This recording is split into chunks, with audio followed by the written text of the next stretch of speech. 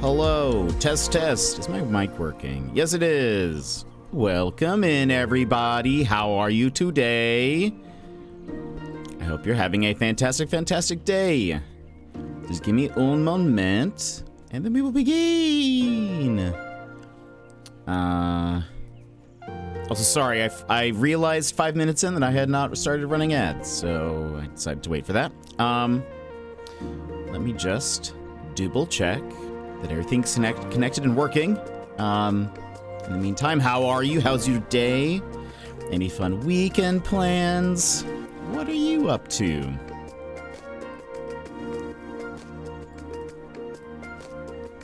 All right.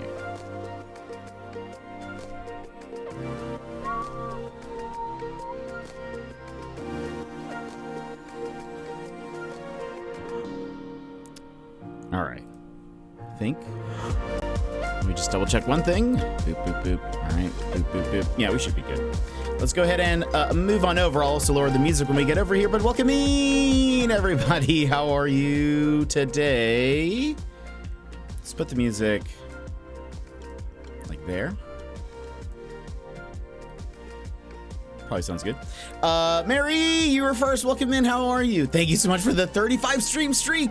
Incredible, incredible, and too much to bear. Hello. How are you? How's it going?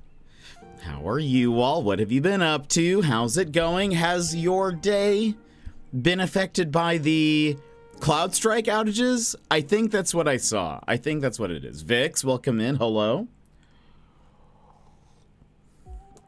Would you like a cup of tea? It does a little streak dance. Love it. Love it. 35 streams. Incredible. It is a ton of dedication. So thank you. Thank you for being here. One, I am very excited because hopefully we'll be playing No Man's Sky today. Seems to, I mean, it's downloaded. It would be funny if the No Man's Sky servers run on CloudStrike or whatever. That would be wild. But don't mind if I do, Sips Tea. Love it. What is your favorite type of tea, by the way? But Vix, how's it going? Too much to bear. How are you?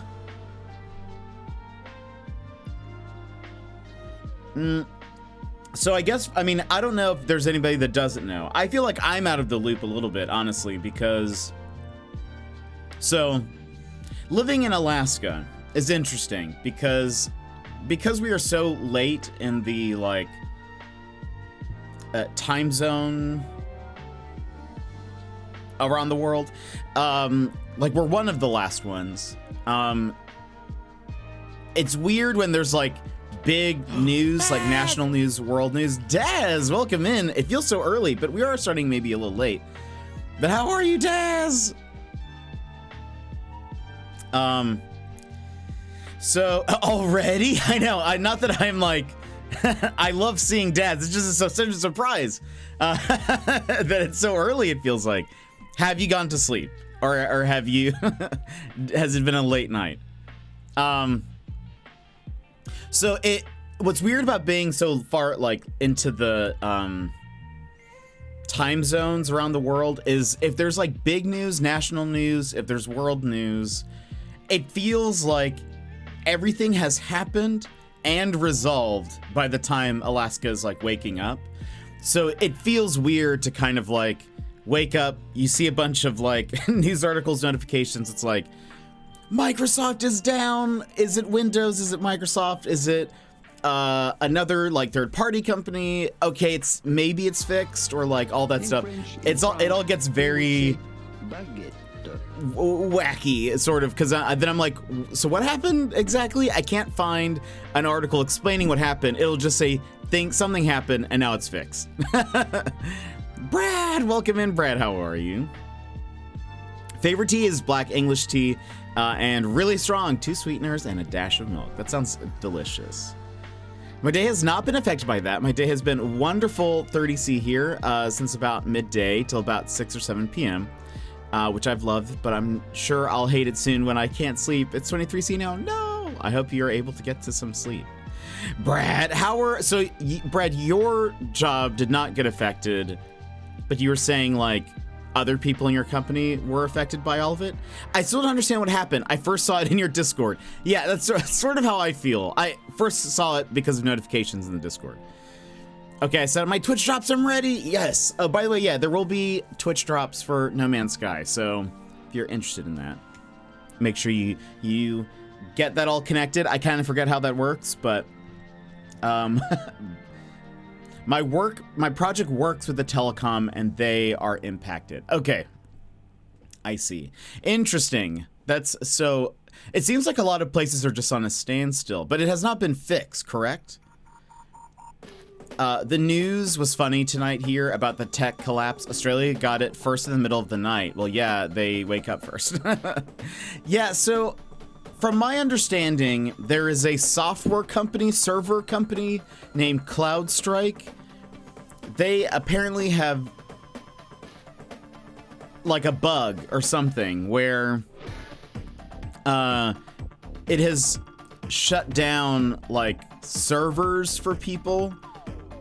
And it just depends if that company uses CloudStrike as in their software, or if their software uses CloudStrike or something along those lines. But some people were like, is this like a hacker attack or something? Like, is this a, I don't know how else to say it, like what would be like a cyber terrorist attack? I guess they were like, is that what this is? But no, I guess it's like literally just a software bug, and it just seems that a lot of businesses and software use them, so it's like it's pretty widespread, which is pretty wild when you think about it. Like just how easily things can crumble. I canceled my meetings with the other project manager. Interesting. So has your day been pretty relaxed, would you say? Oh yeah, and at night I replaced English breakfast tea with Rooibos to avoid the caffeine stuffs. Oh, nice. That's good. That's smart. They updated their system, and one line of code that downloaded corrupt, I guess, has shut the world down tech-wise, is my understanding. That seems about right. Someone hit go when they should have hit hold. Indeed. Yeah, that seems pretty wild. I mean, and honestly, I don't really know if, so I saw like a few memes that were sort of like Windows versus Linux and Mac, which I just think is funny, even if it's true or not. I just find it funny. Like the one I posted in the Discord. I honestly don't know if that's like the case. It could be like how would you say that? Like operating system agnostic sort of thing, if it's more of a server side something, but kinda. I had a few internal meetings, but smooth sailing this afternoon. Nice. Well, at least, you know, at least as a benefit, you kind of have a few days off. It looks like, I saw Fuchsia say that, like, Home Depot was having trouble with their, like, their systems were down, so I guess they can't, like, check people out and all that sort of stuff. So that's probably pretty lame, I'm sure, for whether that's, like, a restaurant or whatever, but... Oh yeah, that's probably the biggest thing. Airports are delayed. Oh yeah, for sure, Vix. That'd be wild. Hearing stuff like that, though, very much makes me nervous for my Australia trip, even though we're not even there yet. But like, just part of me is like, something's gonna go wrong. It's just it'll have to. There's gonna be something that'll go wrong, and I'll never be able to meet them. But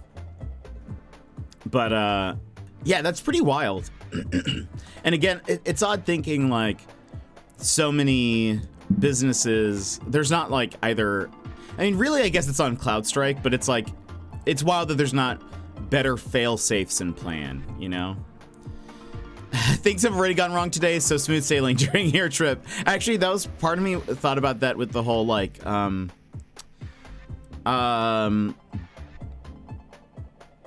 those, it's not Boeing, is it? The planes where like the doors are falling off. Was it Boeing? Or I can't remember. Anyway, part of me was like, I'm glad they're getting that out of the way now. So that by the time it comes to my trip, hopefully they've settled all of that. Hopefully that's just taken care of. Definitely not going to sit in the emergency aisle. Though. Just as a precaution. But anyway, I hope you guys are all having good days. It's been a pretty average one. I'm a little sleepy today, but we have coffee. That's all we need. I'm excited to play No Man's Sky. I was tempted to play yesterday. Like after stream, I was like, no one would know if I played. But I decided not to. I opened it to make sure it updated to like the 5.0 because I was like, not again. Not again. I will not be fooled by my PlayStation. That I thought it downloaded and it didn't. So it is updated. So hopefully it'll all work. Claim the first 2 drops for a game I do not yet own. Attaboyjet, thank you. Yeah, so there's usually, I think there's 5 a day. The first one is like 5 minutes, then there's one at like 15, then there's an hour, 2 hours, 3 hours of watching. Get away from here. Oh, I'm being messaged by a bot. Report spam.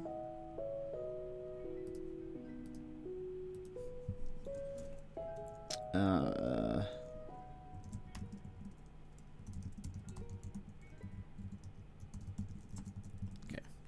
Submit report. Boom. Block user. Done. Yeah, so anyway, if you guys want your drops, make sure you have that all set up. There will be new drops every day through Monday. It actually started yesterday, but I will probably do a bonus stream tomorrow as well. Maybe I'm tempted to do a mini one on Sunday, maybe. But then we'll see.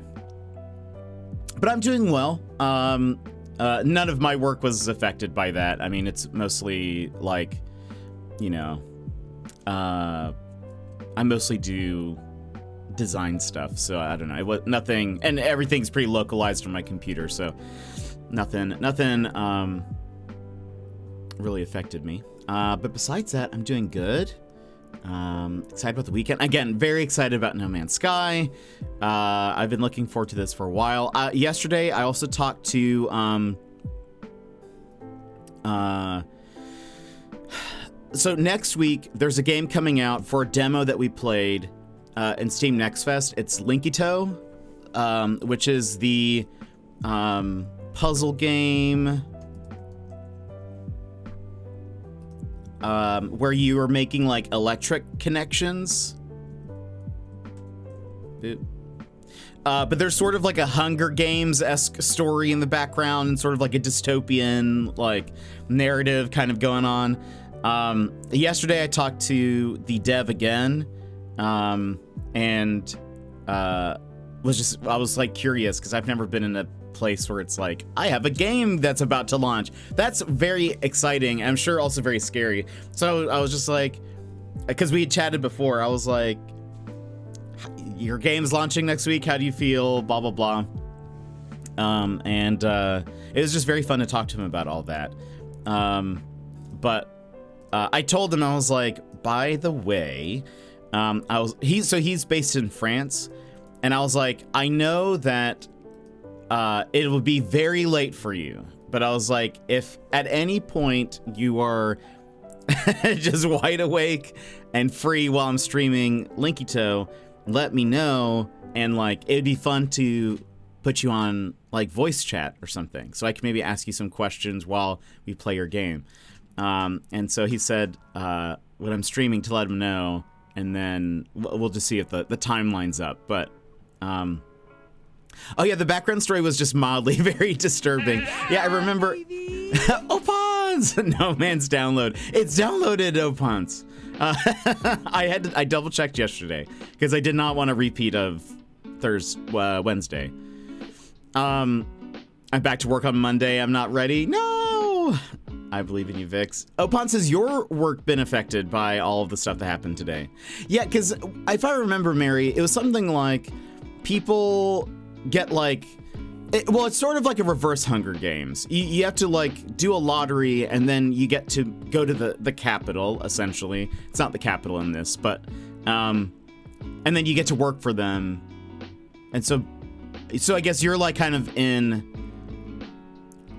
You have it good while everyone else has it bad who like stays behind, so. And Lanier, welcome in. No, we are good, but my buddy at Blizzard is on fire. Oh no. Oh no. Isn't that so wild though? Lanier, welcome in. How are you? How was your stream? What were you playing? We are gonna be playing No Man's Sky. There are currently No Man's Sky Twitch drops, so if you're somebody who plays No Man's Sky and would like to make sure you get your Twitch drops, you're in the right place. I'm curious. I wonder, Frosty Tools hasn't gone. Is Frosty Tools affected? That's wild, Opons, though. It's kind of like, I was just saying earlier, it's wild that just one, software thing goes wrong in some company, and then everybody is like, or not everybody, but a lot of people are scrambling. Part of me was like, can I stream? Well, how's Twitch? I haven't checked Twitch yet. I was like, I didn't even check. I was like, wait, I just did your name. Not even, oh no, that's why. I was like, Frosty Tools hasn't gone yet. It's because I didn't type in ! Shoutout, or SO, there we go. Lovely.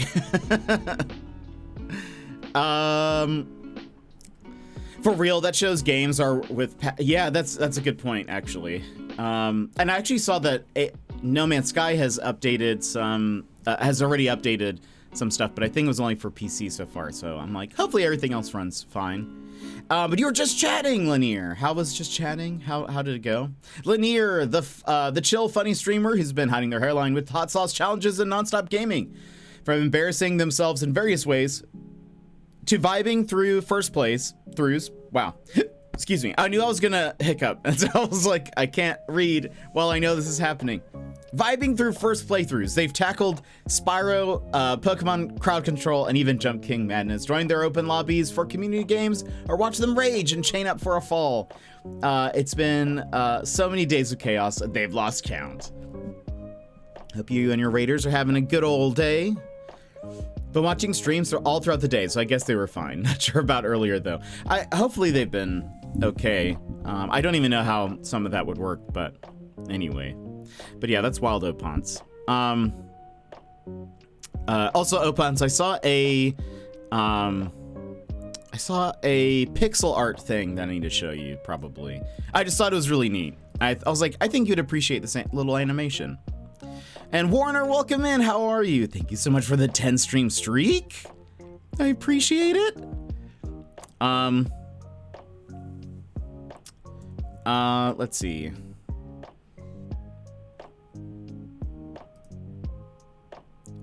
Boop, boop, boop, boop, boop. I originally saw, hold on, I'll show you this in two parts. This is from somebody named Lotovic on the Twitters. It looks like they do pixel art animations, but it's just it's not like super exciting. I was just like, this is very well done. So first I saw this was their I think this is a sprite, but they posted this and I was like, oh, this is so like detailed. You know, it's of a guy like falling over, I guess, or like getting injured, maybe. I don't know. But then let me see if I can copy one. If you want to see it in your browser, hold on. Copy link. Boop. That's the link to the tweet. But let me see if I can show it on stream. Boop, boop, boop, boop, boop, boop. Boop, boop, boop, boop, boop. I just thought it was really, like, it's a pretty detailed, like, little fall over. I don't think there's any audio, so I don't think you have to worry. But I was like, oh, look how cool that looks. So well done. I like even the little like the impact, I guess, of that. I was just like, that's so cool, so well done. Yeah, so good. And also I really like the way the model looks. Like it, like the there's a lot of detail in such like a compact little guy. Anyway, just thought it was cool. Fainting, actually, so I kind of thought the same, Brad. I was like, he looks either like some archaeological professor or a butler or something. I could totally see that. A sprite sheet, a lost art. Yeah, it really is. In Unreal 2, you used to have to make sprite sheets to make particles work. So good, yeah. When so I used to be really big into like playing emulated games or whatever and looking for like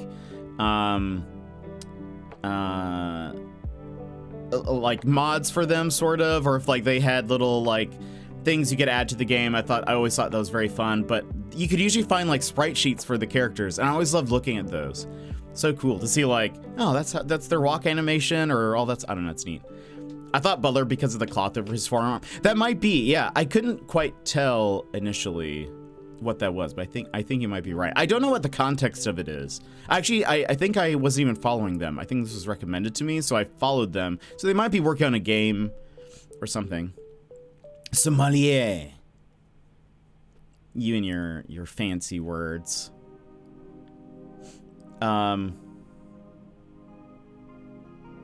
I thought the archaeological professor as well. It reminded me of the explorers in Atlantis. Yeah, I think because it's like it's the brown coat makes you feel like more. Because I assume, well, this is not true, but like I always equate Butler with like black suit. But that's actually, I mean, that's not real. That's just, I think that's just TV sets. They just have like the standard, like. The one Butler outfit for most people. Sprite sheets and cube maps are old tech from a bygone era. I think I've seen some recent like cube maps that somebody was doing, and I was just like, so wild, but so cool. I watched a little more Castle last night. It honestly gets a lot better as the further I've gone along. The one thing I will say is Castle is in like the show is very like in a lot of episodes their cast of characters that come in for just that episode, you can usually pinpoint who the killer is or who the guilty party is, purely from where else have you seen this person. It's because they'll get somebody, and it's like if you watched any other sort of like the same type of like crime shows, mystery shows of that same ilk of Castle and Elementary and probably like CS Miami and whatever, you will see the same people playing like the bad guy of an episode. There have been, no joke, probably 10 episodes that I have seen where I'm like, that guy always plays the guilty guy. It's that guy. And I've forgotten most of Castle already. Like, I watched it a while back, again in passing, and I'm sort of doing that now. But it's funny because I will like be making food or something. I'll just be listening to it. And so I'll miss kind of like who they're talking to.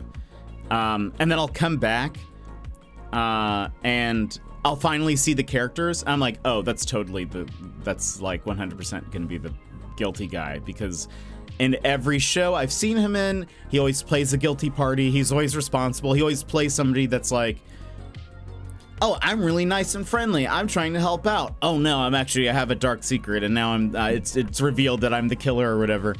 And it's like, okay, yeah, it's this guy. Like, I don't think once have I been tricked where it ends up being like, oh, they want to make you think it's him, but they switch it around at the very end. Oh yeah, the guest star is Homer, so that's the killer. Yeah, it's 100%. Like, and I don't even know if they're like considered stars necessarily, but it's very much like they just tend to, you see them in a lot of shows, but they're always the bad guy. Like, I think I've seen some of them in Psych, which I love Psych. But it'd be like they were on Psych, they play a bad guy, it's gonna be this guy, and it always ends. I am correct. Jeremy Irons often plays a villain as well, like Scar in The Lion King. I think he's awesome. Yeah, 100%. So yeah, it's been very funny. They're very much typecasted, and I mean, a lot of them do a good job. It's not like they're like bad at what they do, but it's just very clearly like almost all of the mystery is taken out because they're typecasted. You're just like, it's that guy. Like, it has to be that guy. There's no, I don't know. It's just funny how that happens. I think some of them are probably also in Veronica Mars, which I loved. I don't know how many of you have watched Veronica Mars, but whew, so good. I thought about it would be fun to do like a watch along in the Discord or something of Veronica Mars, but there's honestly a lot of really heavy topics in it. So I don't know if it would be like, despite it being like very much supposed to be geared towards like teens probably, it's still very heavy. No, let me see, let me look up this guy. I have a like an image of somebody in my head. I can't remember. Oh yeah, I could definitely see that. Yeah. I wonder. Hold on, Castle episodes. I think this was. Is there a Castle wiki? There is. Okay, perfect.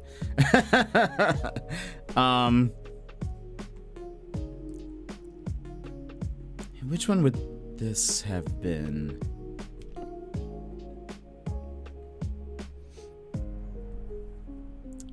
Oh, wait a minute.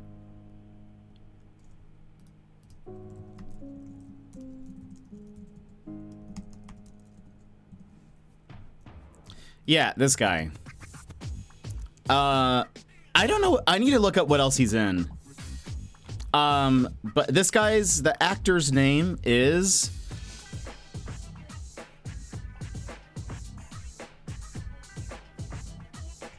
The actor's name is...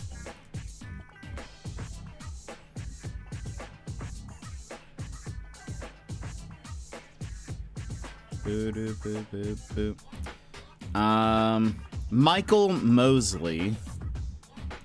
But it's this guy. If you ever see this guy in an episode, he's the bad guy. But I wonder what else. Has he also done some comedy? He might have. He was in Ozark, apparently. Castle, a show called Sirens, I haven't heard of. 7 Seconds.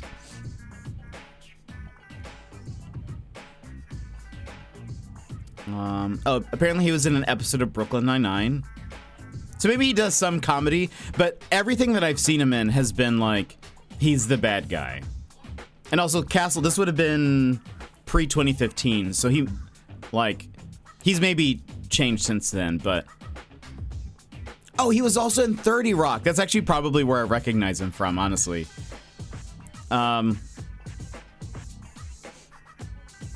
He was in Scrubs for 13 episodes? Was he in the season that I didn't watch? The last season where it's like...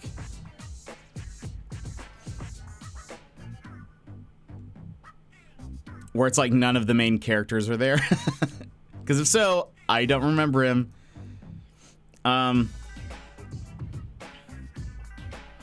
Dirt drops in the pocket. Way to go, Mary.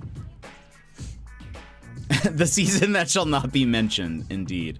Yeah, that we don't talk about that season. I don't. I mean, maybe he's like someone's brother or something. I don't know. I don't recognize him. I love Scrubs though. That should be one of the next shows that I rewatch.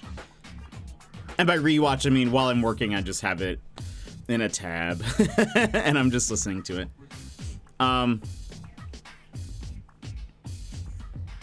But oh boy. But how have you guys been? what have you guys been up to? Do you have? I also love most of Scrubs. Scrubs is wonderful. There are some really sad episodes. I kind of equate Scrubs with if you click claim, I think that's all you have to do.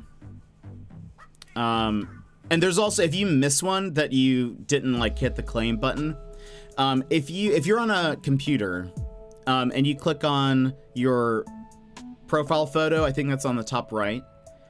If you click on that to open that little menu up, there will be an option there that says drops. It'll show you all of the current campaigns across Twitch, like which games have stuff. But it'll show you like if you've gotten something that you haven't claimed yet, and so then you just hit the claim button there as well. I was gonna say Scrubs reminds me a little bit of Futurama, where you never know if you're going to get a funny episode or a funny and then incredibly sad episode. And they love to mix it up. So sometimes it'll just be like, yeah, it's just a lighthearted whatever, and everything's gonna be fine. And then there are the episodes where like everything is terrible, and am I going to cry of laughter or just cry? 100%, that's what it is. My wife's been rewatching Buffy on Hulu. Oh, that's so exciting. What episode or like what season is she on, if you remember? I was wondering because I don't have the game yet. Sometimes you might need to connect your Twitch account to the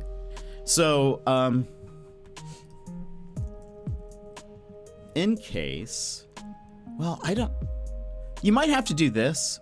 I don't actually remember. If you go here, there might be like you need to connect your Twitch account to the No Man's Sky stuff. I kind of forget. But mostly just hitting the claim button is typically what you do. It'll say also, if you look under the drop section, it'll usually say something like, connect your account or make sure you do this. And then John Ritter passed away in real life, and every TV sitcom was sad. Yeah, he was in so many. I've been watching that 70s show. I actually, that was one of the shows I didn't really get into. I watched maybe a few random episodes of, but actually there was what was her name? The redhead from that 70s show was in an episode of Castle recently. She was not the bad guy, but she actually did a very good job. She plays Castle he's an author working at a police station, and they're making his book into a movie. And so she's like researching for the part of like playing the main character, and she is almost too good, but it was a very good episode. It was actually very, very well done. Last season 7, that's actually the one that I have seen the least amount of times. I think I saw it like twice, and then that's it. I've rewatched a lot of the old ones, but I loved Buffy. So good. I think seasons 2 and 3 are my bread and butter. And then 4 is pretty good. And then it sort of like trickles in and out. But I love the like high school years. I think it's just so good. The writing is hilarious. The 100%. I just loved it. The shenanigans are so good.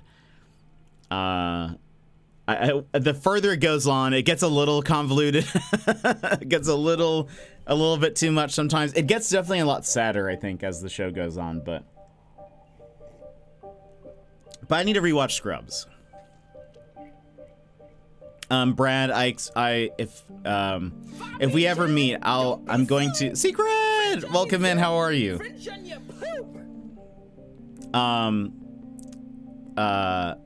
Brad, if we ever meet, I'm going to just yell out Eagle and just run at you. So get ready. You've never seen Buffy? Mary, I think you would actually really enjoy it. I think you would like it. Guess who has tested positive for COVID? No, Secret.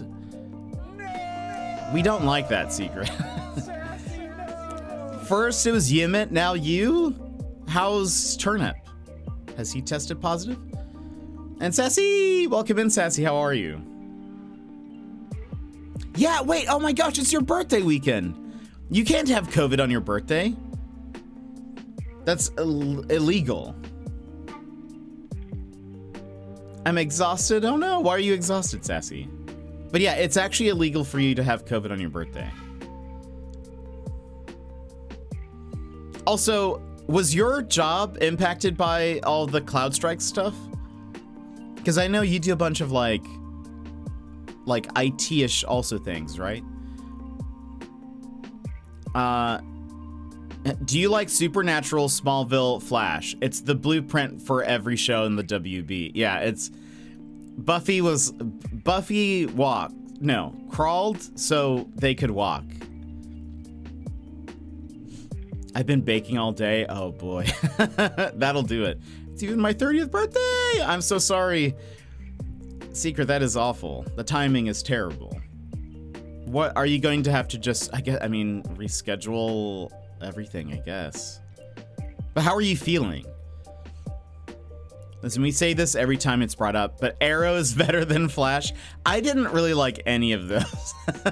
When it came to the CW, I could not get into any CW show.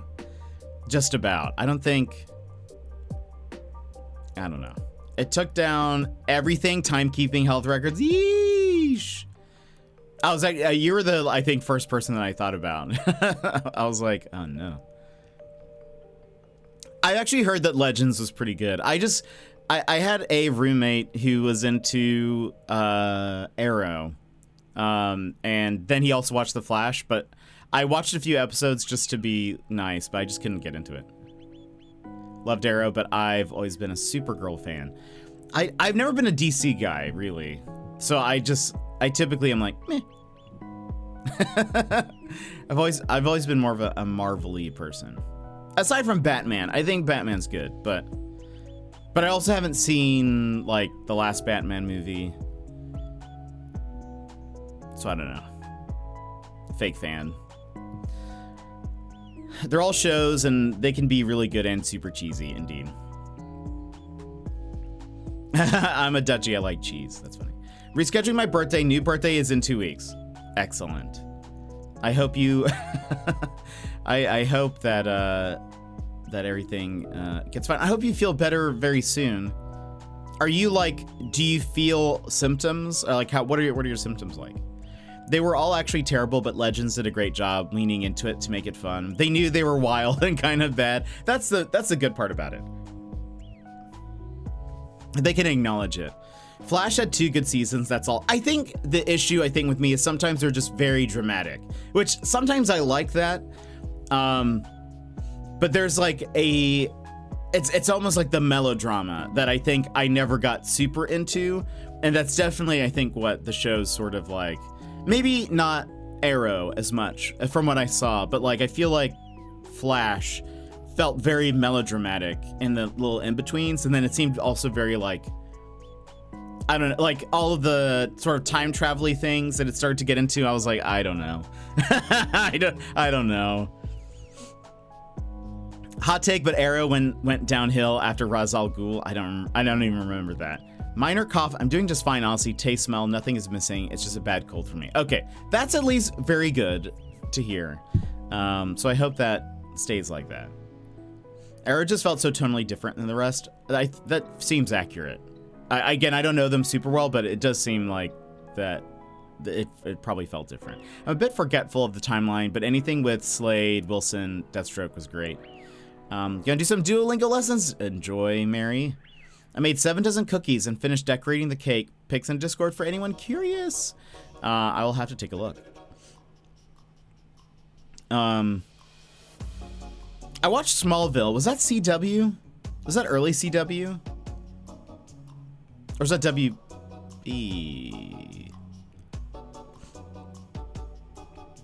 Yeah, those were the early seasons. Then wish we had more of that. Yes. Okay, so it was CW. Yeah, okay, so I watched Smallville. Smallville was actually pretty good. Yeah, Smallville was actually pretty good. But I didn't watch it until, like, maybe 10 years ago or so. Maybe less than that. 8 years ago. Smallville made an appearance in the new world. Oh, that's right. I think I remember seeing that. I remember hearing something about that. That's cool. But yeah, I never really got into those shows. But loved Buffy. Veronica Mars was sort of in between that time too, like somewhat after Buffy and kind of pre a lot of those other shows, I think. I like Smallville. Then my wife introduced me to Buffy, and Smallville was Buffy with a guy. Actually kind of true though. There's something kind of nice about the like Monster of the Week style episodes. Like you kind of know what you're gonna get every time, and that's fine. There's something cozy about it. When did Veronica Mars? When did that start?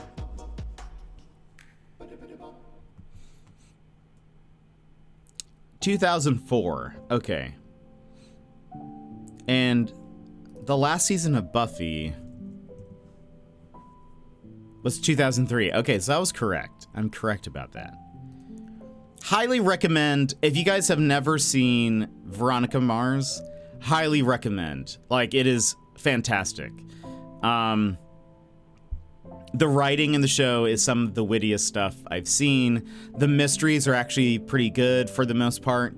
They have like kind of also similar to the Buffy format. There's maybe an overarching mystery for the season, but each episode has like mini ones. And it presented in a Monster of the Week sort of deal, but it's just a crime of the week. Kristen Bell does an incredible job. And like carries the show. But there are plenty of like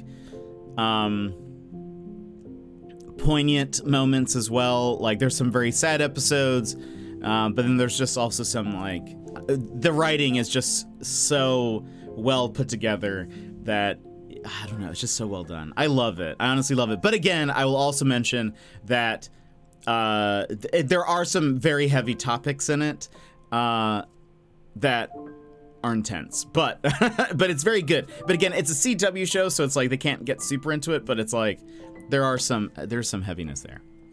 I remember watching it. It is excellent. There's also like a follow-up movie and series, I think. I watched the movie. I've not watched the series that they did on Hulu, but I think I have rewatched Veronica Mars like 3 times. There's only really 3 seasons. It says 4 seasons when you look it up because there was that Hulu season, but so good. So good. I loved her in The Good Place. I have not watched The Good Place, but I have no doubt that she pretty much crushes anything that she's in. But the actors were great. The show definitely does suffer from the CW, these actors are way too old for the age they're playing. I think she was like 24 when she was playing a junior in high school. So it's definitely like these people do not look like high schoolers. But I think maybe because she's so short in real life, I feel like maybe she can like play it off easier. It doesn't look as odd because, again, I don't know how tall. Kristen Bell, height. She's 5'1". So, she can play high schooler pretty well. Oh, you did? Oh, have you been watching other people play No Man's Sky, Sassy? I probably should watch The Good Place. I think I would like it. I have. I feel betrayed. I'm just kidding. I'm your No Man's Sky streamer. Just kidding. That is a joke for everybody in case that's not clear. I had something open while I was baking. That's totally fair. Just in case something happened and we didn't get to play again. But I checked it out yesterday. I just opened the game. I have not seen anything, but it does work. But Ponce, you and your wife should watch Veronica Mars. I think you guys would enjoy it. It's like so good. I can't stress to you guys how good it is. Besides saying it's so good, I think everyone would like it. Especially if you like our mystery games and stuff. Like, I think you guys would enjoy it. There's some good twists and turns. Veronica is very smart and very like. The whole gist is supposed to be she's the daughter of the ex-sheriff of her town. And she used to be a part of the cool kids because even though she wasn't rich, being the sheriff's daughter sort of has like comes with some sort of notoriety, I guess. So she was like a part of the cool kids, and then something happened, and she was her best friend was murdered, and her dad blamed one of the richest people in town as being the killer, and that person, like, through the court system and whatever, turns out he was wrong. And so because of that, Veronica is then like shunned away in her friend group in high school, and so now she's like a outsider, sort of like outcast. And so it's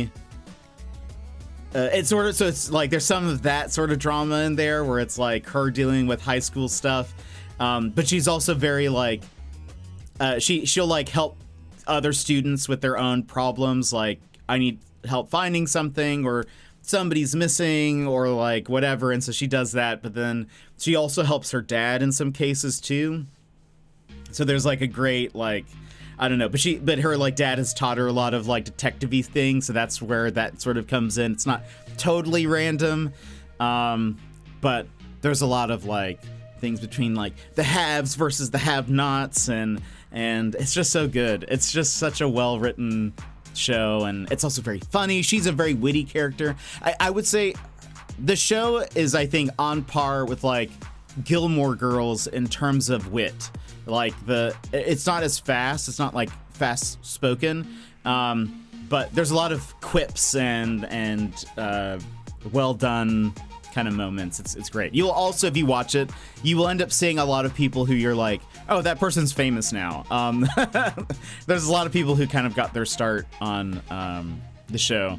The girl who played Valkyrie in the Marvel movies, she was also in like Creed, the boxing movie.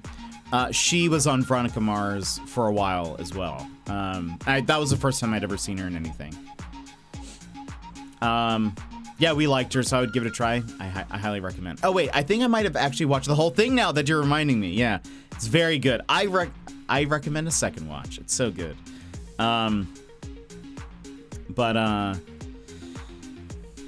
Yeah, there's also one of the things I love, and this is more of a personal preference, I think, is I really love like noir detective movies, like the 1920s, 30s era, like Maltese Falcon, like that sort of era of movies and stuff. I find it so fascinating, and I love watching them. Veronica Mars has a very noir feel to it a lot of times. She like narrates it like as well, so there's a lot of like you're in Veronica's head, and so there's a lot of like her just sort of talking about what she feels like and what she thinks about these different situations, these different people. So it has a very like noir feel to it, despite it being kind of typically set in a high school and involving kind of like high school characters, and I love that. Just saw that with the Acolyte, one of the main characters was in The Good Place. Oh, Yemit! Welcome in, Yemit. How are you feeling? And Bina! Welcome in, Bina. That era is great, so interesting, fabulous, and full of character. I agree, and Kristen Bell was able to like really like make it work for a modern setting and like in a high school setting, because you don't necessarily typically equate that, but she does a great job of making it feel very real and very natural, and I love it. It's so good. There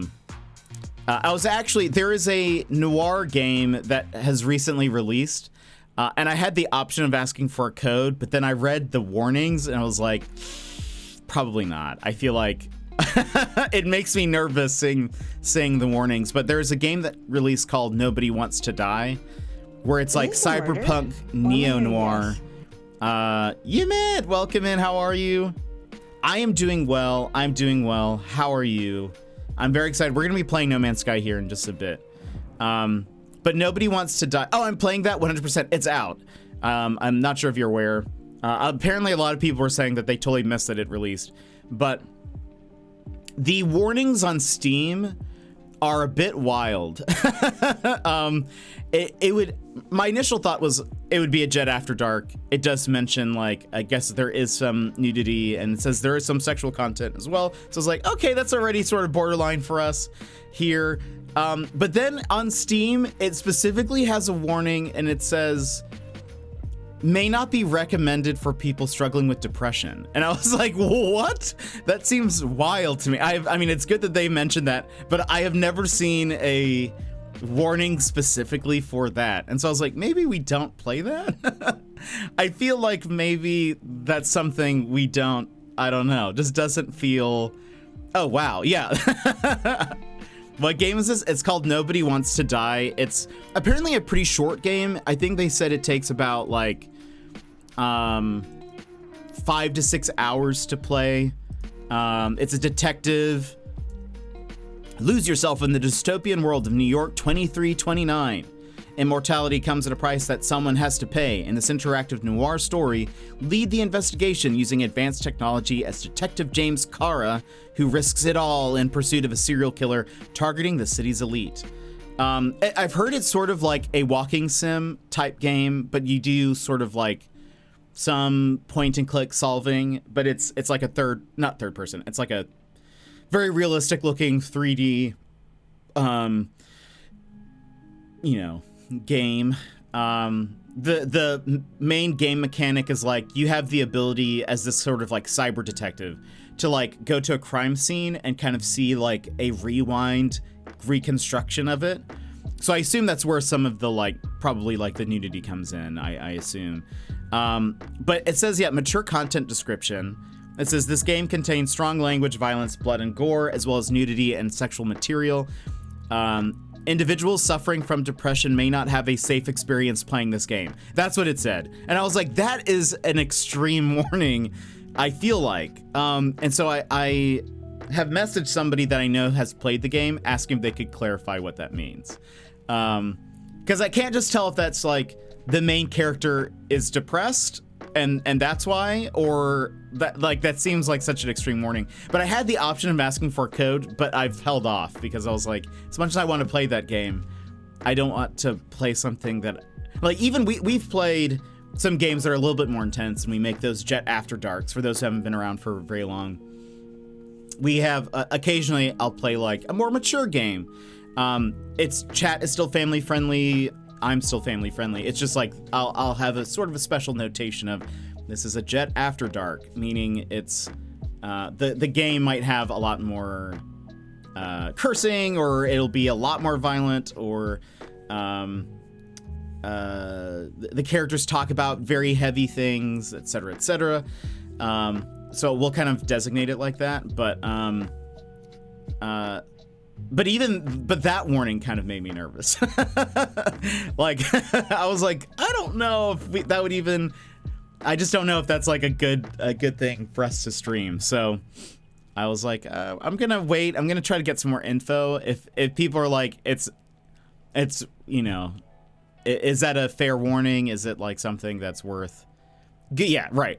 I want more info, please. Because I would never want to play something that I feel like then would make other people super uncomfortable. I recognize the reason why we do After Darks and designate it as such is so that way people can sort of decide for themselves, is this a game that I want to interact with, like, and watch and whatever. Because I understand that some of you are more here for like puzzle games and more like wholesome, cute stuff. Some of you are fine with whatever.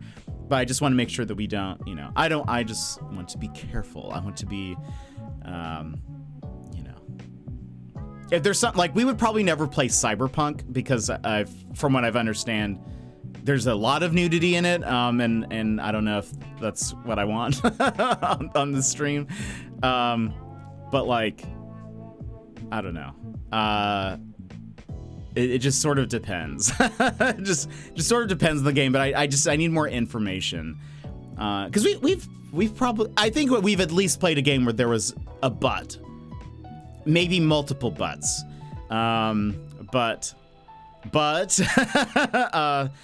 I don't know. I just want to be careful. Yeah, there's a lot of nudity. Yeah, and it's also like, I think, very in your face. Like, it's very not the butts. Even like Chicken Police had not like full on nudity, but Chicken Police had like some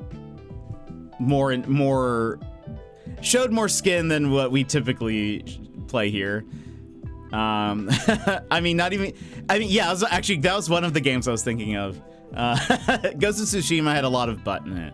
Literally start the game by determining what, yeah, exactly. That's sort of what I was like, okay, for sure. that we can get past real fast. But I think like story-wise and like I think the locations that the locations that you go to in Cyberpunk, I think there's also a lot of nudity as well. So I was like, probably not the game. Why is that? Yeah, that's one of those things where it's like they totally did it just for the marketing, because probably generally your character wears clothes like throughout the game. So I imagine it's just so that they can say they have that in their character creator. But yeah, I don't know. It's just wild. It's a really fantastic game that I recommend it for off stream. I actually own it. I just haven't played it. I bought it for my PS4, and then all of the reviews were terrible. And they were like, you can't play this on your PS4. It will not run. And so I kept it shrink wrapped. I still haven't opened it. But now that I have a PS5, I've been like, I do kind of want to go play that game at some point, because I've heard now that it's much better. They updated the game, and so I do want to play it at some point, but I just haven't had a chance to play it. But yeah, so Nobody Wants to Die. When I saw the trailer for that, I was like, that looks so good. It may just still be a game that I play off stream, but the warning list, which I'm glad that the devs do put out a warning list for people to say, hey, if you are struggling with depression or whatever, this may not be the game for you. But I'm just kind of curious if they're being overly careful, or if it's like, I don't know. I want to know what it is. Because there's also, if it's something that's like avoidable, if it's something that's like, if it's like, because I think it's also probably very noir-ish, where it's, there's probably a lot of self-narration. So it could be, it's like, is the detective guy really depressed, and therefore he's like speaking out his like kind of depressive thoughts? Or is it like, I don't know. Like, I guess I just want to know what the specifics are, because then I can maybe make a more informed decision. And also, that also gives me the ability that if we ever play a similar game, or a game like that, or even that game, I can say, by the way, here's the deal. Like, this is what you need to be prepared for when we get into this game, or whatever. Kind of like Disco Elysium. I was like that. Where I was like, from what I know, this is what we need to be careful of. This is blah, blah, blah, blah, blah, blah, blah. Yeah, it's so smooth and barely any bugs. And I think it'll actually run on my PlayStation 5, so. But you know what we don't have to worry about warning-wise? No Man's Sky. So, here's what we're gonna do. We're gonna run ads, and then we're gonna finally hop into the game, and I'm gonna be very excited to do so. So, friends, we've also been burned before. Also true, Sassy, 100%. We played a detective game where it covered so many incredibly heavy topics. There was no warning about it. I mentioned it to the people that I got the code from. And afterwards, I was like, because we stopped. midway playing it because I was like, this isn't going to get better. And in fact, I felt like it was going to continually get worse. So I was like, hey, just so you know. Yeah, it got bad fast. I was like, just so you know, this is the type of content in the game. There's no warning. It was also rated T for teen. It should not have been 100%. It should have been a mature rated game. But anyway, I was upset about that. 0 to intense in like one letter. Yeah, we were like picking up letters and reading it, and it was like I had to like. It was very much like while I'm reading it, I go, wow, and then I just sort of like skim ahead, and I just wouldn't read the rest because I was like, this is not what I was expecting.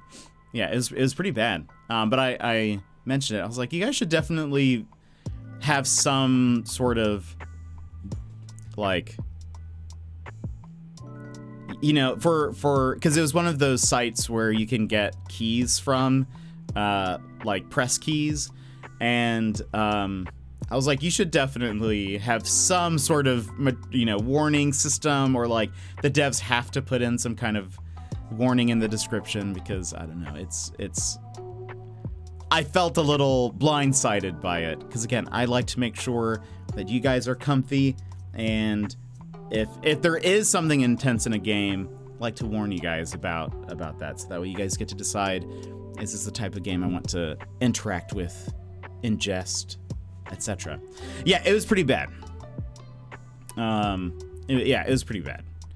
But again, and it was like, this should be a mature rated game, but for some reason it's just rated T for teen. There was no warning. It was just bam. Chat didn't even know how to respond. Yeah, we ended up stopping, and I think we ended up playing like a puzzle game or something because I was just like, well, we're not going to continue that one. And actually, I've seen that same developer make a couple more games since then, and I just have avoided it because I was like, how do we know what's in it and all that. So anyway, but all right, we're gonna take a break, 3 minutes, 3-minute ads, and then we will hop into some No Man's Sky. So I hope you guys are ready. I'm very excited to check out the 5.0 update, and I hope you guys are too. For the third time today, a message has been failed to send. Really? That's super weird. I blame CloudStrike. All right. We will BRB friends. BRB.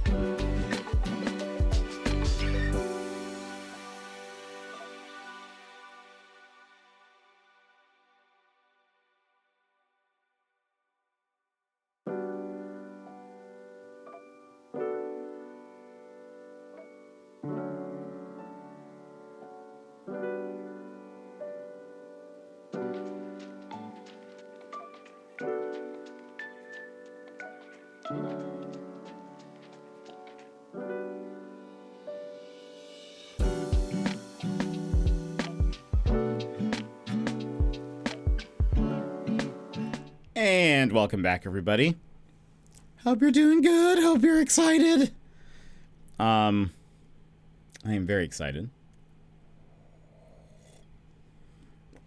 I'll wait to read Mary's message until she returns.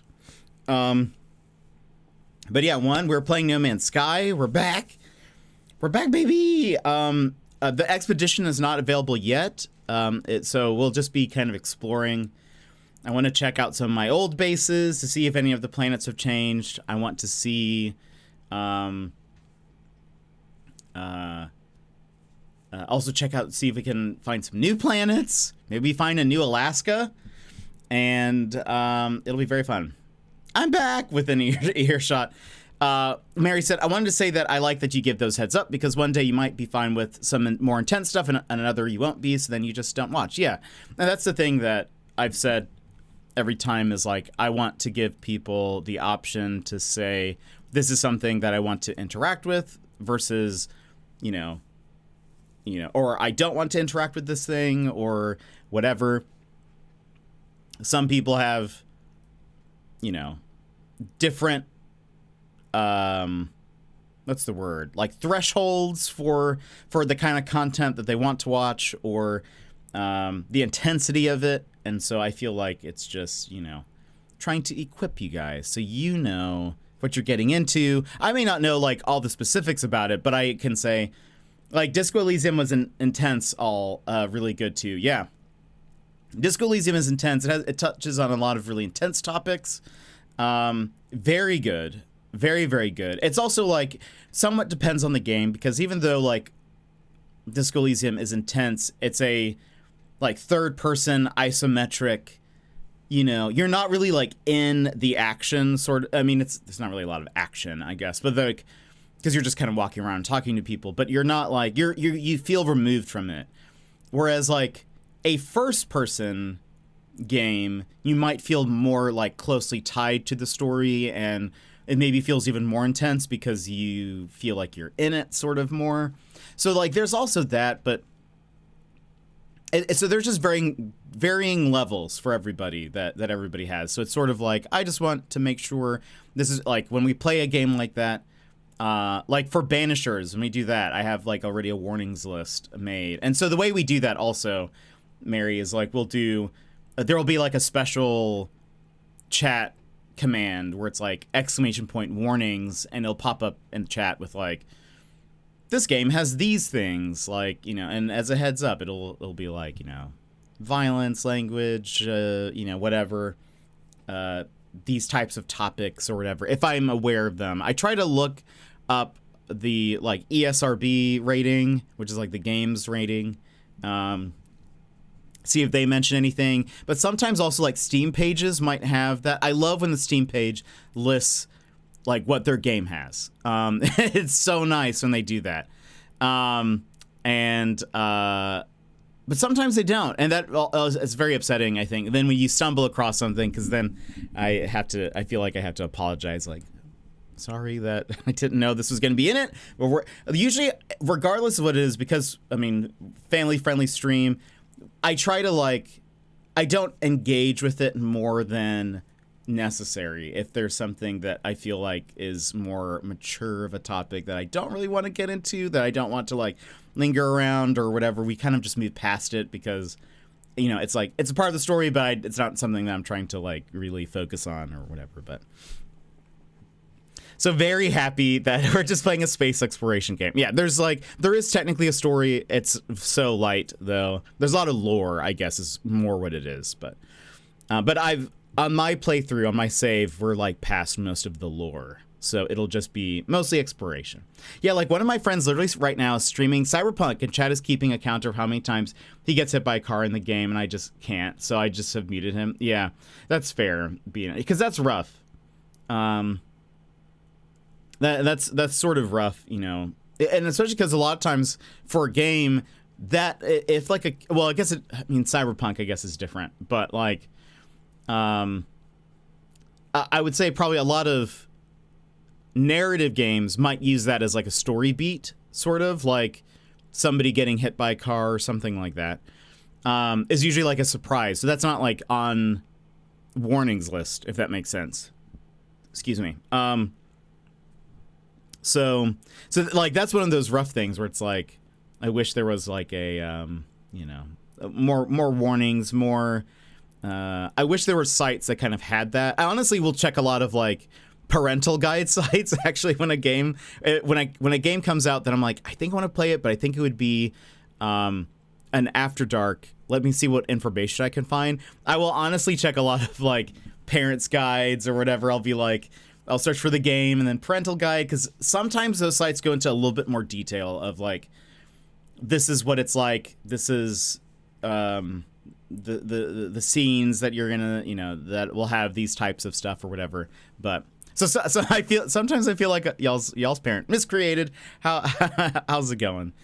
But yeah, I like to be careful on that type of thing as much as I can.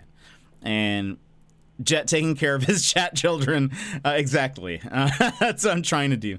I do want to do some Alaska planet hunting, I think, Sassy.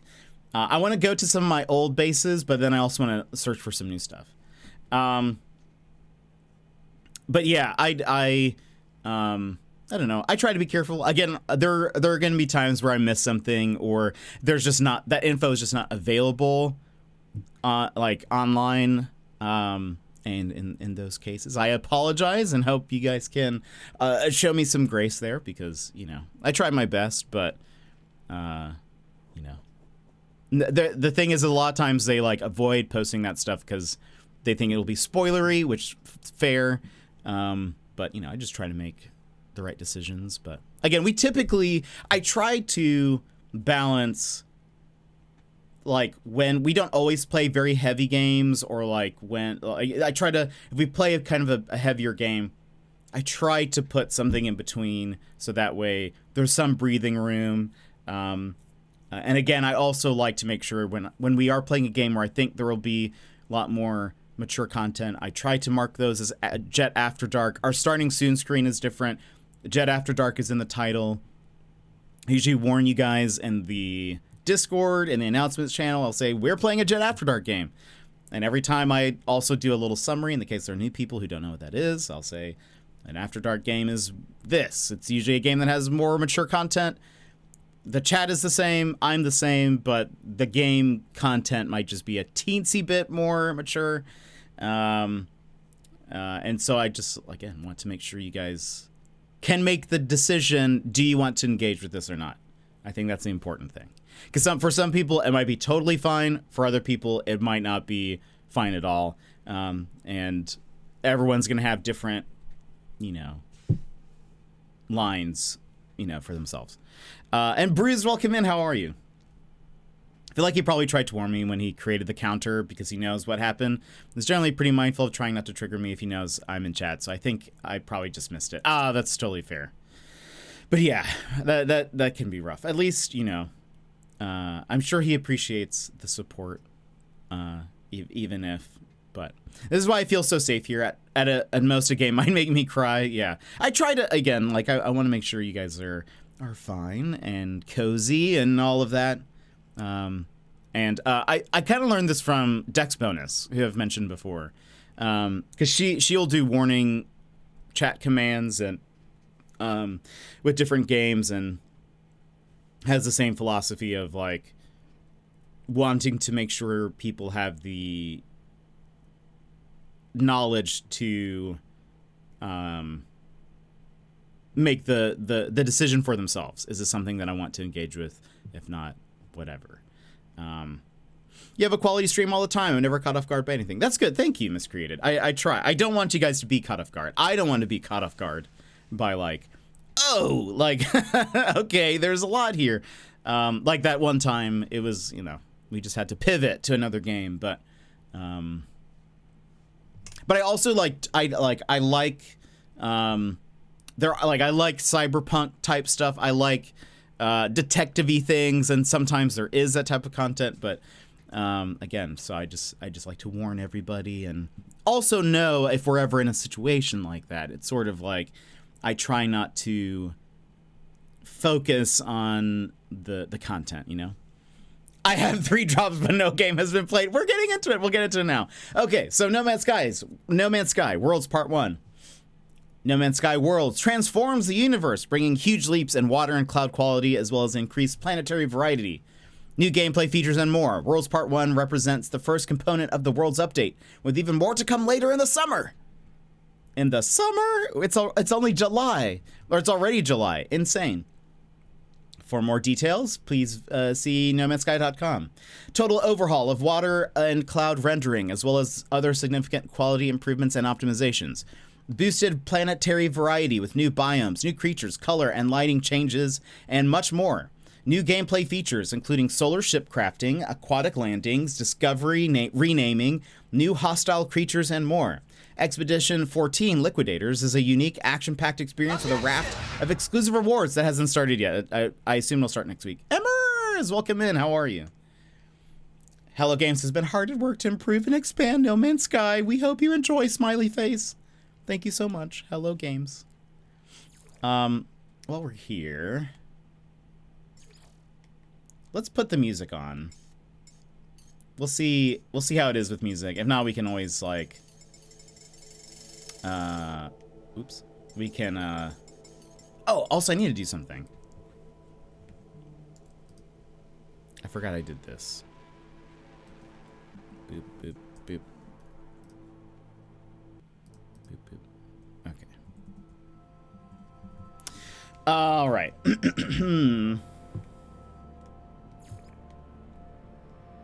And okay, I've disabled multiplayer right now. It's one thing to have an moment, it's another to have a shield my eyes and ears moment. Yeah.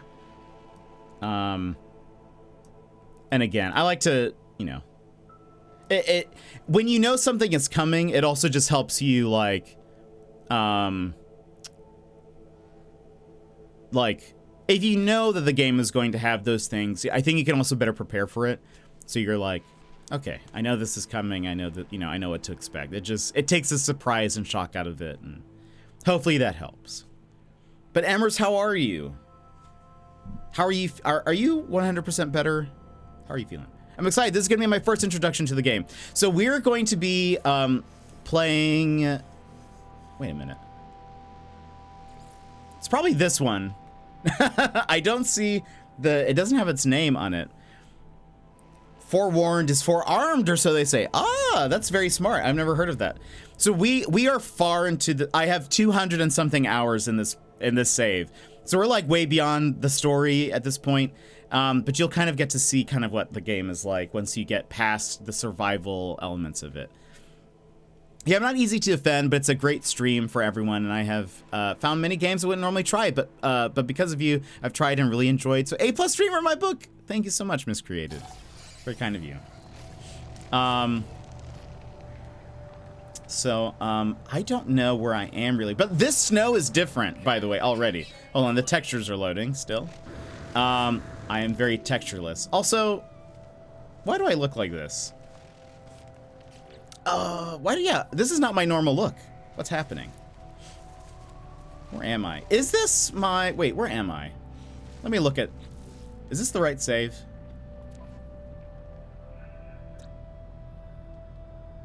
No, this is not the right save. I'm on Tokyo? I don't even remember this. Where is, hold on. I don't think this is the right save. Fairly positive. But I don't know, this... Hold on.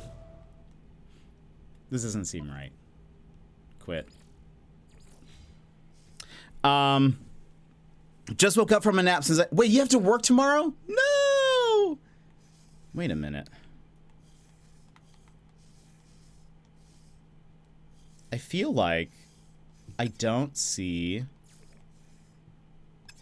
Hold on. Oh, you know what it is? I think I started the PS4 version. La la la la la la la. La la la la la la la. There we go. Hopefully my save is here. Wait, I'll be a judge of the snow. I'm the Canadian here. I concur. So many great games that I wouldn't have normally considered, especially ones that I know I wouldn't play but really enjoyed watching. Yeah, we play a lot of really weird games here, and I'm here for that. What if it was like, no, I had to download the PS5 download? No, we should be fine. I was confused because I have my current save that I use is called Talonus because I started it while playing with Talonus. There, or Taloni, that's what it is. Yeah, okay. So I was like, it's weird it's not on this list. Here we go. Yeah, Taloni! I don't know if you know that, by the way. The save that I used for No Man's Sky is called Taloni. Because this is the save I started with you when we restarted. But Talonus, welcome in. Yeah, here's my guy. Here's my little guy. My little Gek, my little ice Gek. Talonus, how are you? By the way, if you guys don't know Talonus, wonderful Aussie. One of the first Aussies that we became friends with via Twitch. But look at my little Gek. Here's my guy, my little short king. See, that's why I was like, my character looks so different. I was like, what's going on? Look at him. We have a little jetpack. Do you guys like? Oh, this is new though. You guys haven't seen his little. Look at my little cape, my little cold cape.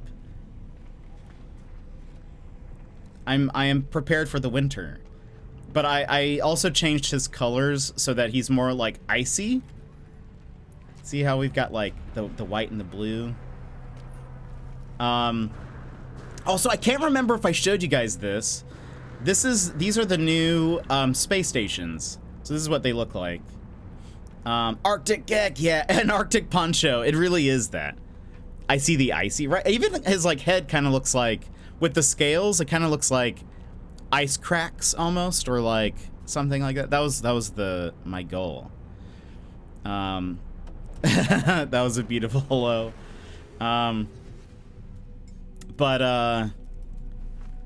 So yeah, he's wonderful. He's a little Gek guy. Oh look, wait, they have the new things. Look at him go. Look at him dance. He's going for it. Look at this little guy. So whimsical. So he's so excited for the 5.0 update. Perfect for Space Alaska. I agree. Isn't that the Ted Lasso? It might be.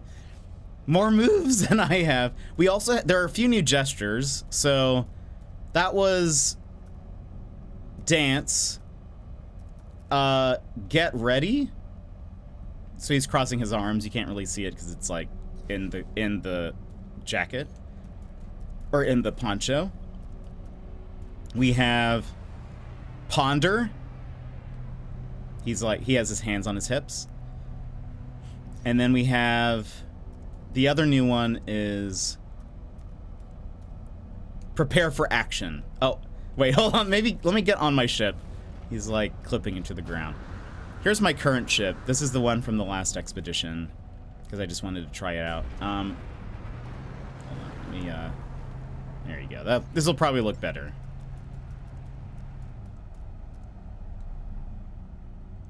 It still looks like he's punching the ground.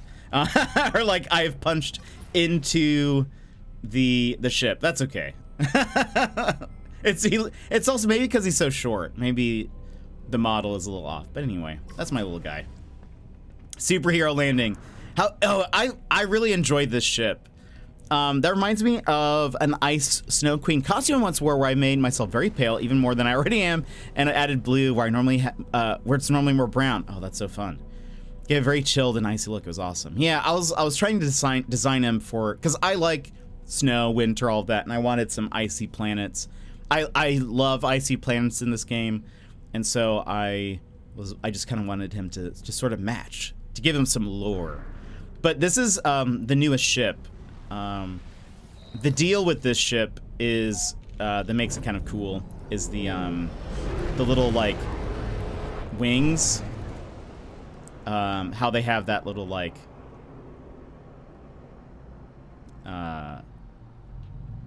what do you call it, like, I don't know, the lights. That is also, this is my freighter ship. It's in front of us. Looks very cool. Looks like a little bit like a big space whale, sort of. I did see a new ice planet. It looked really cool. Well, I think it was new anyways. I'm very excited to one, I guess I want to see some of the planets we've been to already first, and then we'll kind of take a look. Also, I learned a thing, because I think I mentioned how if you guys were here the other day when I was getting ready, really excited, and I said something about the patch notes mentioned something about moving buildings, like buildings with legs or whatever, and I was like, can you go in them? I'm confused. I learned that those are animals that you can adopt. The moving things. So anyway, I'm kind of curious. One, let's go to, I want to see some of our bases. Where is, hold on, where am I first? It's just so I can come back to this if I get lost. Okay, we're here. Okay. Just, we'll try to remember that. I wonder why I'm here. Why am I here? It's okay. I think first off, the hangar, is that where I have, oh, wait. These pictures are, like, the thumbnails are all messed up. I think this is the place that Talnus, that we one of our first homes. Yeah, so the drop pods, those are the moving drop pods. Those are animals you can adopt. Adopt a house? Yeah, so like you can have those as pets, which is insane. I cannot wait to find some of those.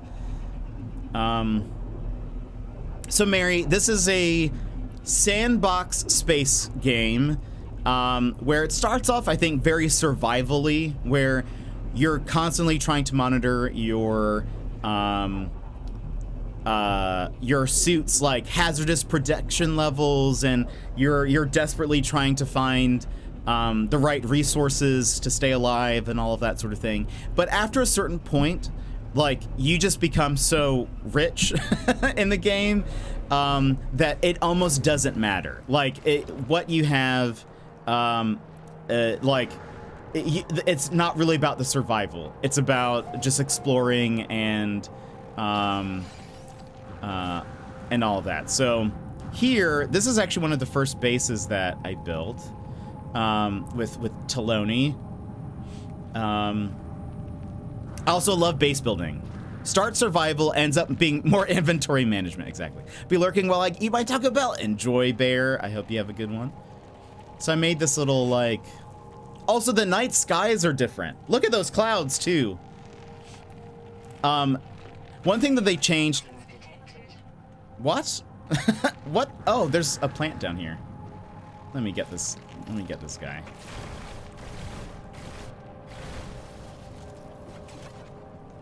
Oh. Wait, what gun am I using? There we go.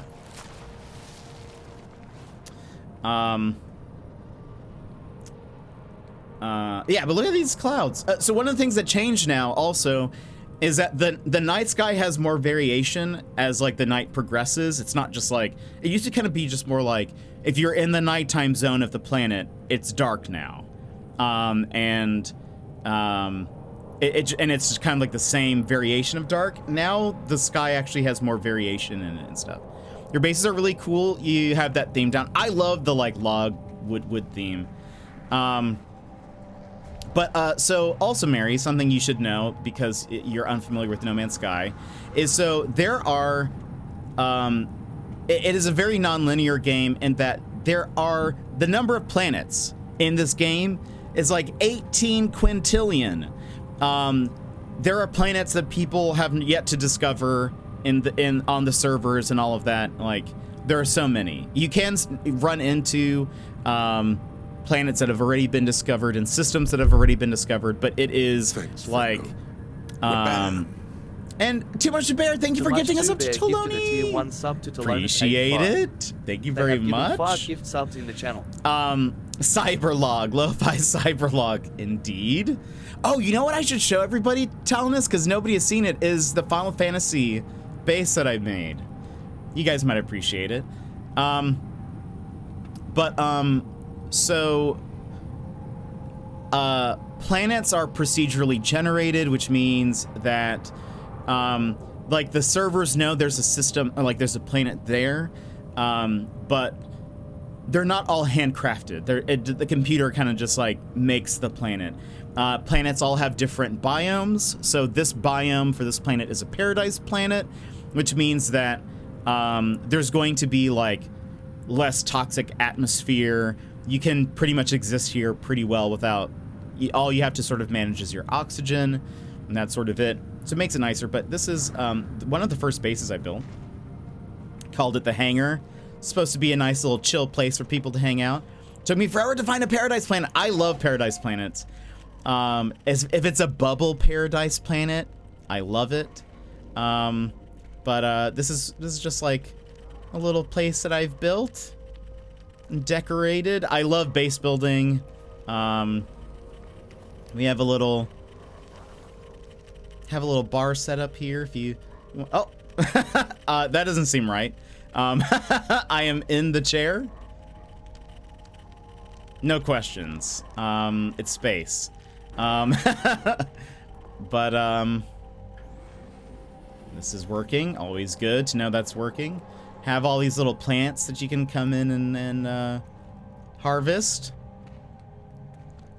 But anyway, so this is, I actually kind of want to see what it looks like in the daytime. But this is sort of one of the places that I've built. Also, I feel like I should change my ship out. As much as I do like this new ship. What was I was using a blue ship. Hold on. Is this it? I don't remember what it looked like. BRB Lara needs a hand bringing in the shopping. Of course. We are hanging in space today, Gilmore. Plantsies, yeah. So you can like harvest some plants. There's like you can build those little like domes over there, house plants. Where is my ship? Is it this one? Yeah, there it is, because it's blue. If I recall. Let me just double check this is the right ship. Yeah, this looks right. There should be a lot of just junk in here that I don't need. Perfect.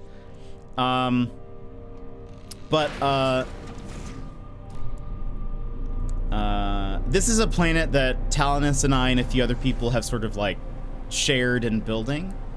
But Gilmore, how are you? How's it going? What is, oh! That was a meteor that just landed. I forgot that they fixed that.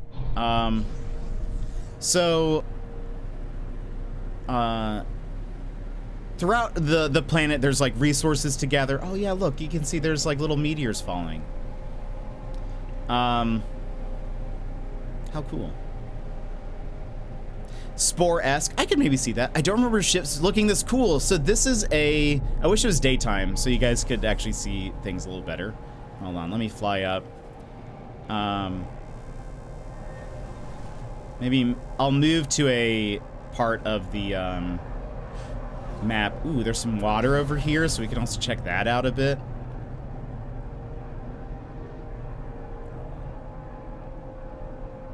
But I want to move to like at least some place where there's some light. So this is a Sentinel ship. They were added in a few updates ago, where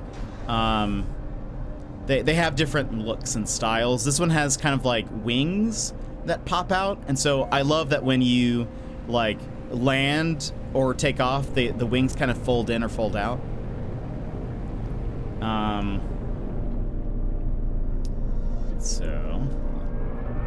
So I like these wings here are about to like, yeah, I like it. Oh, but look at the sky. The sky also looks different. It's all like blue and purpley. It's very cool. I'm also a short guy, which sometimes makes running around a little bit more difficult. But let me go to the water here. I want to check it out.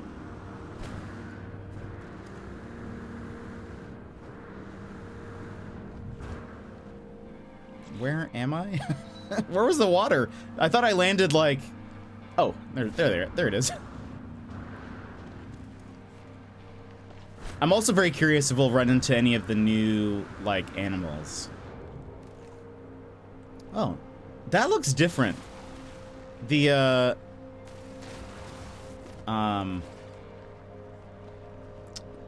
Ooh! Okay, that's wild. It looks so different. It's, like, wobbly.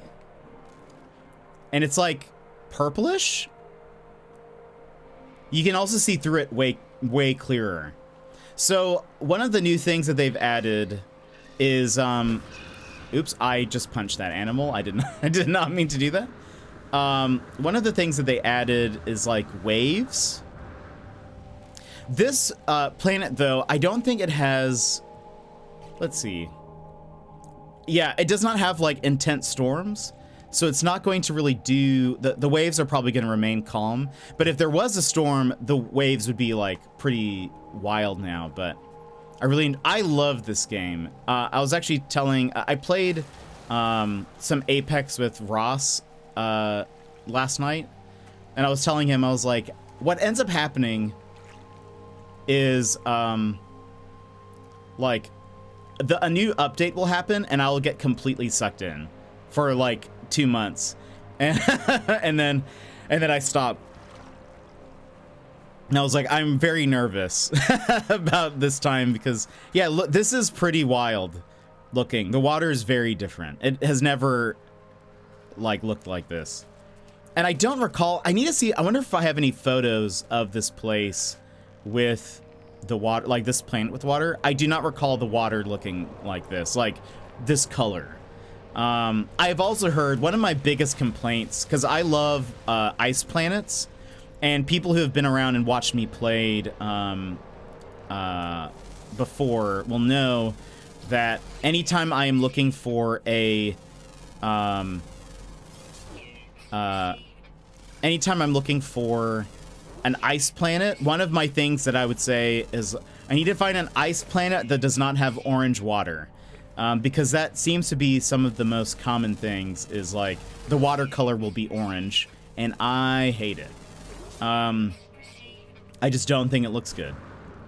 But apparently a lot of people have said that the ice planets have their like watercolors have also been tang water. Yeah, and it doesn't look good. It just looks gross, I think. Let me see here also. So I actually have not found or scanned many of the animals here. That's my bad. I have existed on this planet for a long time. So you scan animals, you get money for that. You can also then like rename them. Most animals, even though they look scary, are not like aggressive. So this guy is like a spider crab tentacle guy. He's not bad. That's just how he looks. A lot of people say the same about me, you know? But again, I am at a point in this game where the survival aspect is not really like a major deal. So like for those starting out, if you have not played this game, you will start off more like I saw a little red dot, meaning it was an animal that I had not scanned. Is he underground? Where's that? Hold on. Or is he in the cave?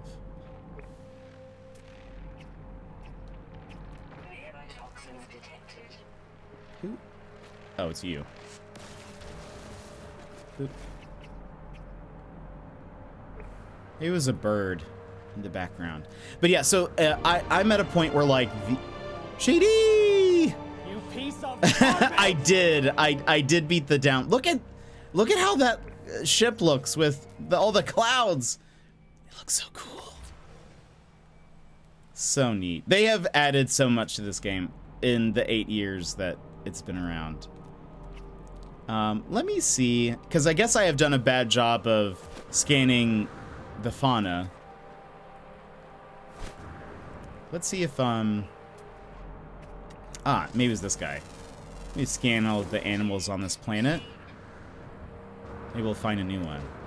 So excited to get back into this game when the update comes to Xbox. That's right, because yeah, Xbox always takes a little bit of time to get into. Like the update takes usually like a week or so, which is always lame.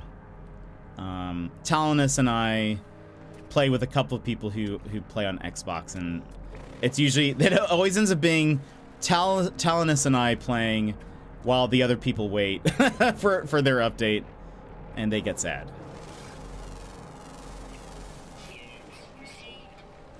But so far I'm not seeing, at least on this planet, there aren't any of the new creatures yet. Oh, that's me falling into a hole.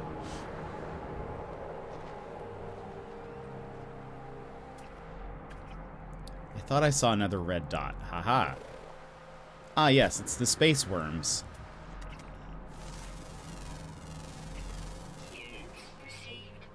Okay, 8 out of 11 species found on this planet. You get, and for those that don't know, I will try to explain some things if this is the first time you're ever seeing any of this. You get money for scanning animals and for scanning plants. You can also rename all of them. So, and now you can, after you have selected a name, you can rename them again, which is a big quality of life upgrade. But so, if you were the first person to discover a planet, a system, an animal, you get to name it, and now everybody, when they go to visit that planet, they will see that name, which is cool. Okay, we found that guy before.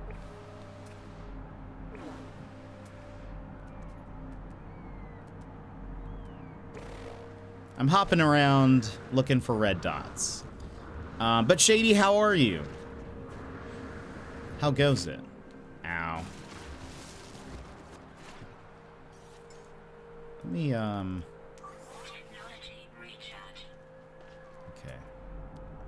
I particularly love the exploration and the base building in this game. I love finding a fun, cool planet and then adding a base to it. You can also build bases that... You can build bases that have no purpose. But you can build bases like around mineral sites, so that way like you are just constantly getting minerals while... Where are you? Where is this guy? What is that? Hello?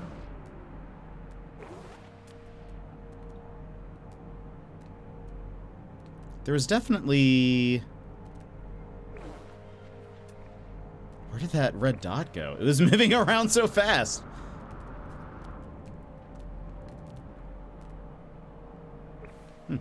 Okay.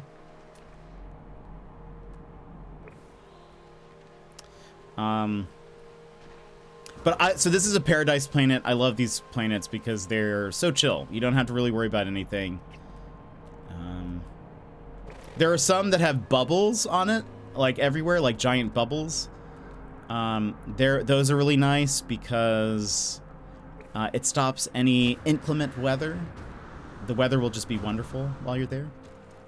So you can come across random other players. Yes, because I thought it was just a world that's unique to you. So you can. So one, you can play with other people. You can have 4 people in your party, or you can have up to 32 people in an instance. But so the planets are randomly generated, but the systems that they are in exist for everybody. So like once you've discovered it and all of that, it then becomes not available for everyone, but everyone sees the same planet when they're there. So yeah, so you can play with people. We actually had on another save of mine, we actually had a what am I don't see anything. Oh, it's, wait a minute. It's this little guy. That's why he was moving so fast. He's just like a little flying guy. Okay, then we have the last I'm missing are underwater, it looks like. So, let me call my ship.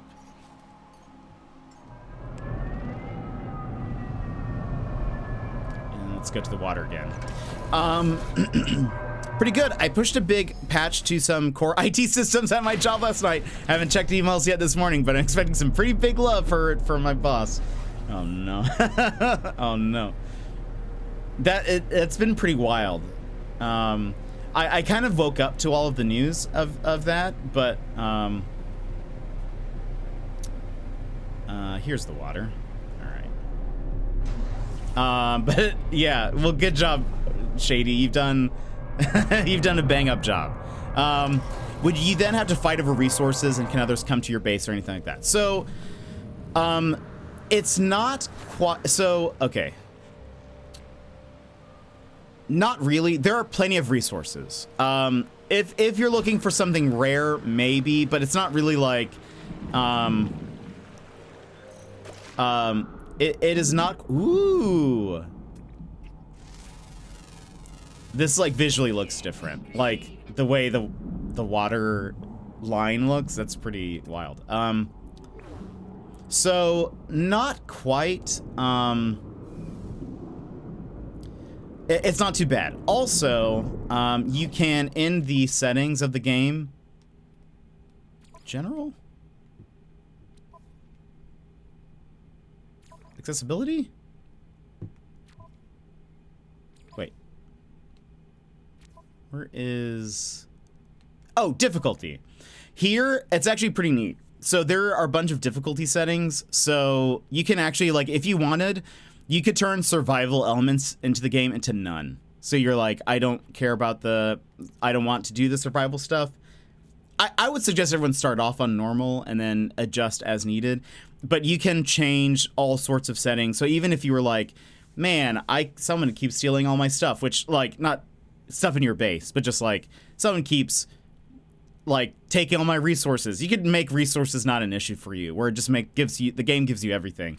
But one of the things you can do under network is allow PvP, no one, and that's highly recommended. The game is not built for PvP, and so it's not like fun, but there are some people who will try to grief you. Those are few and far between because it's kind of hard to find people. You kind of have to go out of your way to find somebody, and when you play with friends, when you're actually loading in, it gives you the option just to warp to them, because chances are it's going to take you forever to just run into somebody or find somebody. There is like a multiplayer hub where then you can try to find random people, but again, it's sort of like you can't really follow them back to their home, really. But you can also, no one can destroy your base. Your base does not have health. It is smart to change, like, who has permission to add base parts? No one. Who can delete base parts? Nobody. But it's not like Minecraft where your base is built out of materials and people can destroy it or take it or whatever.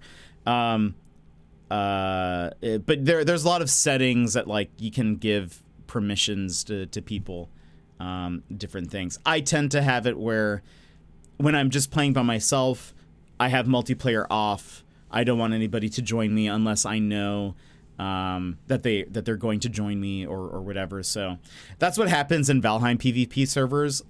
Like, do people try to follow you to your base and, like, take your stuff? Again, so, like, here what's kind of nice is, so, like, base parts don't have any kind of health. So nobody can really destroy your base.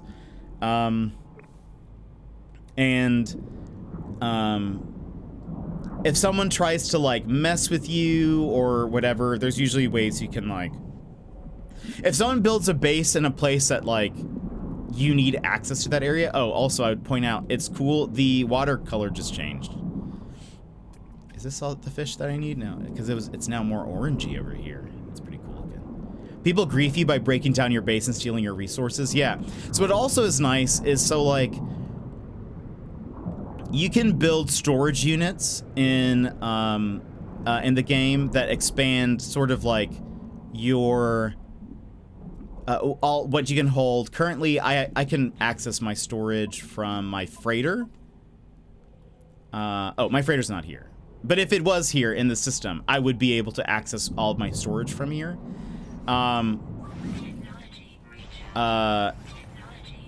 If somebody, like if I build a storage container, ooh, there's the fish we need. If I build a storage container, there we go. So now I have found everything here. So none of the special creatures are here. It's fine. If I build a storage container and I put it on my base, if you check the storage container will show your stuff and what you have in that store. Like, there's 10 storage units that you can build. They're all labeled 0 up to 9. If you check it, it will show your stuff. You can't like take things from me, which is kind of nice also. So it's very friendly in that way, that it's like, what you will see people griefing is typically they will try to find somebody who does not have their PvP settings off, and they'll just try to kill you. The quickest thing you can do if that happens is you just go to your settings, turn off PvP, and you're fine. And then you can go pick up your gear or whatever. You can also in your settings turn off the feature that's like, if you die, currently the way, by normal it is set up that if you die, you drop a little grave where then you can go pick up your stuff. You can set it up to where that doesn't happen. You don't lose anything upon death. I have it set, everything currently for me is set to normal, but I have PvP off just in case. It is also like, it's also smart to turn it off because the way you mine stuff is with this little laser. So like when I look at, say I look at, what's something? This little thing says you get kelp sack out of the candle kelp. This little laser that I'm using is what mines things. So if you are with other people, like if you're playing with friends, it is very possible and it's very easy to accidentally hit somebody with your laser. Just turn it off. Turn off PvP for yourself so that way you don't accidentally get lasered by your teammates. Okay, I think it'd already be scary enough to play this game without PvP stuff. I'm usually not really into space stuff. Having to worry about oxygen stuff kind of stresses me out. Yeah, starting off, again, it's more survivally. But like, again, at this point, I have so many upgrades for my character that it doesn't matter. You get like, so the way you get upgrades or the way you install upgrades, this is my backpack under Exosuit. This is my backpack. And this area up here is all of my technology slots. So, like, I have a bunch of, like, radiation resistance, heat resistance, toxic, cold, hazard protection up, a bunch of more stuff. So, like, and then you have these things, which then you can refill, and basically it just, like, prevents you from taking damage. It eventually, I can go to an incredibly toxic planet and it doesn't matter. You can also, if at any point you're like, I'm running low, you can call in your ship, and your ship is like a safe place from that stuff, which is kind of cool. Oh, also, okay, wait, I have to show you guys a couple of things. Have you played Subnautica? I have not played Subnautica. Your freighter looks wild. Well, actually, you guys are about to see it in full. Hold on, let me... Oh, I haven't called in my freighter yet. So if you saw something flying in the sky, that's just a ship that's flying by. They have those now. It's just sort of like atmospheric, like, it's just to be like, it's like if the world is living. This is my freighter. It's pretty cool looking. It is technically a pirate freighter that I have taken as my own. I defeated the pirates and then took their ship. Where is the entrance? It's over here. It's been a while since I've played. But you guys need to see the, oh, you saw it briefly. What is the freighter for? So it is basically like your mobile base. Because with the freighter, like, I can access all of my storage here. And you can access the storage from like a planet's surface. So this is like what my storage containers look like. I have a bunch of extra items and upgrades and things in here. It is also like a little base that you can decorate. So it can also store all of your ships if you want to look at them kind of in one place. I will show you. One of the things you will also notice is in this game is like there are no loading screens unless you're going from a different system. So to explain, this is the system we are in. The system is called Ratangs, and there are 1, 2, 3, 4, 5. Wait, there are 6 planets. One's a moon. Is this a moon? No, it's a planet. It's just very small. There are 6 planets, so we are in this system. If I decide to move to another system to look for more planets, there will be a loading screen as you like zoom over there. But in between going from these 6 planets going into my freighter base, there's no loading screens, which is pretty cool. That's one of the things that makes it special. Level and Lives, Level and Lives, welcome in. How are you? Are you a No Man's Sky player? All I know is that is a big spaceship. It is a big spaceship. And of course you call it the Bebop. Yeah, so I actually also have the Swordfish. I think this is the custom one that I made. But I tried to make Spike Spiegel's ship from Cowboy Bebop. I'm off to more open houses. Shady, I hope that goes well. I hope that, good luck with all of that. But here's some of the other ships that I have. This is an exotic that I found. These are some of my other ships. Those are my other shippies over there. But, returning to No Man's Sky after a long time and can't remember how to do anything. That was me maybe, was it last year that I started playing No Man's Sky again? I can't remember. It may have been the year before, but I had played at launch and then played for like a month and then dropped it. And then I started again, and that was me, where I was like, I do not remember any of this. I think at first I jumped into a new save, and I think I immediately died because I was like, I do not remember how to restore anything. But this is my freighter base. This is the like captain's area. But oh, it did not like that. I don't know what I just did. It might be loading my base. My base is a little intense, also might crash.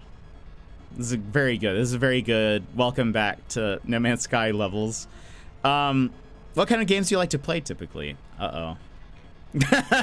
Uh-oh. Let's close and reload. Let's see if it works. My freighter base, I went a little ham with it, and maybe it doesn't like that. I don't think you guys have seen my freighter base. But I did go ham. I tried to go for that cyberpunk vibe that I really like. Wait, thanks folks. We are actually waiting to hear if an offer we made yesterday was accepted, but seems unlikely to have heard, as we have heard nothing. Well, I hope that goes ham. Yeah, I guess meaning like I went all out. I went ham is what all the cool kids are saying. It's actually not true. I think it's probably outdated slang at this point. That's okay. I am old. I am not with the times, but yeah, yeah, I went ham. I went all out. But you'll see my base. Okay, we're back here. It remembered where it left off. Hopefully, this loads okay. I'll walk slowly. But this is my freighter base. So I put all this here. Tried to make it look all cool and futuristic looking.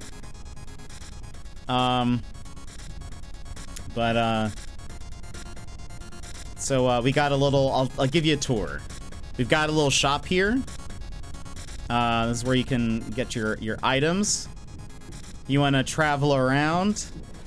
Here's the teleporter with some special items that I have found around the galaxy. Got our little technology guy over here. This is where I do some refining. I played religiously at launch and even done the ARG and got the IRL physical atlas. No way. That's incredible. That's awesome. So these are all refiners for refining. The end of story. This is, yeah, so like one of the units that you can get in the game is called nanites. It usually, the items that you can get to refine into nanites take like 20 minutes. So I get a whole bunch of those items, and that like it takes 20 real minutes to refine them into nanites. So I have just a ton of these refiners, and I fill them all up, and then I just wait for 20 minutes while they refine. Just need to get back in the swing of things. Well, if I can answer any questions or help, please let me know. I love No Man's Sky. I play we're a variety stream channel, play a bunch of stuff, but I love No Man's Sky, and we get into little bouts of it where I play a ton of it. So if there's anything I can do, would love to answer any questions. Here's the little welcome center for people coming into the freighter. I have a little step stool here so I can greet people as they come in. I can I can meet them at eye height. Got lots of little advertisements. What else? We have a little, here's our garden area. Take up some carbon while you're here. A little park bench area if you wanna sit, kind of relax. Let's see if they must have messed up chairs or something, because I keep on sitting inside of it. So hopefully they'll fix that. But I have a nice little garden area. Again, I put together all of this. Here is our like harvesting area, I guess. You can cook some food in here. Got some frost crystals. We need those to make glass, so we can build some stuff. We go ahead and harvest all of these. Here's our garden guy. I put him in a little hobbit hole. Hello. Trade envoy rail. Put him in there. And then here are some of the other plants we can harvest. I need to add some more, I think, but I just didn't have the materials for it. Just need to get back to the swing of things. Nanite farm. I had a lube farm last time I played. Yeah, so the thing seems to be like, what's it called? Runaway mold is the sort of the main like nanite thing that I think a lot of people use. But it takes a while to refine them into nanites. He flopped down so hard you fell into the couch. I know, I was like inside of it. You might need more refiners. Maybe. Yours looks awesome. Meanwhile, mine is an open room with a bunch of vaults. I spent days working on this. So I was like, I want it just to look cool. Also got the 5th drop. Nice, Mary. All these farms is giving me PTSD. The garden is already my favorite. Yeah, I wanted to make it look nice. There are these like hanging plants here that like these little tree looking things are actually just like hanging vines turned upside down. Here is the club. That's right. This club has everything. I made a little entertainment district, if you will. It's got these skulls and there's little fire barrels inside them. But if you guys would like to go into the club and dance a little bit, we've got the red carpet, the red light floor is here for you. And then look, we got one guy in the club. And now I can you know what I would like to do? Hold on. I feel like the camera is so close. Can I camera on foot field of view? It's already, wait. Is that at max already? Is this... Will this bring it closer to me? Discard changes. I feel like it's so close. Anyway, we can now, where is it? Is this the new one? Dance? Yeah, look. Oh, I accidentally moved. Get back to dancing. Yeah, there we go. We can now... Come on! Squadron pilot, Prefect Reiwa. Dance with me! Yeah. So also, this is not a good song. I made the song, though, so I feel proud of that. But I was like, I just need a little looping beat that sounds cyberpunky, so I just kind of put that together. You're doing a smashing job explaining the game for noobs. Perfect, thank you. I'm trying to make it approachable because I know it can be a lot, especially when it's like this save has almost 300 hours into it, and I know it can be sort of like the curse of knowledge, where I'm like, why don't you understand this? And it's like, I have never seen this game before. Saying this makes me want to improve mine. Show it off if you do. I'd love to see it. I don't have the patience for base building. This did take a while, but I just love it. I get sucked in. I think that's why I like Animal Crossing, and like just building and decorating the homes and decorating the island is like, I don't know, it unlocks something. Here's the entertainment district. We've got skulls. I'm just absorbing the info. I was gonna say that we are playing different games for my 30 minutes of experience. Well, and again, that's the thing, is like, you start off No Man's Sky with nothing. You can't even get off the planet that you start on. And then eventually you hit a point where you're out of the survival mode and you can just pretty much do whatever. And it's now, what do you like to do? Do you like to explore and find new planets?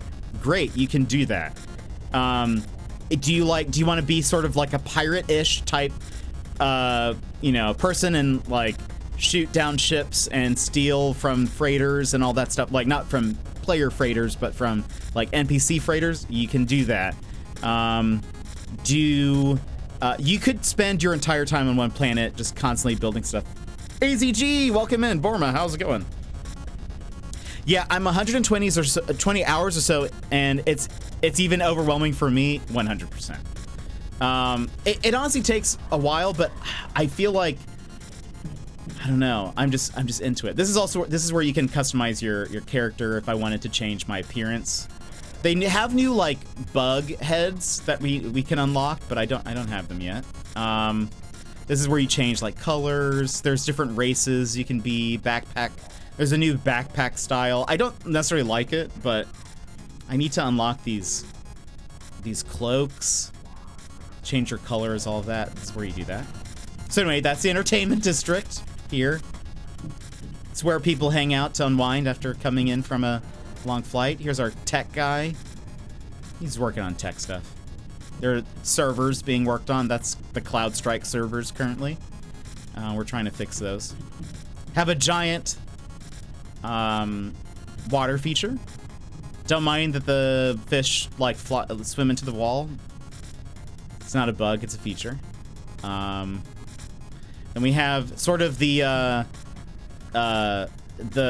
alley. I guess I don't know what to call this.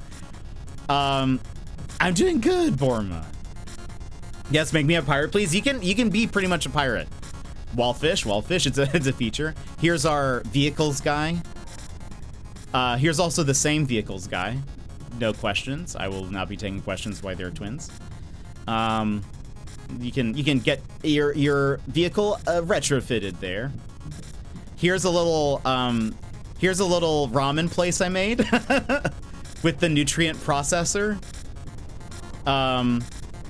Made to look like a little person. Yeah,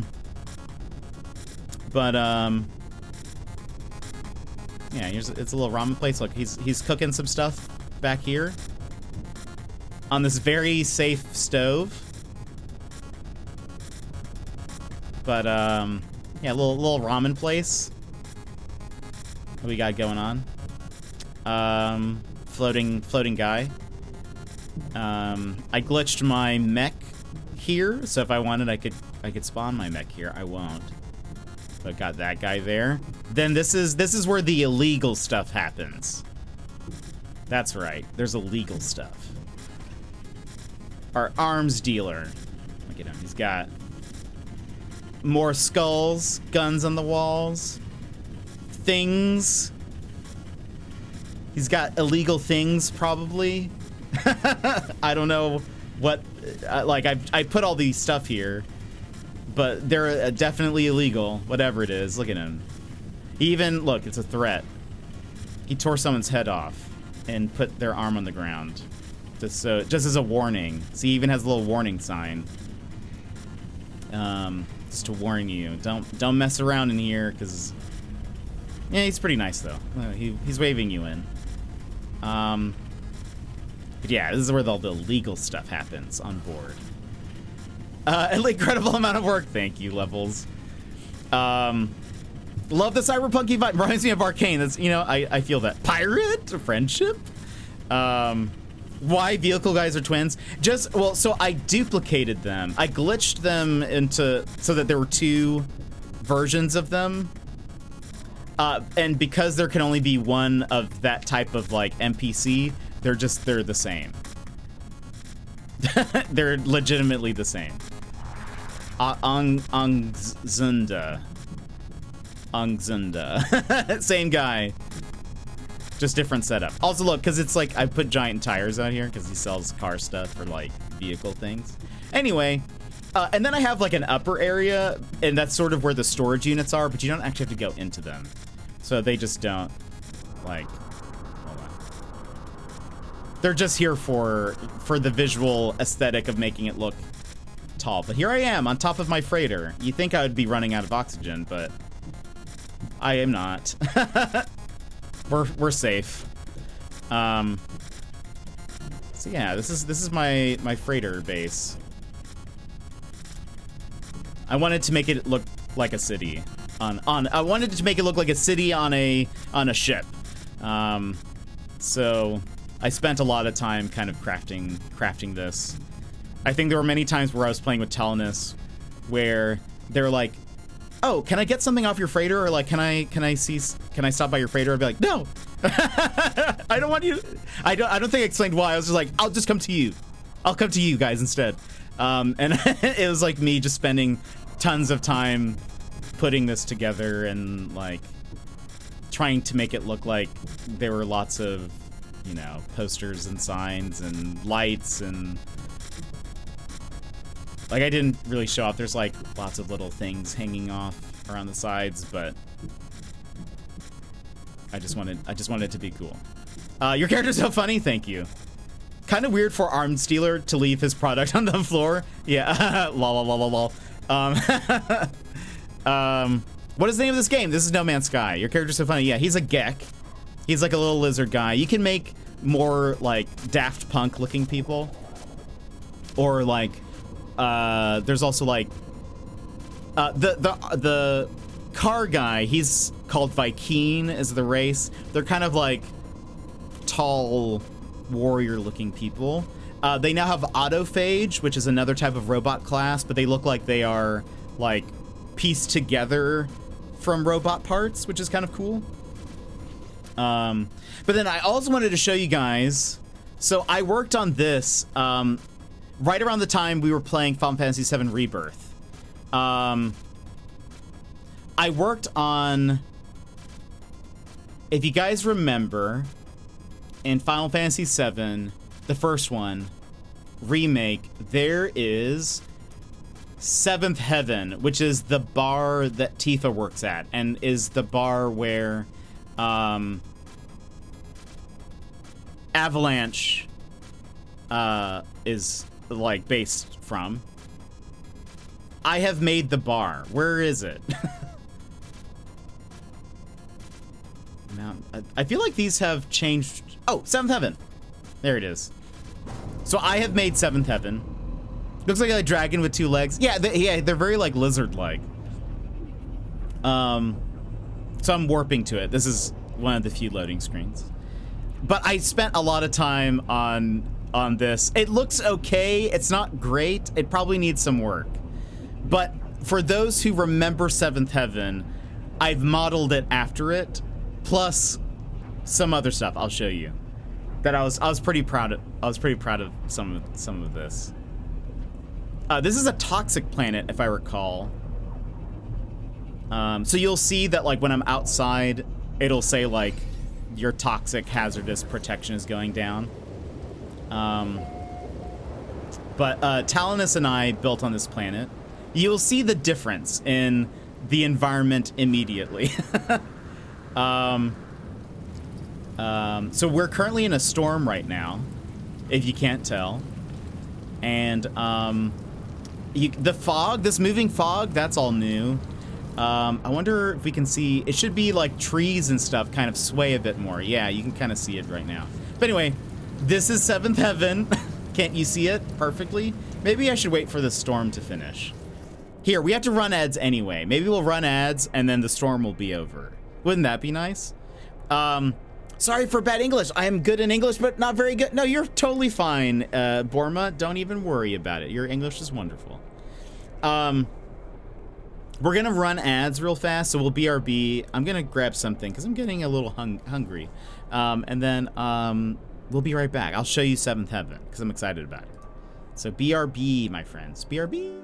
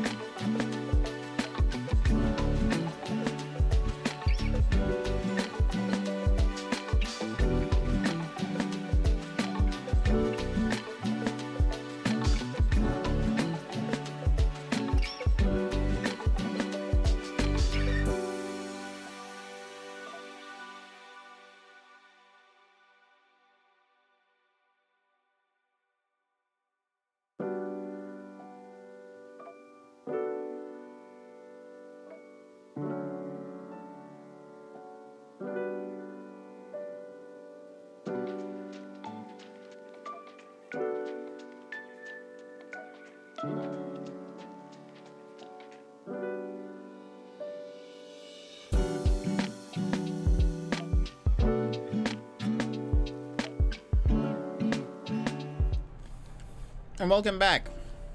Sorry, I'm munching. I got some popcorners. Bought a bag the other day. Pretty nom nom. Also, the storm stopped.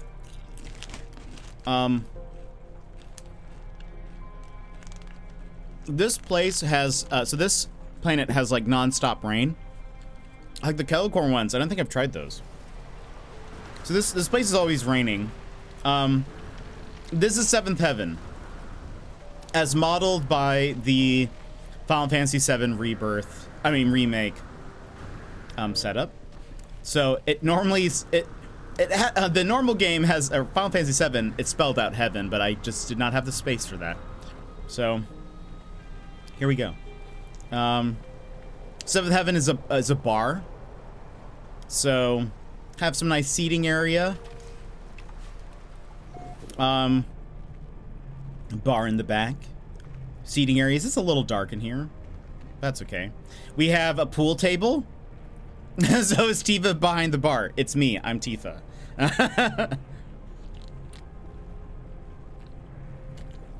Made a little pool table. Yes, all of the balls are the same. They're all the same points. It doesn't matter. It's space pool, space billiards. I use shovels as yes, snooker. Used shovels as the pool cues, the very weird pool cues. We have a little bar. It probably needs a little bit more decoration. This is the bathroom in case you need to go to the bathroom. Look, it's me. It's me in the mirror. Kind of. This is a save point also in the case. Here's a little toilet that I made from random parts. So I can't actually sit down on it. But it's there for decoration. That's the toilet paper. Very metallic. Here's your sink also to make sure you wash your hands afterwards. Yeah, I probably would fall through. I also started building this. I think I stopped. I didn't really decorate it. There's gonna be a little office back here. But there's nothing there. But for those that have played Final Fantasy VII, you may remember that, so Avalanche is the name. Oh, actually, hold on. So there's this, but I made also, darts. Sort of. The representation of darts. So in Final Fantasy VII Remake, they, the people who work here, it's also like a front for like an eco-terrorist group called Avalanche. And they work underground. I guess they're literally an underground organization. Talon is welcome back! Currently showing off Seventh Heaven. Talon has seen this. Yeah, so the group is called Avalanche. But you will see this. It's just your average arcade. I now know this having finally played Final Fantasy VII. Yeah. So now, oh look, just your average arcade cabinet that I've made. And, oh, what is this? What? Secret headquarters. That's right. Secret place underground. This is also, so this is actually a mining base where you can get paraffinium that I'm harvesting. This is actually where you get it if you want to get some of that. But I have modeled this after their base. Hold on if I can find FF7 Avalanche base. Here is the way it looked like in the original game.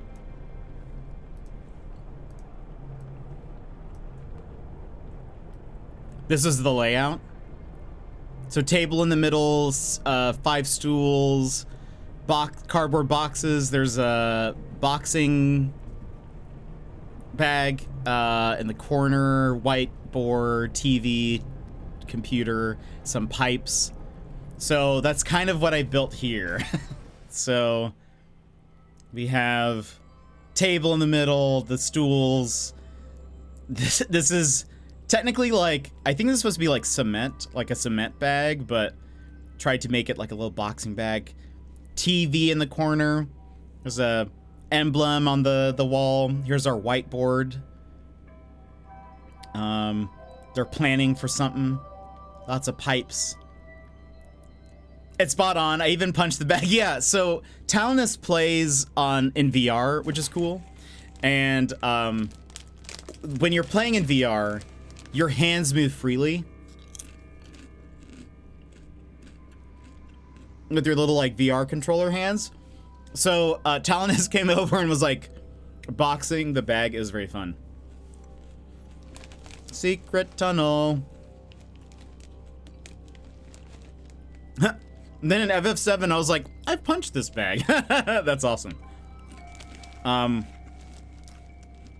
Very cool. But anyway, I worked hard on this. Trying to get it to work. Oh. Something is happening in the storm. Because that is not how this normally looks. Ignore the colors. By the way, Talonus, have you played yet? The water is insane. So anyway, you can use the ladder or just fly up. Oh, maybe it's safer to use the ladder. There you go. Just make sure to close the... There's that. Yeah, this must be effect of the storm because the lights don't typically do the wonky stuff. Okay, so let's go explore for a bit. I want to see if I can find an ice planet. I also would love to see if we can find some, like, of the new animals. Just made my 3rd cup of tea since the beginning of the stream. Nice. We love it. So these are non-caffeinated? Okay. I think we're high up enough. Yeah. So this is how you travel to different systems. Wait. What does it say? I should have my Indium drive. Oh, wait. I think I moved it. That's what I did. Yeah. I, like, packaged up one of my... I packaged up one of my drives. Also, we should do this, actually, also first. Before we do that. This is the Anomaly. The Anomaly is, like, the multiplayer hub. But it's also where you can buy upgrades and stuff. There are some new upgrades I want to check out. I love your chip too, thank you. Yush, Roybos, nice. Yeah, I want to get the new landing gear. There's also a couple of new builds. Oh. Where's my ship going?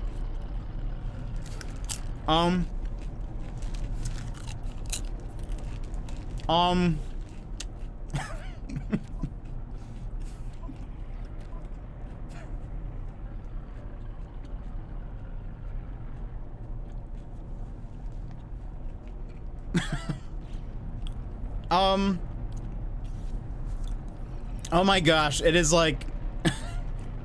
That's weird. Hold on, I think I need to, see where it takes you. This would get so dizzy for you guys, though. Maybe if I do this. That way it's not... You know what? I wonder if it messed up because I have multiplayer off. This swarthy, bearded man before you will soon Alnir? Welcome in, how are you? I thought it was weird because I have multiplayer off, but it showed people there. I think we just need to reset. And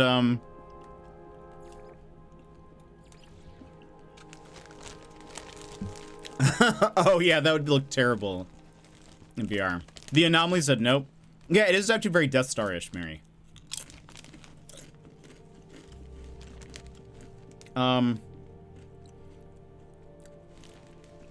Also, this happens whenever there's an update. There'll be little bugs. They get them fixed pretty fast, though.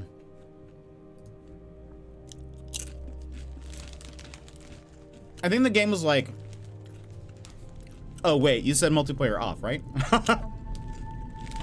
We'll just send you into the distance. Look, a little space storm. Can't have multiplayer if you just can't land. Let me double check. Network. Oh, multiplayer is supposed to be disabled. That's weird. Where? Oh, I was like, where did it go? Couldn't see. Look at these volumetric clouds. Okay, let's try this again.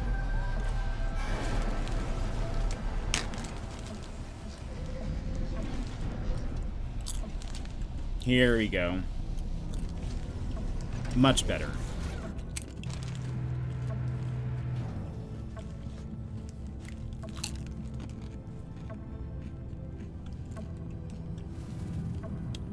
So typically, if you have multiplayer on, this lobby would be populated with people. You can join their group. You can invite people to join your group. You can do missions here. This is called the Nexus. You can run like rotating missions, and you get some items for it. There's also a few things. There's a few like vendors here. I'm kind of curious. So there's some new decals. Is there anything else? Okay. This is also for people playing along who are getting Twitch drops. This is where you get your Twitch drops. So you talk to this guy, and there is a option here, collect Twitch rewards. It'll show you all the ones that you have available, and you just click on it, and it adds it to your inventory or to your, like, if it's an item like a weapon, it equips a weapon. If it's an item like an egg, it adds the egg to your inventory. Ships get added to your bank of ships. And if it's cosmetic, it just unlocks it for you, so then you can go to the cosmetic thing and get one, or get the item. But I'm gonna zoom up here. Whee! Because there should be some new decorative items. There's a couple new base parts, Talonus. They added like skylights, or not skylights. The top of a base where there's like, is this called a skylight? They have windows up top. I'm kind of curious. They added it for a bunch of, for all the main,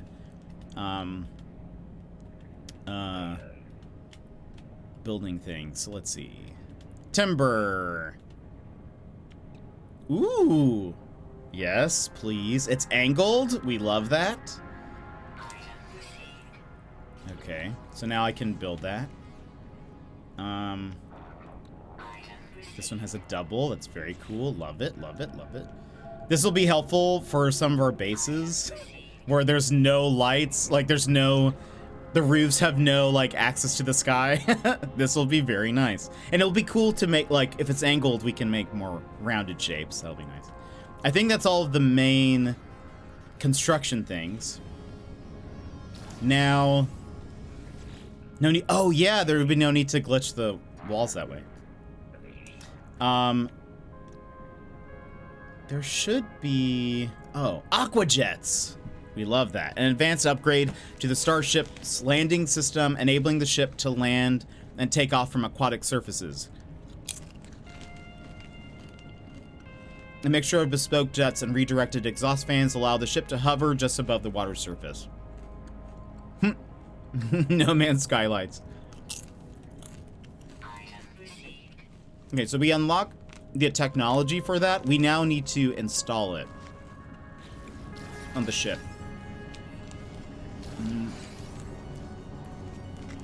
A sort of greenhouse-like building. Eat more plants in there. At a Hobbit. Why do you ask?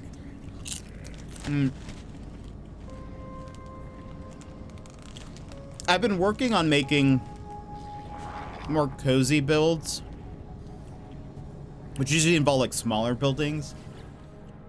Is there anything for the exosuit? Doesn't look like it. We'll just check all of these just in case. Just in case I forgot if they added anything. This guy sells multi-tool upgrades. There is not anything new. Like, I pretty much have most everything unlocked at this point. There might be some recipes I don't. Oh, looks like I've got everything here. This is Exocraft. So there's, like, on-land crafts and water crafts.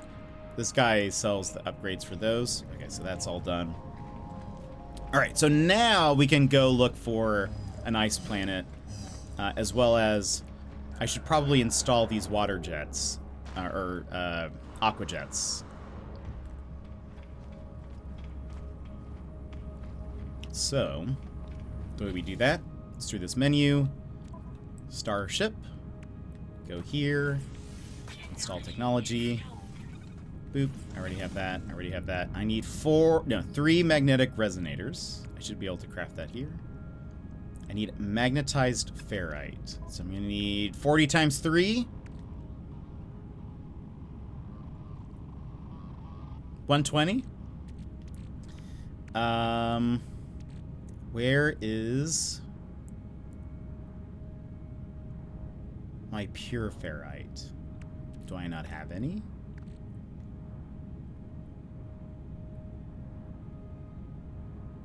I don't. Hold on. I guess we'll have to go outside, because I can't access my storage from here. Let's go back out. I'm gonna be landing on all the water.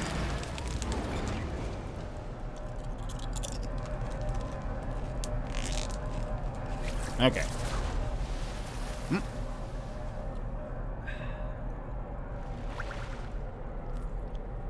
Perfect.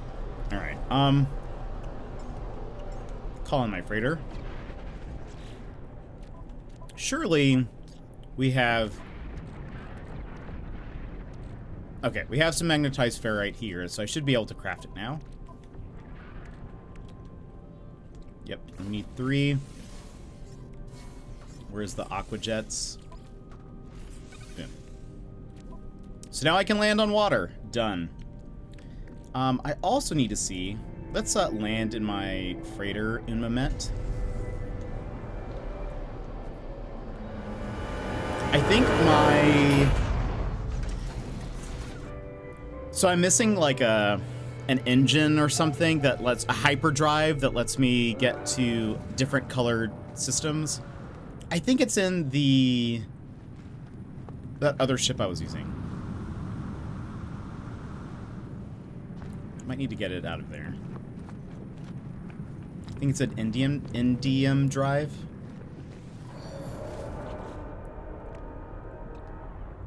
Yeah, here it is. Store. Gonna move it to my backpack.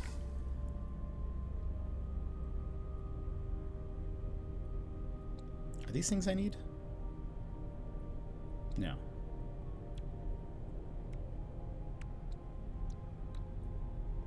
Okay, I think we'll be fine. I think that's all I needed.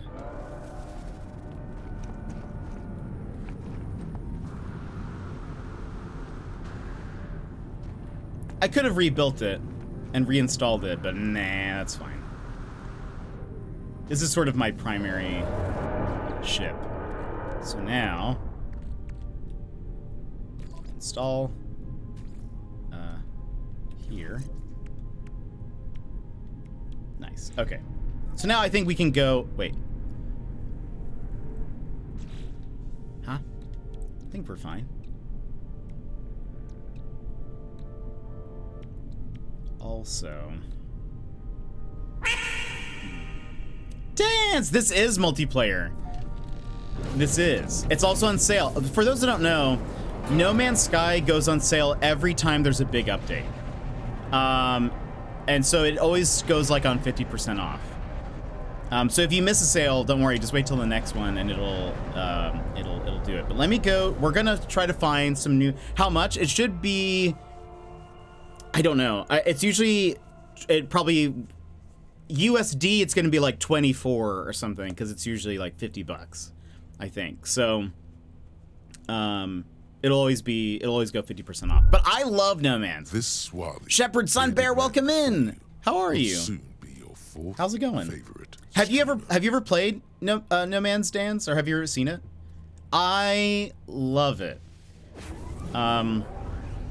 We are at a point in this save where the survival aspect of the game is pretty much non-existent because we are so, like, I've played almost 300 hours on the save.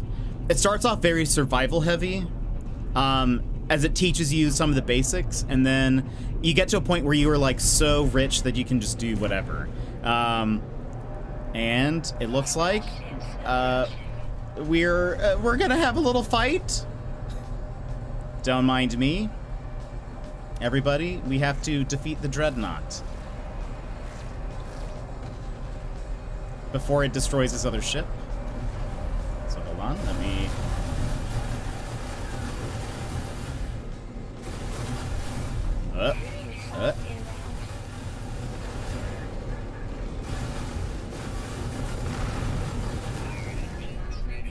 So we just disabled the pirate ships, we disabled their,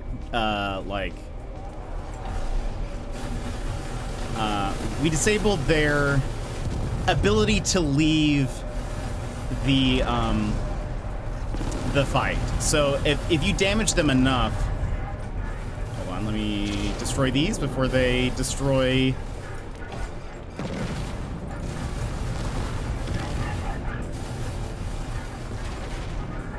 Okay, I think we got all the missiles. Oh, there's one more, but I think.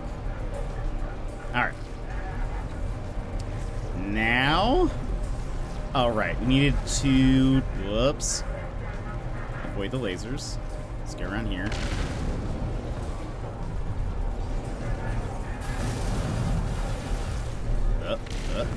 Careful, careful, careful. Don't hit the sides. All right, here we go.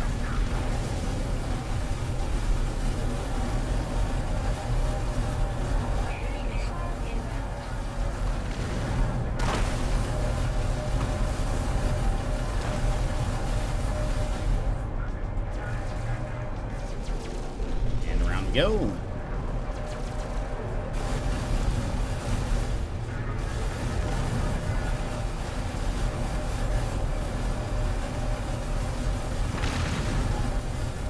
Okay. And the last thing we need to do is... where's the ship? I have gotten lost. We need to blow up all their cannons.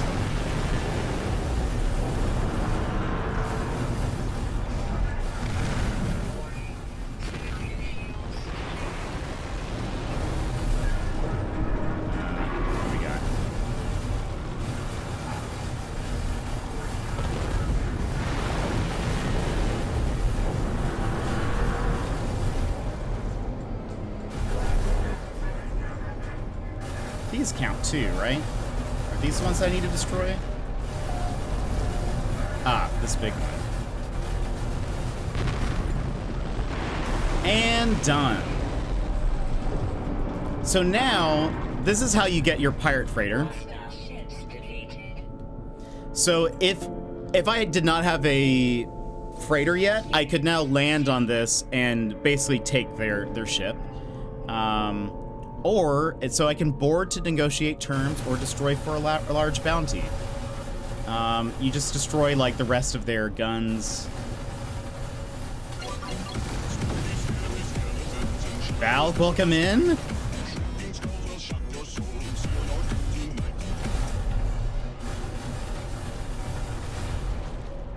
Oops, I did not mean to land. Oh, well. Zooming through the stars. Yeah, we are. The new expedition has not started, Talnus. I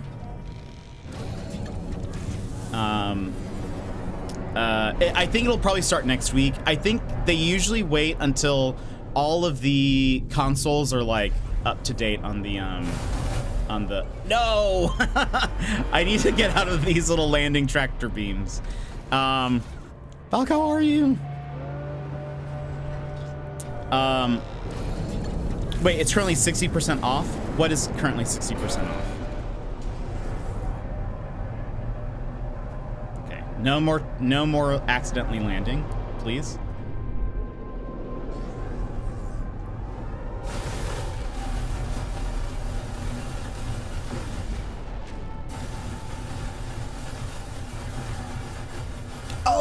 Oh, the price. Right, okay. I was like, is something off? Like, like incorrect? Did I mess something up? Good to know. So 60% off, people. What else? Oh, there's maybe this energy thing. We gotta teach these pirates a lesson. Oh, there he goes. It's being exploded. Oh gosh, so close, so close to the ship. So I mean, probably just murdered a bunch of people. I mean, they're pirates, I guess. Not that their pirates aren't people, but you know, they're not surviving this. Valk, how are you?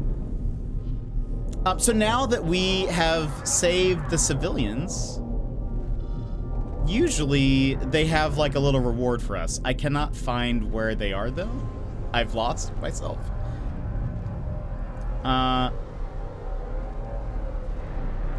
Wait a minute. Is this? No, that's part of the dreadnought that just exploded. Did I get money for that? I probably just got money for that. Hey, that's what it is. I don't need to do anything. Yeah, it says approach pirate frigates to recruit survivors? What? Where are the pirate frigates? Oh well. Anyway, that's what we do. That's what you do here. Like NPCs. So all of that was NPCs. Ooh. Okay, here's a new thing. This is not what I was looking for, but this has, when I was looking at, for those that didn't see, I guess I should point this out. So this, I scanned this planet, and it says it's a quagmire planet. One of the new things, it says vile brood detected. A vile brood, that is a new thing. Pirates are friends, not food. They all took escape pods, they're fine. Uh-huh. Also, welcome in, Shepard. I hope you're having a great day. If you're lurking, please enjoy your lurk. If not, you know, feel free to join us. Variety streamer, we play a whole bunch of stuff. But I love No Man's Sky, so we try to return to it whenever we can. They went to the pirate farm on that other planet. Uh-huh. Okay, let's look around. So, I don't think anybody has been here before. Yeah, first contact. So I'm the first person to ever find this planet. We got a storm here, but it doesn't look toxic.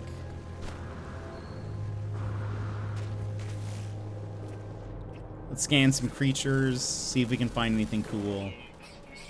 That actually does look kind of, that's a cool little guy. That's a cool little hat. There's 12 creatures here.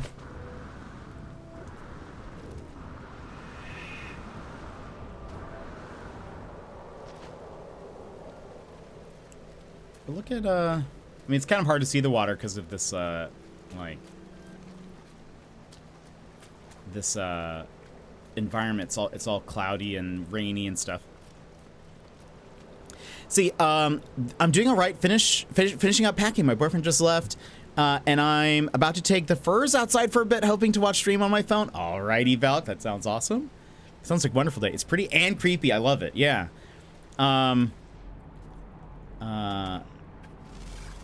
What was I gonna say? This world's actually pretty neat. I do like a planet that has some constant rain. It often looks very fun. Also, Talonus, I don't know if you're here, but I saw some people were experiencing a bug where the water just isn't loading. And so they're like, I found a dry planet, and then it turns out it's just a bug. Like the water's there, it's just invisible. I'm a big NMS fan. I'm enjoying the coziness. Well, welcome in. We try to keep things cozy here. I'm a big chatter. And when we don't play No Man's, we're usually playing something fairly cozy. Oh, you know what we should see? It's landing on water. Ooh, the ripples. The ripples. I'm here for it. Oh, and it just hovers like that. That's dope.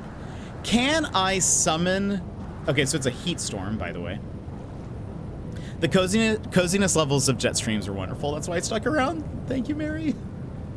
Can I summon it if I am in the water? You can. Okay, this is wonderful.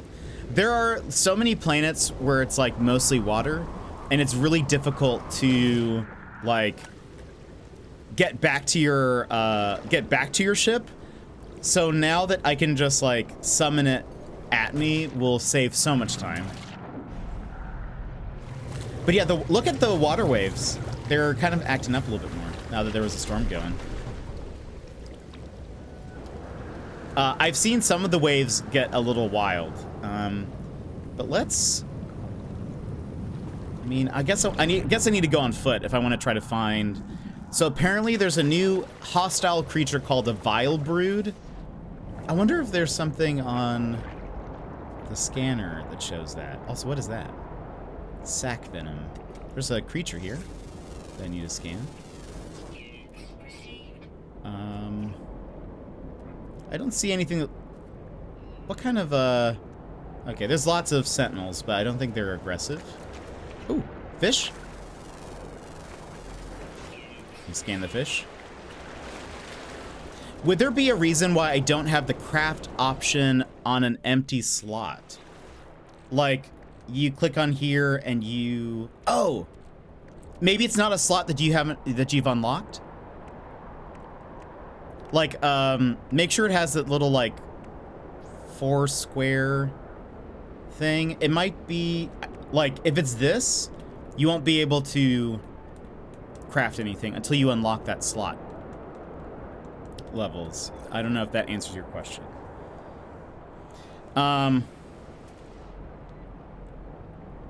If it doesn't, let me know. I'm kind of curious. Last time I played, never had... Yeah, I think they might have changed those also. Like how you do that. There's also... You will find... This is also a new thing. You have... and as you unlock more, like, slots, more of these appear. There is something called supercharged slots. They look like this. You see how this one's, like, kind of purplish? Whatever you put there, it will make it stronger. So like typically this thing, this jetpack upgrade has 226% tank fuel capacity. With this on here, it's now 283. Some of them will benefit more from its sprint recovery time, 60%. Now it's at 99%. So technology, supercharged slots are new. Starships, that's also something that's randomized for them. Where... Oh gosh! Ah! I was about to get hit by lightning. Oh boy. I was like, why is my screen shaking? Oh, it's because of the lightning strikes. Very cool. By the way, Talnus, I don't know if you were here when I said this, but they actually fixed a few things. For a while, things like meteor strikes weren't happening, but it was a bug, I guess. And so now there's the weather things. So lightning strikes, meteors. So ships, those supercharged slots are also randomized. So if you're like ship hunting, sometimes a lot of people will try to find a ship where all 4 supercharged slots, because at max it'll have four slots. All 4 supercharged slots are like next to each other, so that way you can either put it in like all of your warp drives are all together, so that way your ship can move real fast, or if you put all of your weapon upgrades together on those 4 slots, it will, you know, your damage output will be crazy. You're on PS5, right? It's at max graphics setting? I believe so. I am on PS5. We don't really have those settings, I don't think. Motion blur is at 41%. Default value is 180. That's interesting. Frame rate lock.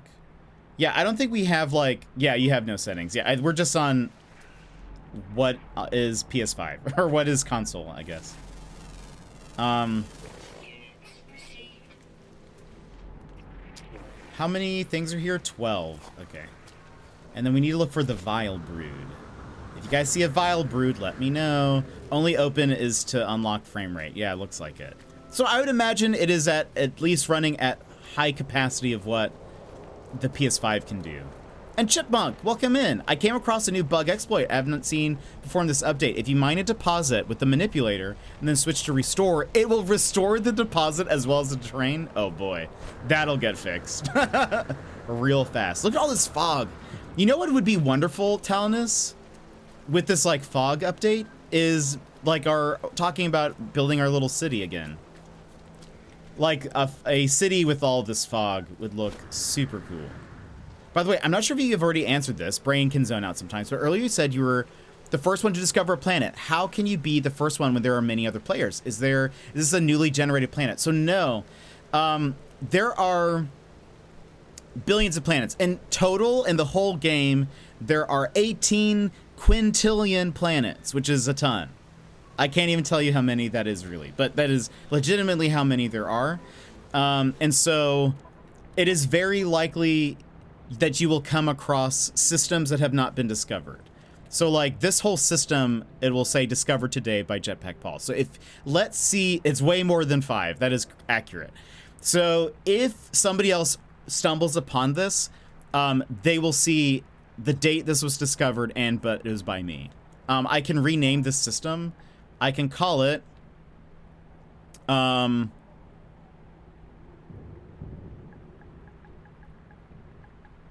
I can rename it to whatever too, which is nice. So if I just boop boop, if I called it boop boop, people will eventually find the boop boop system. I mean, they could potentially find it, but they'll see that it was discovered by me. And then I can name all the planets. I can then also like all of the animals that we are, all the animals that we're finding, I can name. So if I wanted to, I could name that. Not like them individually, them as a species. Also like trees that you can mine can be scanned. Once you scan them, you can name them. You get units for that. So you get currency for oops, that is a dangerous thing.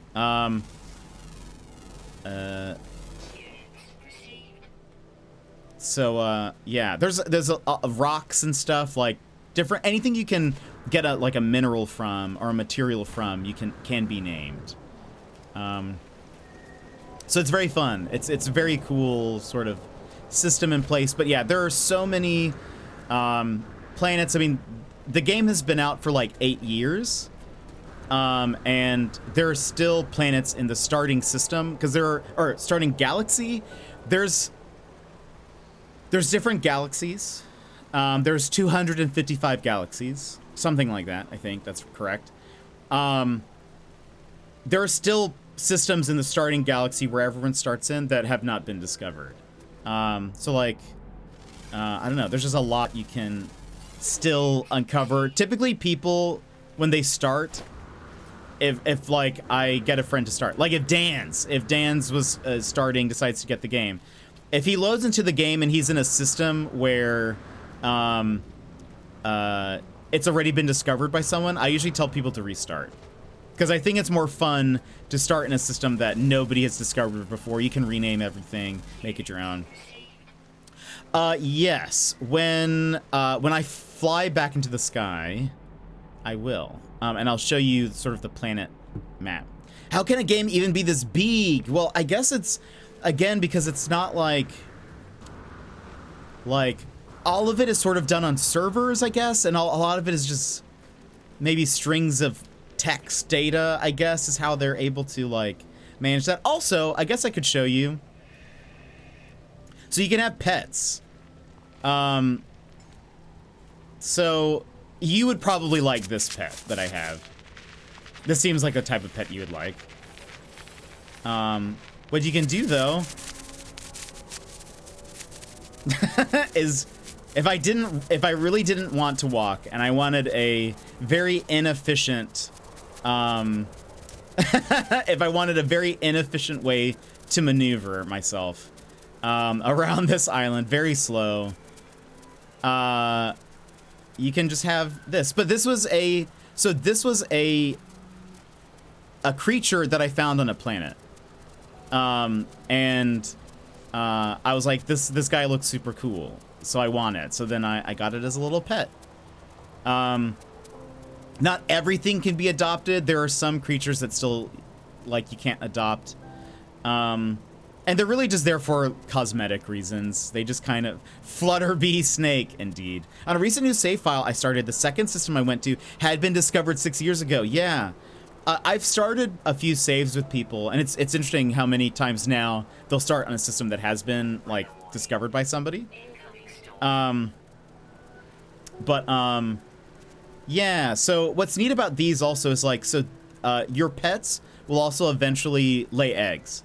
And so then you can take that egg and either just hatch it so it looks almost exactly like the one that you have, or there is the anomaly, which is that Death Star looking thing, has something called an egg sequencer.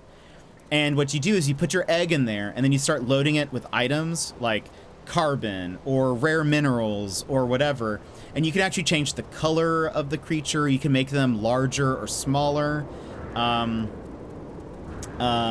but there's a bunch of different types of creatures. Some fly, some don't. This is one of my newest ones that I really like. He's like a mechanical pet, and what I like about him, especially because I'm a little guy, it's like he has a little umbrella for me. He's actually pretty fast, though. He can kind of zoom around quite a bit. But, anyway, he's a really neat little guy. But I'm just a little guy, a little geck. When Jet shows the galaxy map, it's easier to get your head around. Yeah, how many planets there are, it's pretty insane. I remember back in the day when you're trying to modify a panda-like creature to look more panda-like. Yeah, I think this was on the other save that I have.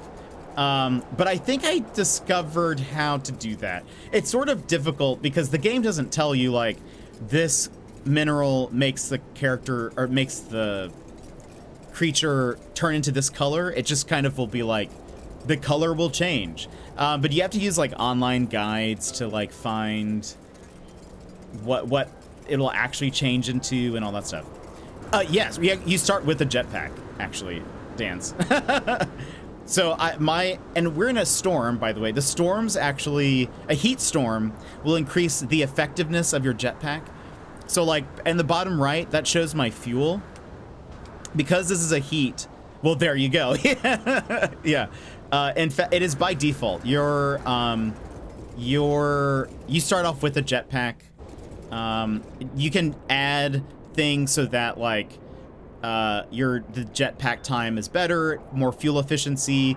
I have something called rocket boots, where if I double tap sort of the jump button, it's more of like a hop boost instead of just flying. It uses more fuel to do that, but you can't do that. A lot of times people will also do an advanced technique if we want to get into this. If you really want to zoom around, the advanced technique is to melee and jump at the same time while running. You kind of do this like punch pose, and it's easier to traverse horizontally this way. So if you're trying to cover large distances, do the punch jump. I remember when I started playing this, that was the thing that everyone came in and started saying. They're like, why aren't you melee jumping? I was like, I don't know what that is. And then I started to do it, and it's like, yeah, it is actually faster to move this way. Then you just feather your jetpack to keep covering the distance.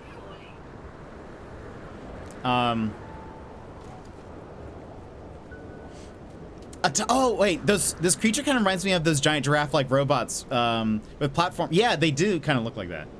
The tall necks. Yeah, levels.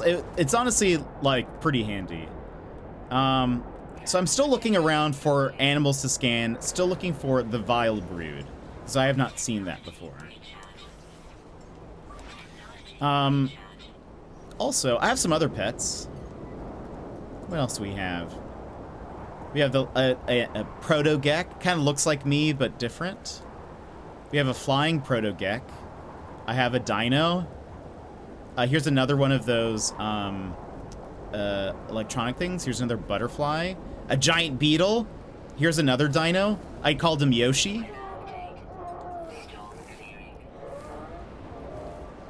Yoshi also has little lasers. And if an enemy starts to attack me, he'll like fire the lasers at them. It's very fun. I'm all snug right now. Got my blankie. What are you doing this weekend, Dance? Have any fun plans? Can he eat people and craft them into eggs? I wish. Oh, there's this is a archive that's ahead of us.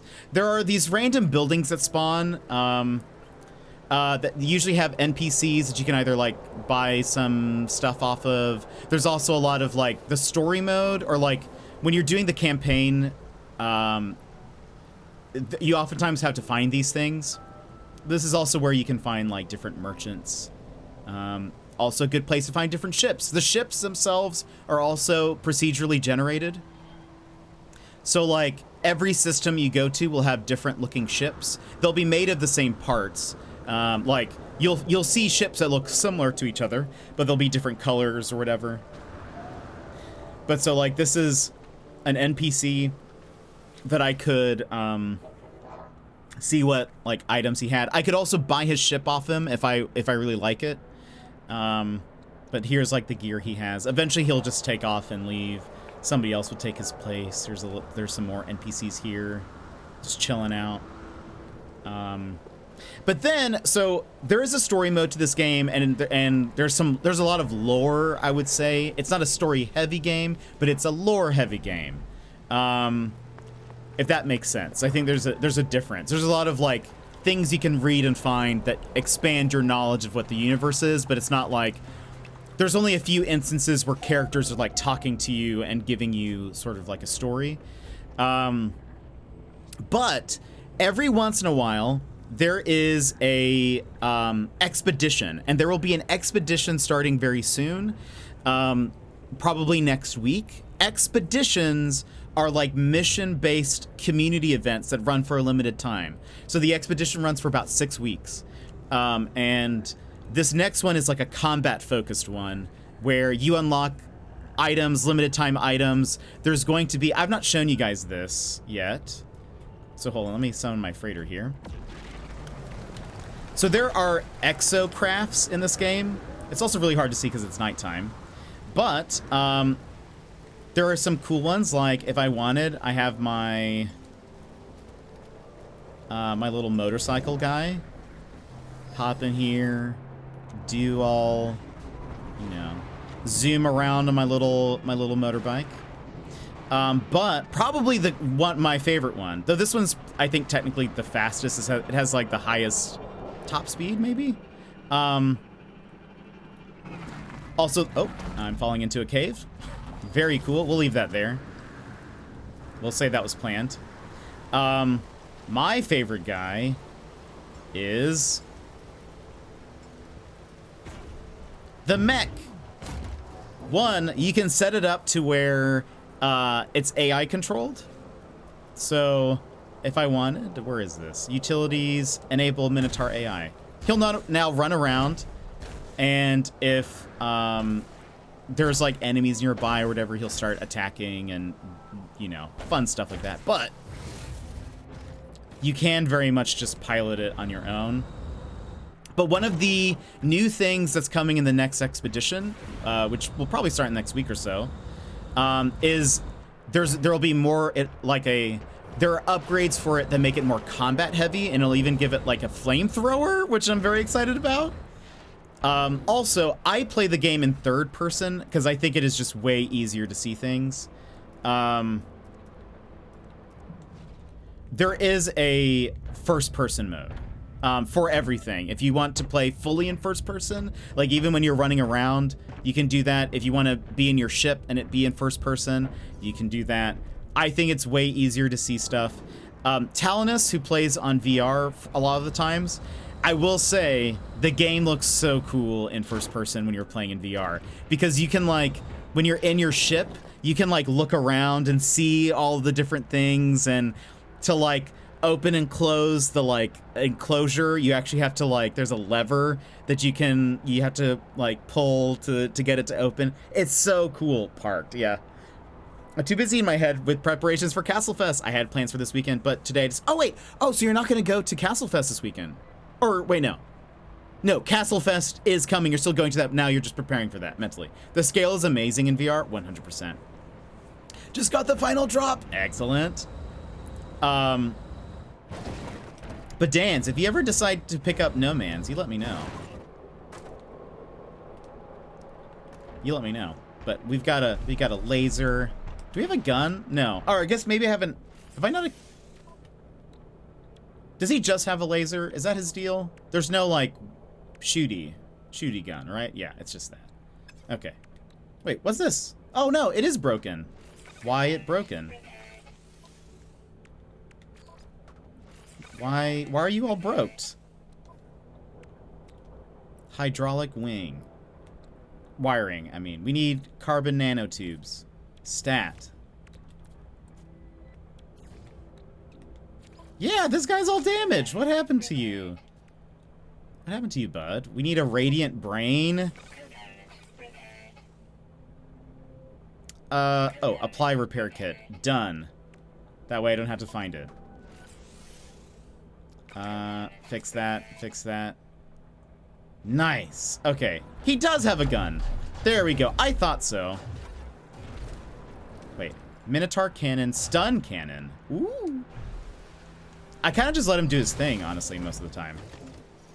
Let me turn off the AI. Okay. What were we doing? I want to find a Vile Brood. How do I find a Vile Brood? How does one... Hold on. Let me see something. Fuchsia, welcome in. How are you? Arrives 3 hours late without Starbucks. No! Let me check the patch notes. My stream might stutter for a second.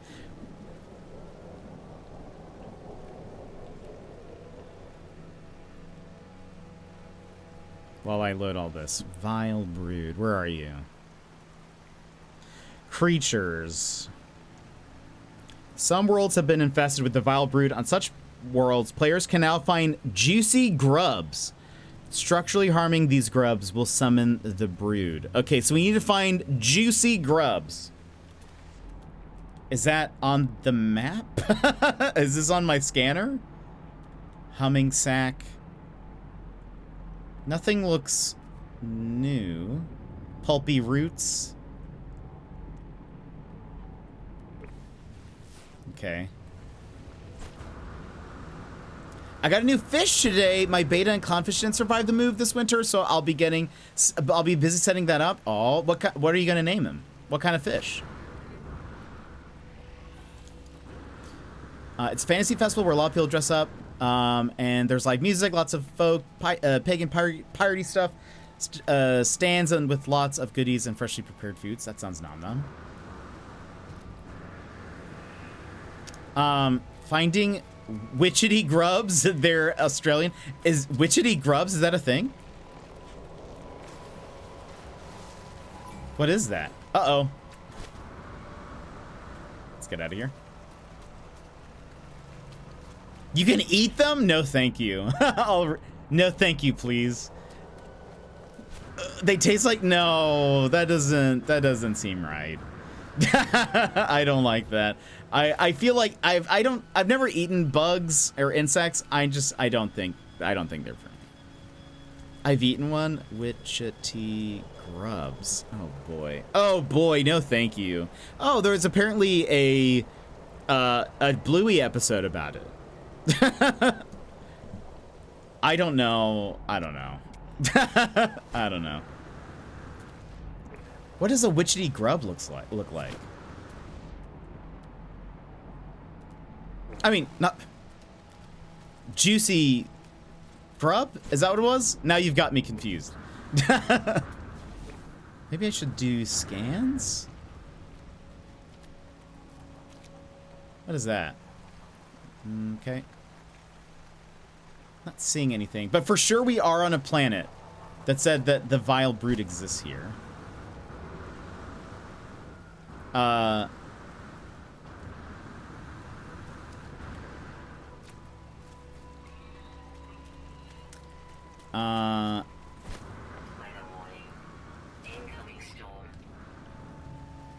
Give me brood. The viler. Oh wait, juicy grub, juicy grub. I should equip my gun one. All multi-tools can be weapons, but I have like set up mine to sort of be like, I have one that's better for mining, one that's better for, where is this? Is this in the ground? Oh!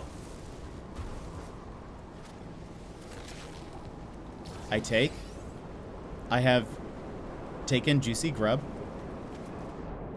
Maybe we need to find multiple?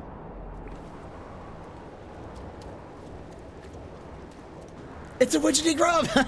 Is it? So, okay, when you're running around, it'll be a red icon that looks like one of the, what's the word? Like the same thing if you're about to find a... Uh-oh. Oh, this must be electrical disturbance detected. This must be when I started to get hit by lightning. Let's keep flying. Yeah, I looked them up on Google. Let me see. Yeah, I guess I can kind of see the similarity, but it is, let's see. Oh boy. I'm looking around for the red diamonds. Okay. And also trying not to get hit by, lightning. Okay. Keep running, little Gek.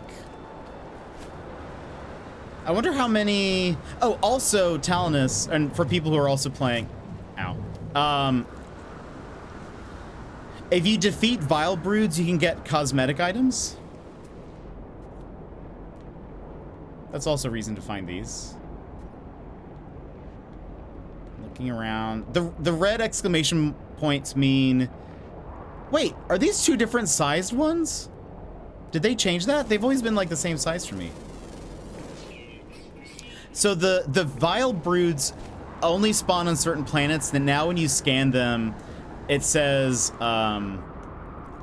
it'll say Vile Brood detected or something. So here's another one. Oh, this one's out on the, he's not like...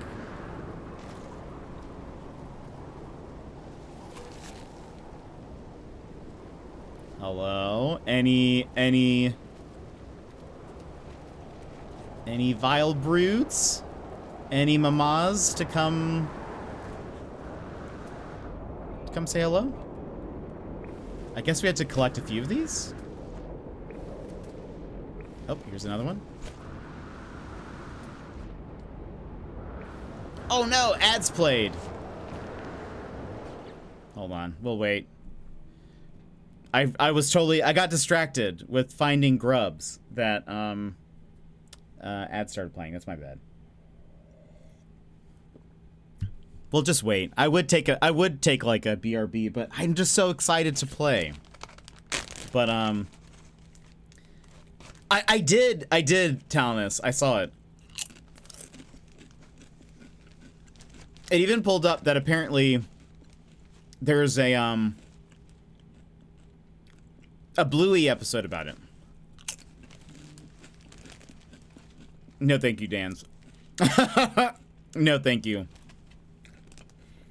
I think I would not be able to stomach it.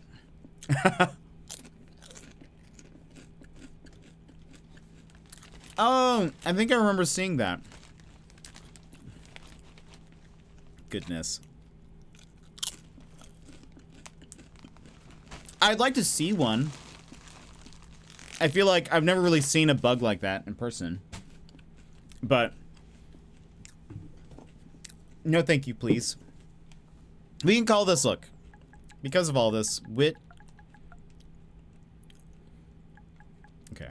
Witchetty. Witchetty grub.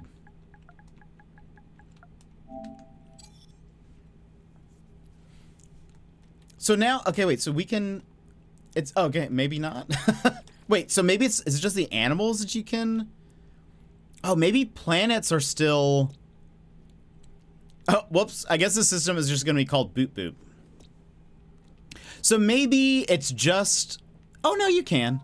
You can, okay, it just didn't let me, I guess probably while I was loading. They're the size of a medium-sized dog. Oh my gosh, wait, what? That doesn't seem right. The grub? That doesn't seem right.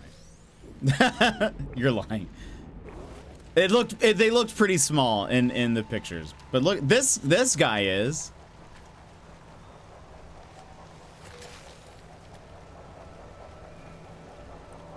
So how many? Wait, did it say that I needed to damage them or that I needed to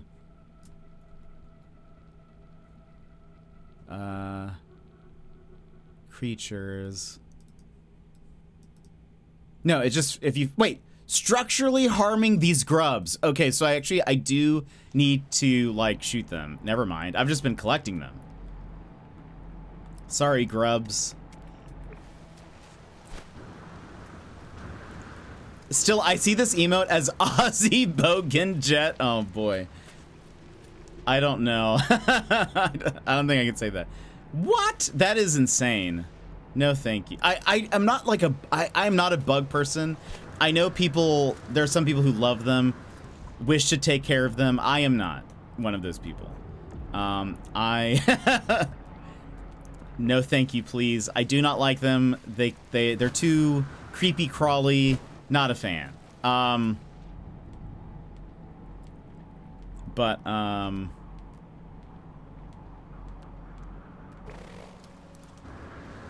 a fan. I don't think I would like to just see one just so it's like, oh, interesting. But no, I am not. I will not eat one. I could not handle it. Would not be able to handle it.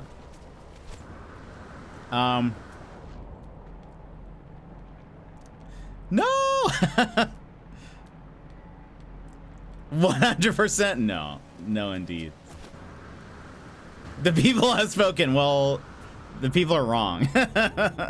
Sorry about you. I will say the fog in this game, big improvement. I don't know if you remember this, Talinus, but I feel like we had an issue sort of where it was like, not an issue, but it was very much like if the planet had fog, the fog was always in the distance. You know, like if you approached it, it would kind of dissipate. Things would kind of clear up a lot more. But like the fog can be right on top of you. And I feel like this would make cities look super cool. We need to find a planet where it's one of those chromatic ones where it's just black and white. And then find one that also has fog and rain, and then we can make our noir city on it. Aussies can't be wrong. I don't know if I ever said that. Oh, I bet that has to be so cool. I need to find a planet that has really tall mountains. That would be dope. Okay, we need another vile brood so I can punch it.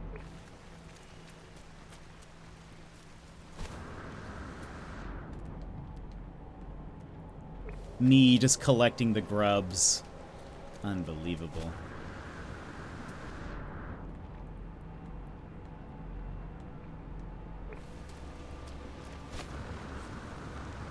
One thing that I like that they have also changed, I don't know if you've seen.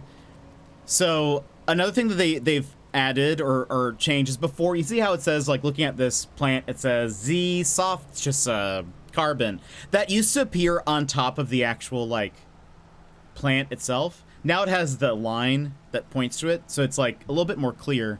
But now when you get hit by these things, these hazardous plants, it's more clear what's happening when you're getting hit. There's actually a message that pops up in the middle of the screen that's like, you're getting hit by hazardous flora or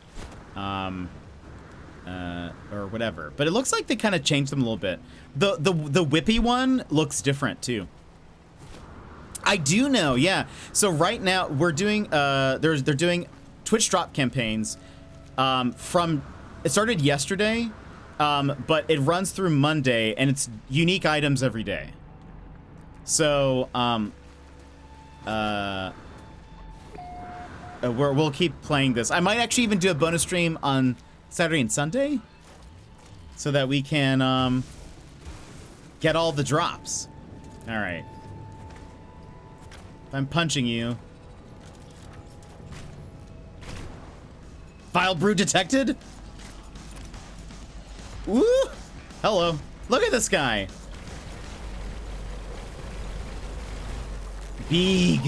Uh-oh. Also, the Sentinels are kind of mad. Oh no! The Sentinels are mad that I'm fighting. That's not good. Oh boy. I don't really know what they do. So or like the Vile Brood does. Carapace and Brooding. Very fun looking. Fire! And there's a storm happening. I should, Come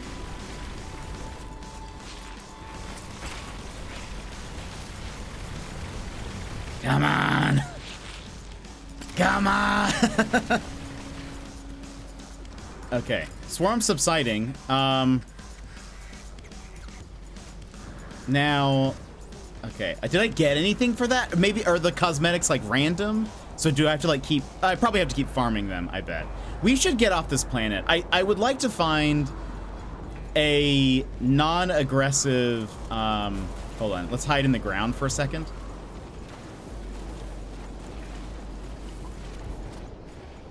For those that don't know, Sentinels are bad. They will keep sending waves of people. If you ever are in trouble, just dig a hole in the ground for a few seconds and you'll be fine. I will take a look at it. I usually take a look at things in the Discord after stream. So I'll take a look at it afterwards.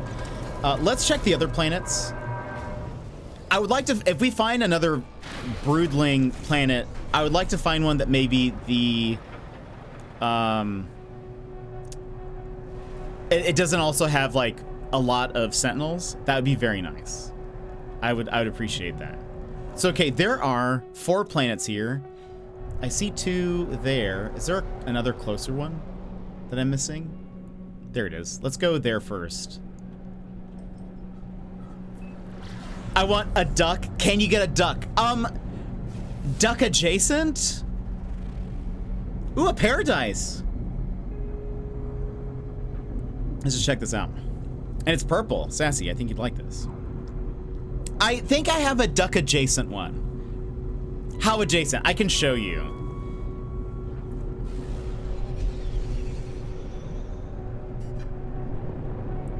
Also, I can't wait to find a planet that has the floating islands.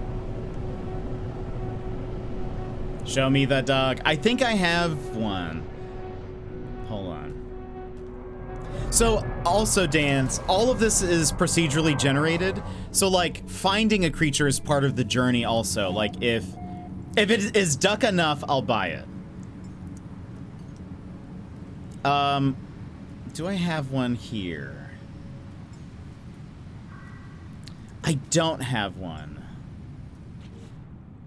So some of these will have a duck bill. I don't think I have one that has a duck bill. I do not. Let me see if I can find for you. Flying Gek. Maybe Protogek? Protogek. No Man's Sky.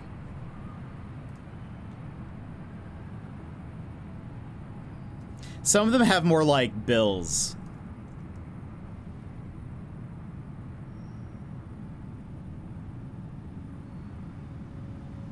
But again, it's all randomized, so it's kind of hard to find. Let's see.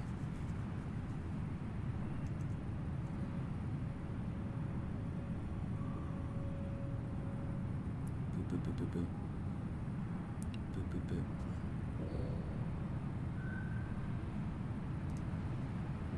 boop. That's kind of one. If this one's more of like a bird bill, like not specifically a duck bill.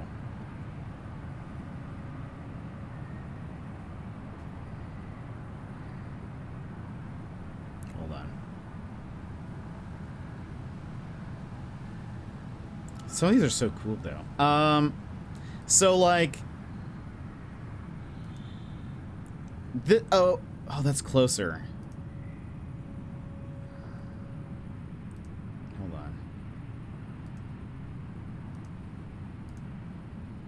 So these creatures are sort of like bird, lizard type things. Some of them have wings, some of them don't. These don't have wings, but this is sort of like a bird bill. Not really duck bill. See, like some of them have feathers, some of them don't. This one has more of like what I would consider a duck bill, but this one can't fly. But some of them can. So like I have a similar type that can fly, and you can you can hop on its back. So I would believe there is somebody out there. There will be a planet out there. Again, don't know how long you've been around. There are 18 quintillion planets. All of them are procedurally generated. Uh-oh. It's one of those. Sandworm. It's fine. We'll be fine. Purple grass creeps me out. I look at that guy. He's fine. He's just gonna be real loud while we're here. Let's find some other creatures. So again, so it's like, what's cool though, No Man's Sky, I think, has a wonderful community. It has, like, generally, besides the few griefers that you can find out there, generally the people who play want to help. Like, they want to share things that they have found. They want to, they would like you. Oh! Look at this little guy!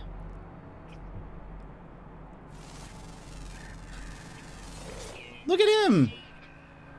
He's so small. If I'm small... Look at this little cow guy.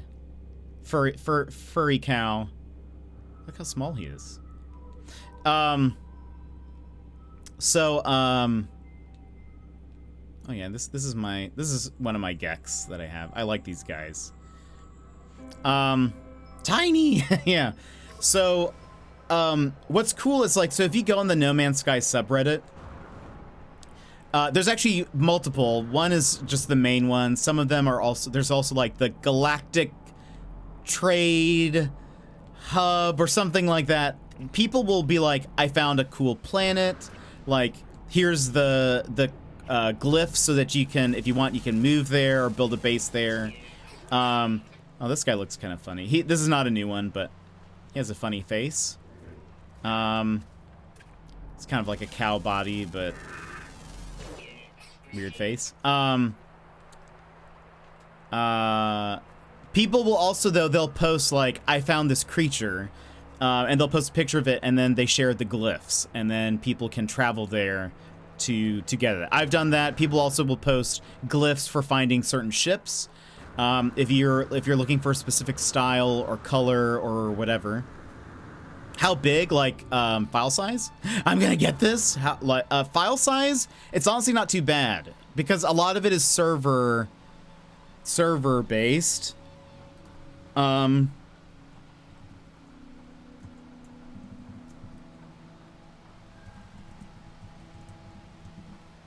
On Steam. It is also cross-platform, so or like cross-play. So even though I'm on PlayStation, I can play with anybody. It says it is 15 gigabytes of storage space. I wonder if that has changed at all, but I use controller. I feel like the PC people prefer keyboard and mouse. Talinus plays on keyboard and mouse. Oh, and Shepard, as a fan of purple, love this planet. Sassy loves the color purple, so I figure it's cool. But yeah, all of this is randomized, so I love finding one of the rarest grass types is white grass. I love finding those, and I will spend hours literally just searching for white grass planets, and it will take me just as long to find like a singular one. I do think it does depend on the system you're on. I think on the Switch it's probably much bigger. But this update was like 18, 19 gigs. So I don't know, but I think a lot of it, yeah, I prefer keyboard mouse, but that's only because I keep the controller option separate for VR. Helps with muscle memory. Okay, that's fair. That makes sense. Here's some of my other ones that you guys didn't see. Here's another dino. He's more of like a, what kind of bill is that? Almost like a dodo? He kind of has like a dodo face. Dodo face. Here's another butterfly that I have. Matches this planet a bit. Doesn't have like a tail, is just a butterfly. A giant one. You can fly on this one as well. Very inefficient, but very cool though. Then let's see. There's what else do I have? Oh, here's a giant beetle. I thought the colors looked cool, like the little blue spatter on the wings and the face. I thought that was really neat looking.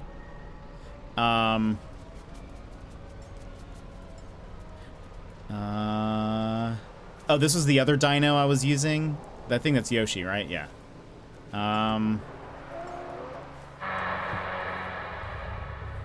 There's a sandworm. There he goes.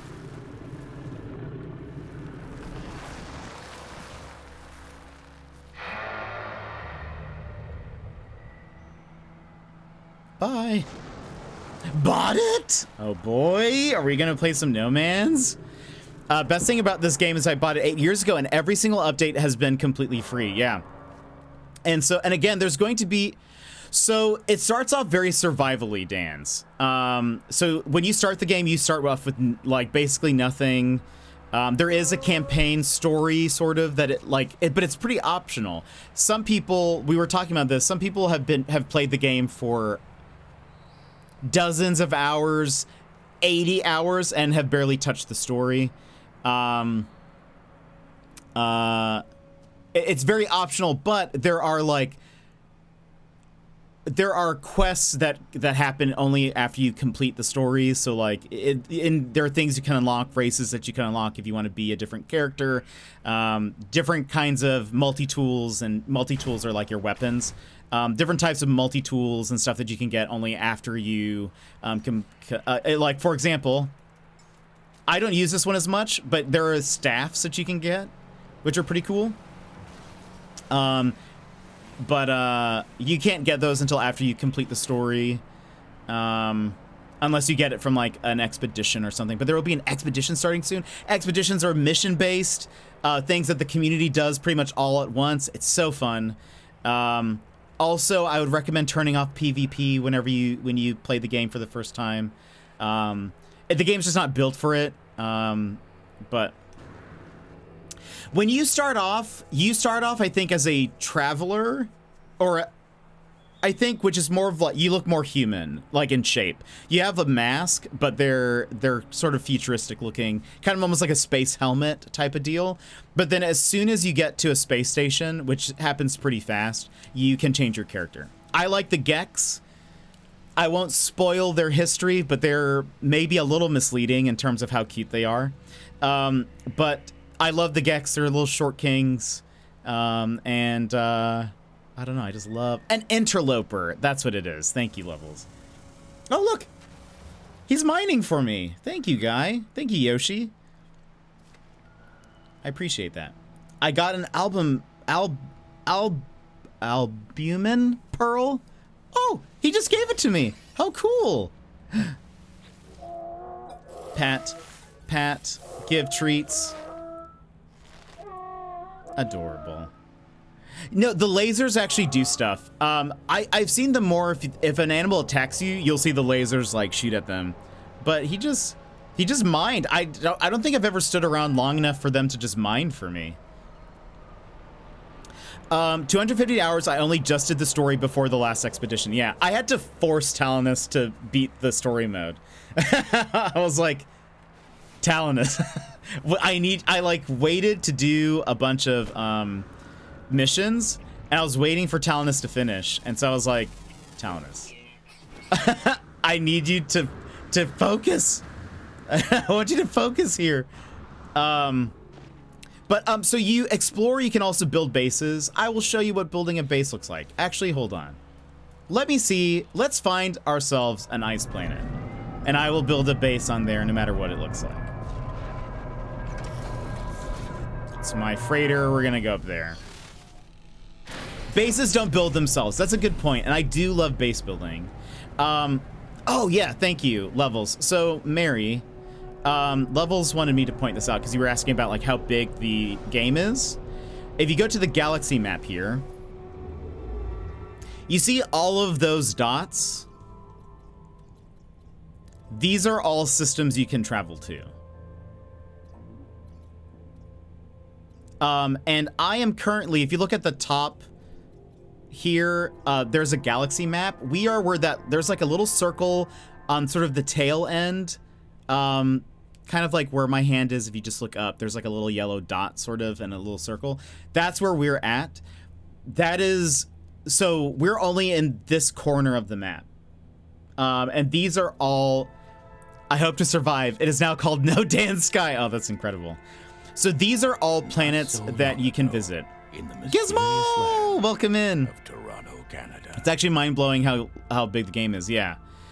I'm sure if we like looked around enough, we could find maybe a planet that has been visited. But a lot of these seem to have default names. So it makes me think these are probably like, a lot of these are uninhabited or have never been visited before.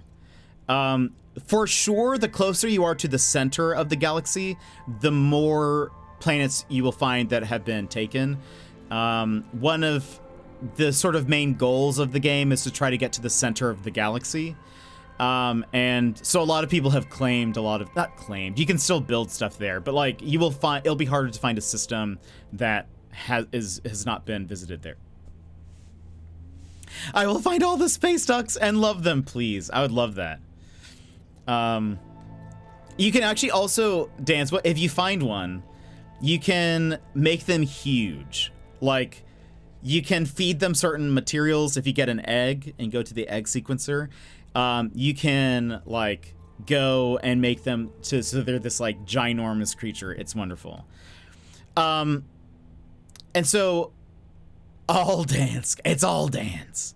I want an army of ducks. You should find them. Find them all.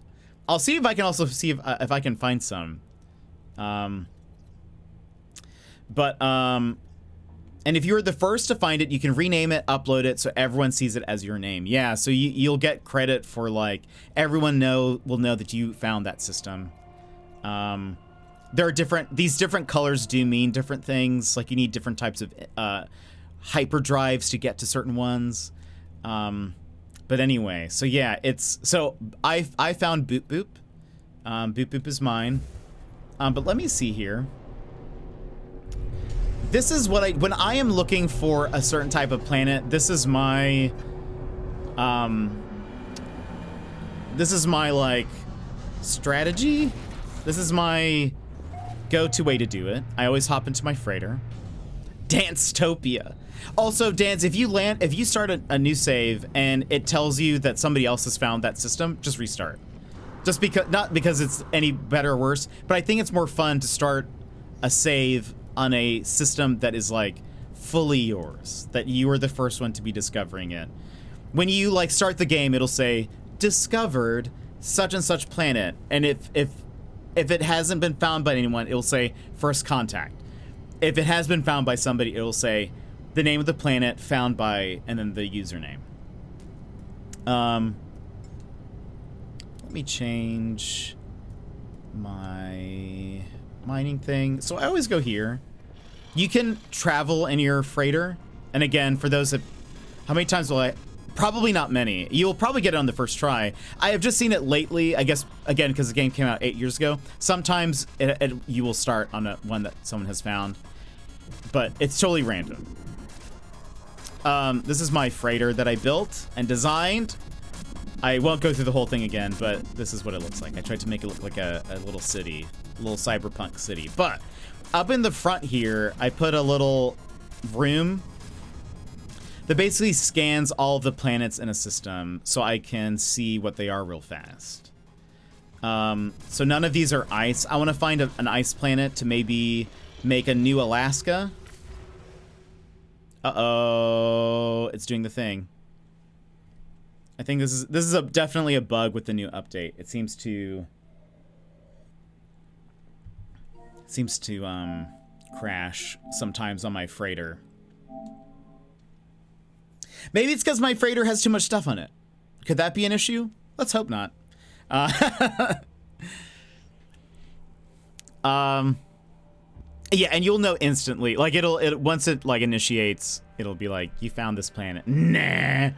It looks like it could actually be an actual in-game hub. What do you mean? What can, Gizmo?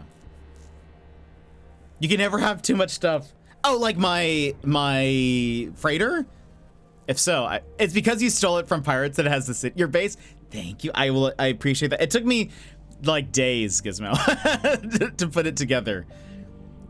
Because the building is fun. Base building is fun. It can be a little... Not me in the floor. It can be a little finicky with how you like maneuver things. So it took me a while, but this was like, I was very proud of the steps. Look how cool it looks. Did you out-pirate the pirates? Maybe. All right, let's actually see. There we go. Let's find... I'm actually kind of curious. We'll go to some red ones, some red stars. I just overtook their dreadnought. I was like, this is mine now. Mine. This is my town. It took me a long time to like get my freighter base going. And like I said, I think there were times, Talanos, I don't think you were here when I said this. I don't think I've ever mentioned this to you. But there were times when we would be playing where you guys would be like, oh, can I stop by your, like, should I meet you at your freighter or whatever? And I'd be like, no. And it was because I was working on it. I didn't want anyone to see it until I finished. Viridescent planet, breached planet. I kind of want to go to one of those just to see. Damp, barren, fiery. Let's actually go to this planet because I want to see something. So there are anomaly planets, or glitch planets is what they're called. I am curious if this is where the new creatures show up, like some of them do. I do have the Mass Effect ship levels. I think it should be out here somewhere, I think. And Shepard. Dang. Thank you so much. Came for the drops, but stayed for chill vibes. Keep being awesome. Back to lurking, I go lol. Thank you so much, Shepard. That's very kind of you. Oh no, ads are playing. I don't know if you're hearing this right now, but if you are, thank you very much. It's very kind of you. We'll be playing more. Here's the, that sounded like me. That I changed it to it's an Aussie guy. Look, yeah, here's the Normandy. It's right here. I also have, this is from the last expedition. Here's the ghost ship.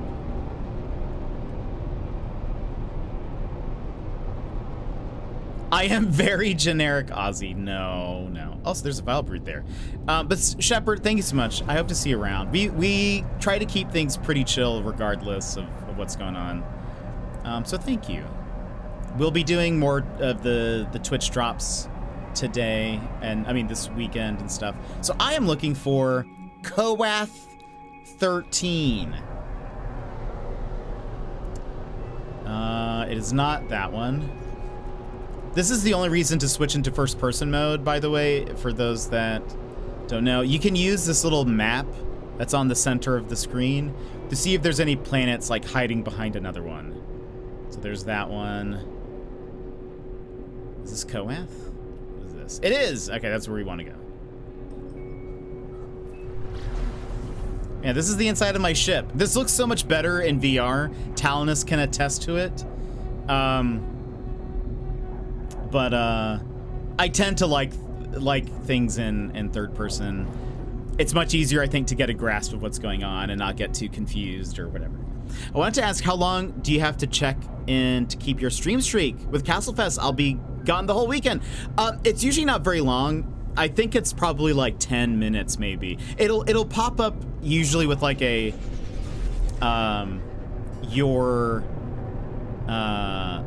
it'll pop up usually with like a little thing for you to say if it counts, kind of. So this is a breached planet. You know what? I guess this is not where I want to go, now that I think about it. Because there's only going to be one type of creature here, right? I don't actually know, though, for sure. I'll try to see if I can look it up. When are you going to CastleFest? Yeah, there'll only be one little guy here. But so this is like a glitched planet.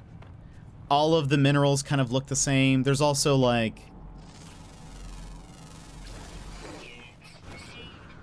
Wait, is this a creature?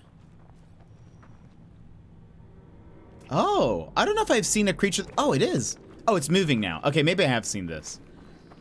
Yeah. But you can actually get little special items here too. Oh, is there a gravity thing? Because look at the purple. I feel like that when you see the purple lines going up, it means like it's a gravity storm. See this little like special yellow guy? You can take it and use it in your base. So anyway, let's go find an ice planet. There weren't any in this system. Let me summon my freighter here so it's faster. Thursday through Sunday. Okay, so... Oh, I see. Okay, yeah, so I'll look it up in time, see if I can figure out. I don't actually know. You only need to tune in to 3 to 5. Okay, Gizmo might know better than I. Looked it up. Each instance has to be 10 minutes. Okay, so I do not know. Just stay for 3 to 5 to 10 minutes. That's my answer. Don't hold me to it, but I did my best to do exactly that when I was away not that long ago. I think it worked. Nice. Somewhere in the range of 3 to 5 to 10 minutes. And you should be good. But Gizmo, do you have any fun plans this weekend, or do you have any tournaments? Also, the ads are done, and Shepard, I don't know if you heard me while I was saying this, but thank you very much for the bits. I'm glad to have met you and that you're here. We will be playing more Nomads, at least probably through Monday. I know there's a puzzle game next week that we'll be starting, but regardless of what we're playing, it's always fairly chill. Love to chat. We try to go for cozy vibes, so we hope to see you around. Going to go see the new Nicolas Cage horror movie with some friends, and that's about it. Excellent. I would love to hear how it is. Not that I will go see it probably, because I'm a spoopy baby boy. But would be very curious to hear just like if it's good. So a bleak planet, Heimel, that is an ice planet, rainy, frostbound. Let's go to, they both have high sentinel activity. This one looks cooler to me. This one's like gray. Heimel is gray. I mean, is ice, I think. But we'll go to the frostbound. Akirt. Akirt 9.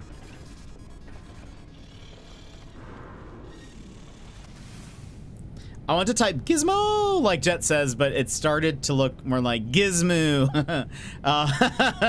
Gizmo. Yesterday I learned that apparently Americans say emu weird. Aussies say it emu. But anyway, just a fun fact. Okay, so what is this? This is the Bleak Planet. First person. Okay. This is definitely not. Hold on. There's a planet this way. Is it? No. It must be. Is it on the. Hold on. Ah. Is that it?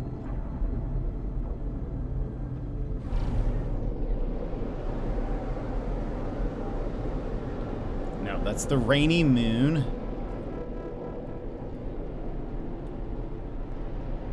Obsidian.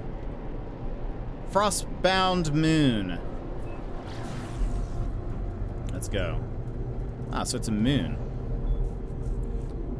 And Ginny! Welcome in. Oh yeah, I got it yesterday. Yeah, maybe. Or the other day. I think that might have been Wednesday, maybe? No, you're totally good. But welcome in, Ginny. How are you? But Gizmo, I hope you enjoy the movie. I hope it is good. Gizmo. So let us see. Because I wanted to show you guys how base building worked. Woo. Quite cloudy here. Oh, look at the clouds though. They look so nice. Let's find. There's also there should be water here, right? No. Oh, I don't think there is water. Never mind. It's okay. When it comes to finding a planet that is an Alaska planet, because again, for those that don't know, I live in Alaska. And I have a dream to find the perfect Alaskan planet. The requirements are they need to have like the pine looking trees. There needs to be water. There needs to be mountains. And I prefer, the water needs to be not orange or red.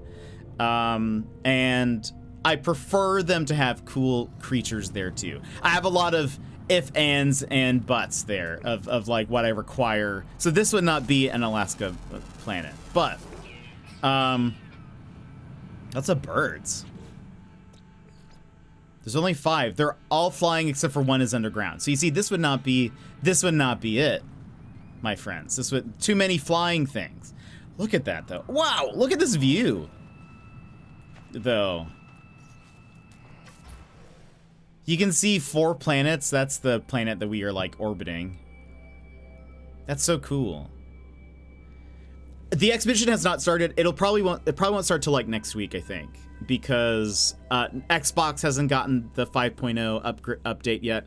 It usually, I think they wait until all of them have at least gotten.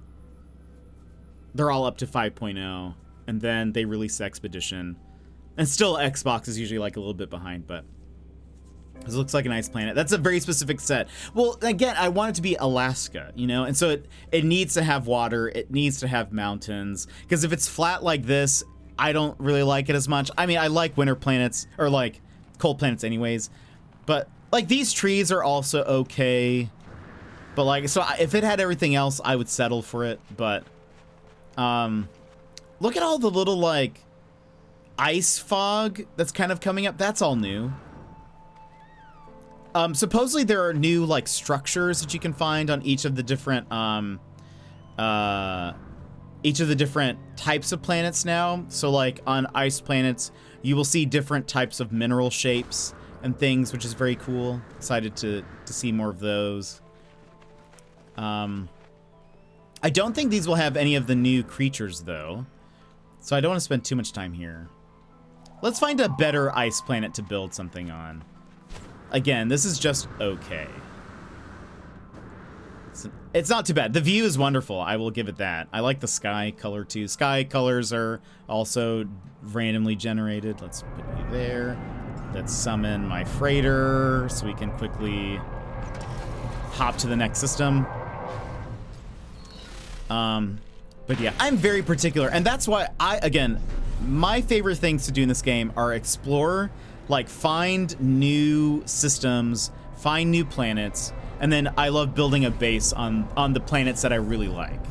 And I like having sort of like, this is my ideal. So there are lots of different biome types in No Man's Sky. I love finding like the perfect ice planet, and then the perfect like desert planet, like fire desert planet, perfect toxic planet. Like I'll try to find my perfect ones of each of those, and then I'll start building bases on them. That's the thing that keeps me playing. There are people who prefer, again, like being more piratey, people who want to creature hunt.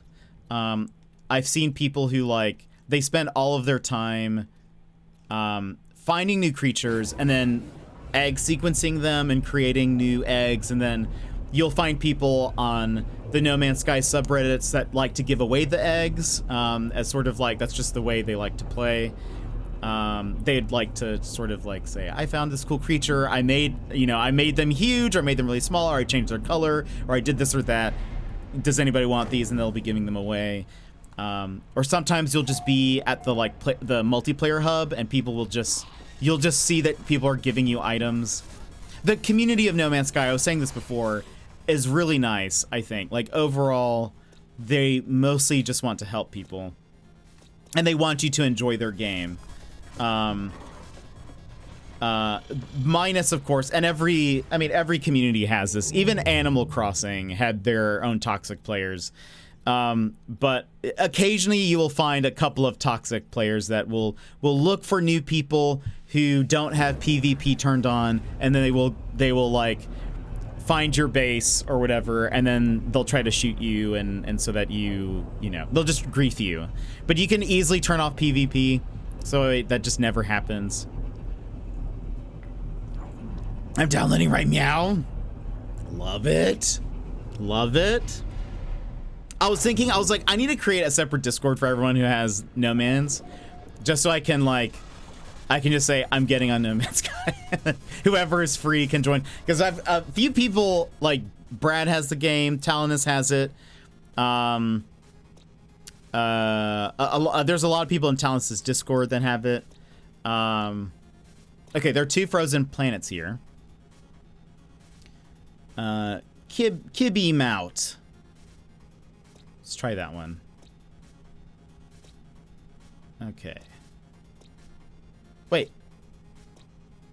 There are 2 planets here that have dissonance detected? That's pretty rare. I guess that's not impossible, but it's interesting.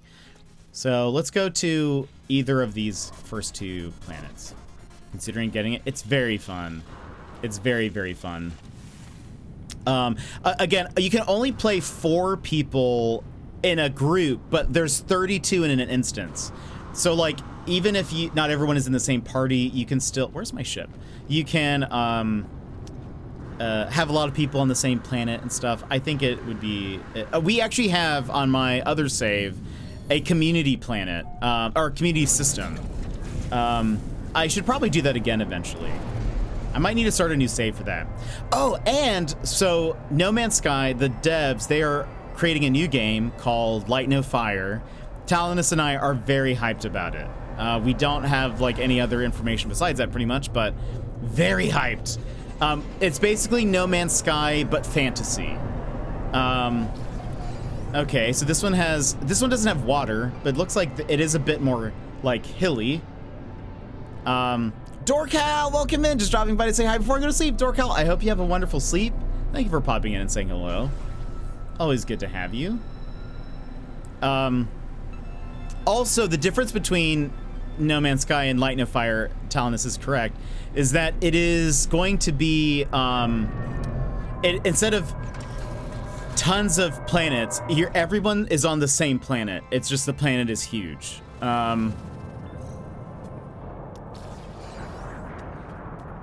What is this? Well, I don't know if it'll be like an MMO. I think it's going to be the same thing where probably you can have 32 people in the same area. It's like a little hippo guy. Also, let's check this. Okay. Most of them are ground. One of them is underground, and one of them is flying.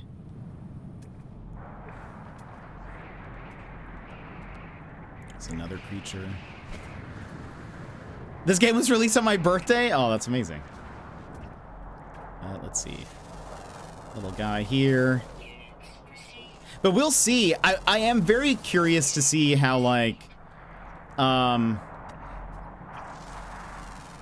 there's the flying. Ooh, look at all this wind. It's so cool. Cannot see anything during the storms, but that is to be expected. Let me refill this.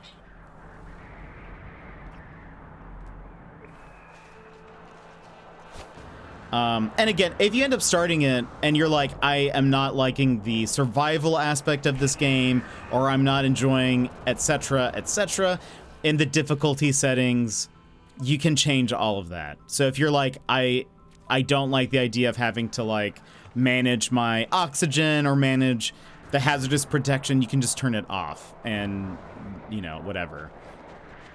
And like, it's mostly a single player game. So like, if anybody is like, oh, you're not playing the game, it's, you know, whatever. Don't be a gatekeeper. Okay, so the only creature I'm missing is the one that's underground, and meh.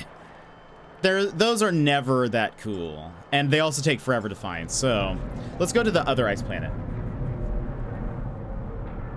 Yeah, I can see the new weather upgrades here, totally. And Talonus, I feel like it is so clear that they are setting things up for Light No Fire, because I remember kind of seeing the first video of it where it shows them in the water, and they even talk about like boats and stuff, and I was like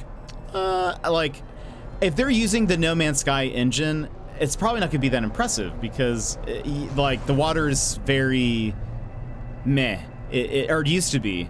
But now, like with the waves and all of that, now that your ship can land on the water, it kind of makes sense that they're probably like even maybe gearing up for boats in Light No Fire. It makes sense.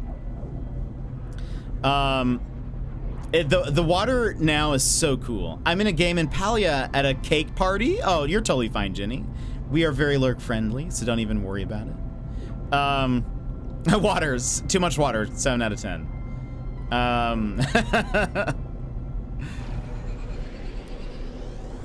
Let's see what this one is like. New planetary record, coldest temperature. Oh, I think I am on the ground. Yep. It's land. It's also stormy.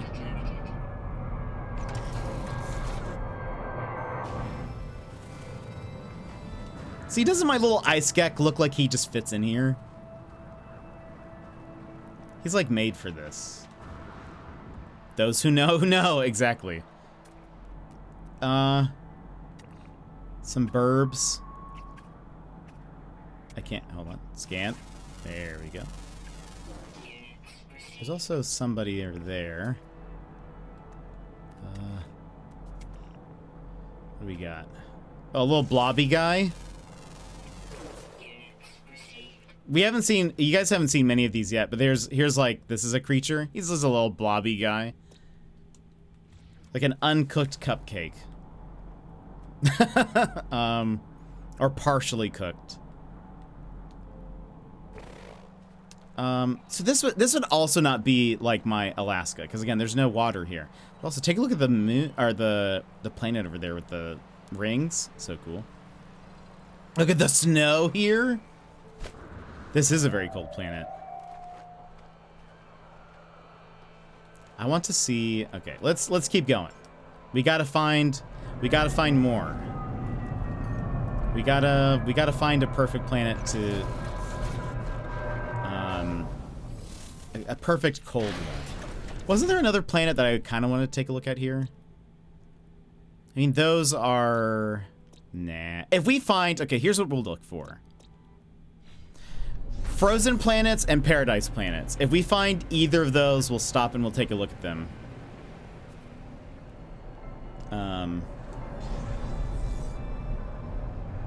And we'll see.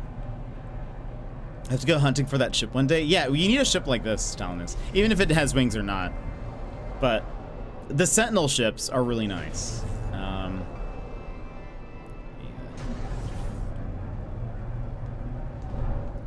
And land.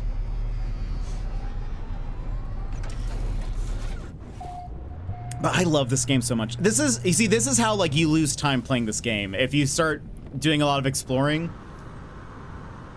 Like it's already 4 hours. We've been streaming for 4 hours. That's how it happens. Oh, while I'm here, let me just see something. Okay, let's see if there are any planets that just have two fauna. No. No, okay. So what should I do when I first get in? So when it starts off, it's going to be like super survival game. You are going to have to like, it'll walk you through interacting with the backpack, learning how to craft things in your backpack, learning how to install technology. It's going to walk you through a lot of that. You won't be able to leave the planet initially. It'll kind of teach you how the systems work. And then it sort of like sets you free. And there is a log here that will give you like quests to do. And there are some that if you want, I suggest doing the main quest because it'll take you to a lot of different places. It'll show you a lot of things. You'll also unlock more things over time that way, and unlock things faster. So I recommend starting off doing some of the missions, but if you're ever like, I just want to explore for a bit, explore. Like, you can always come back to the main story, no matter how far you've traveled or whatever. So the beginning part is going to be a lot of like, you need to find, okay, so none of those are ice, or paradise. It's going to be a lot of like, you need to find these materials. This is how you find oxygen, because if not, you're going to die. Or this is how you find, your hazardous protection equipment and all of that. So yeah, the starting bit will be very guided, and it'll also show you how to build a base and all that kind of stuff. Yeah, and the game guides you. Eventually, though, it's going to be up to you, sort of what you want to do, and hopefully we'll hopefully be able to jump in a call or something and play some, and then I'll start a new save even. Desert planet, rainy planet, barren. No, okay. Gotta keep traveling. We often play a lot of times in Talinus's Discord. But now I kind of want to start in like a private no man's Discord. So that way I can just be like, basically everyone that I've ever invited to play the game, I can be like, I'm hopping on, or we can all hop in a call or something, and maybe make our own little planet or our own little system. It'd be very fun. Oh, also, do not be afraid. Here's a tip. Do not be afraid to build bases in No Man's Sky, because bases, when you put down a base computer and you like start it up and whatever, it allows you to fast travel to that base in the future. So if you ever want to return to a planet, if I'm like, I really like this planet, I like the way it looks, I like the colors, or I like the creatures, or I'd like a ship that's in the system that I would like to come back and get, I always drop a base there, so that way I can fast travel to it later. And I usually call the base something to remind me of why I saved it. So if it's like cool creatures, I'll name it that, or I'll say white grass perfect or paradise planet or something. I'll call it that, so that way when I'm going through my base list, I can be like, all right, let me go back to that thing. Or if I build the base and I have a certain style for it, I'll call it whatever that is. But do not be afraid to put down base computers, because you can always use them to travel, fast travel, go back to them. You can have something like, what is it? Is it somewhere between like 200 to 400 bases or something? Like base computers placed. So there's really the only thing that's stopping you is how much chromatic metal you have, because that's what you need to put down a base computer. So I have a lot of bases sort of like set up. I used to do that too, and name bases the rare items found on the planet. Yeah. Or I've built a few bases that are like mining bases. So you can unlock things that will mine things over time for you. And you can always just return back to it, go to the little supply station and pick up the materials. I will name the base whatever that is. So if I have a copper base, I will call it copper, and usually whatever rank material it was. So sometimes the little hotspots will range from, it is a C rank hotspot all the way up to S, so CBAS. And I'll say like A rank copper or gold. Oh, hello, guy. Jump scare. Ooh, low atmosphere, isotopic, Hyperborean. That is, Hyperborean is ice. It is also a dissonant planet, which means there's going to be a lot of purple stuff there. Some purple crystals and things, and a ship. There'll be a special ship there. Where is this guy? So the ship that I have is called the Sentinel ship. They are wonderful. They are like, honestly, some of the best ships in the game. They come in a bunch of different styles. That one has wings. There's some that look like TIE fighters, sort of. But these you find on dissonant planets. And so you have to find a system that says there's dissonance detected, and then you have to go to the planet that has dissonance on it, and then you will find those ships, and then you can start ship hunting. That is the low atmosphere. We are looking for the Hyperborean planet. That doesn't look right. It should be blue. Is that you? Oh, it's one of these probably. Hyperborean.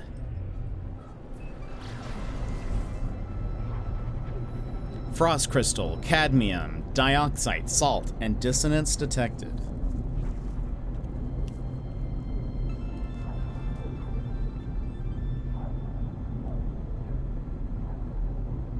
What is dissonance? So, you've said that a lot. So, dissonance, hold on, we found something in space. We're just gonna ignore this. For now, because we'll get attacked by some things when we go investigate that. Dissonance, it's sort of a lore thing, but basically you will find in No Man's Sky, there are these flying sentinels. They look like little robots, and their job is to sort of like make sure nobody is mining anything off of the planet. If you mine something, ooh, this is actually pretty nice. If you mine something in front of them, they'll start attacking you. They'll send robots to attack you. Dissonance. A dissonant planet means that the sentinels here have sort of rebelled against their programming. They will still attack you, but they are like of their own, like, they do not serve the Atlas, which is the sort of like, look at this planet. I like this. They do not serve the Atlas. They kind of serve their own purposes. And so you see how everything has a purple hue to it? That is a part of the dissonance. There are these crystals. Yeah, I will definitely build a base here at Levels. These crystals are sort of like in response to their dissonance, I guess. It is tied to it, but there are other different like crystals here, materials you can find. It also means that there is a special ship that you can find here. That is a sort of like... so like the ship I have is a dissonant ship. Or not dissonant, it is a sentinel ship, but you can only find them in dissonant planets. This is really fun looking. Yeah, we will build a base here. We can also, I'll show you what to do if you were looking for a ship. You can also see, like, there are special robots here. Like that guy, he's like a drill. He also has little flying drones around him. They have crystals on them. They're sort of like, not poisoned, but it's like they have become corrupted in some way. They look like this. They've become corrupted in some way and therefore do no longer serve the Atlas. It's very cool. The lore in this game, because Dans, you like lore, if I recall, in your games. From what I like, because I remember you liked, I want to prove that, but but I know what you mean. But I know what you mean. You love lore. That's what you mean to say.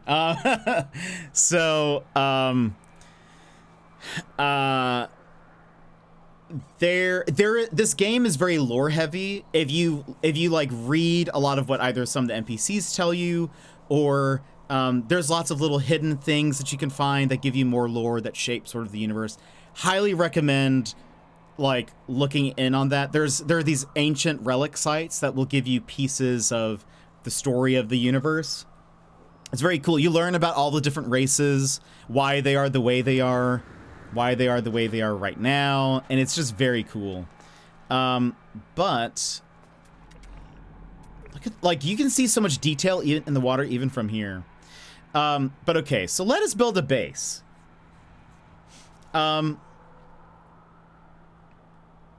I always love looking for a nice view. I accidentally danced too close to the sun. That's incredible. So one, if you were like, if I wanted to build like a functional base, we have these different survey modes here.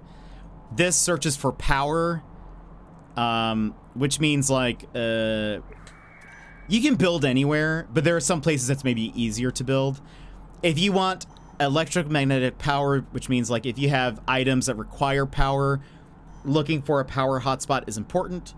For when you're starting off, it doesn't really matter. You can also find mining. You can survey for minerals, so that's what I was saying. Like if I wanted to find a copper deposit and build a base around that, you would want to use this, or gas as well. This is also an option.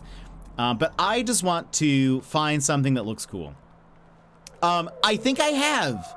We just landed on this planet, Sassy, and it looks really cool. But here's the fun thing. So, you can, oh, it's one of these. Look at these guys. These are usually aggressive. They're called bone cats for some reason. I wonder if they will attack me, or maybe they're just carnivorous. No, they won't attack me. But look at these guys. They're kind of weird looking. But people call them bone cats. I'm not sure where that name came from, but that's what they're called. I find that a lot of times on planets they end up being like aggressive, but these aren't. That's nice. They might attack other creatures, but they won't attack us. We can find a place that has a good view. That's what I want to find. The scanning reminds me of Metroid. That totally makes sense. I can see that. So, I mean, if we wanted, we could build a base on top of a mountain, or look at the sky. It's No Man's Sky. It looks so good. Like the sky color. The sky color, I think this was also something they changed, Talonus, was the sky color at night always used to be the same, no matter where you were, for the most part. It's always kind of like a dark blue, like very dark blue black. Now the skies have different, like night skies have different colors, and this one looks so cool. I like this. Also what's dope is like, unlike what was that game called? The Forest. Unlike The Forest, where you put your base really doesn't have to make sense. Like, you can just literally build the base in the sky if you wanted. But let's go ahead and let's build something next to some water. That's what I say. So let's find a good little water spot. A castle in the sky, you say? Yeah, you can, when you're placing things, you can literally just float them in the air and place them there. We're in like a middle of a little watery area. Let's do that. So let's we'll land. This looks very pretty.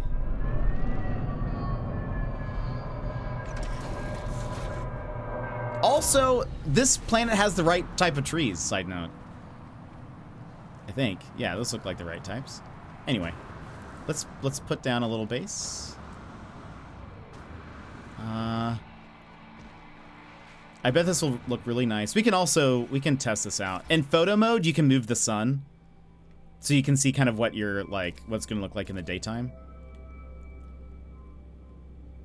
I love the photo mode in this game. Very fun. So, okay, this looks...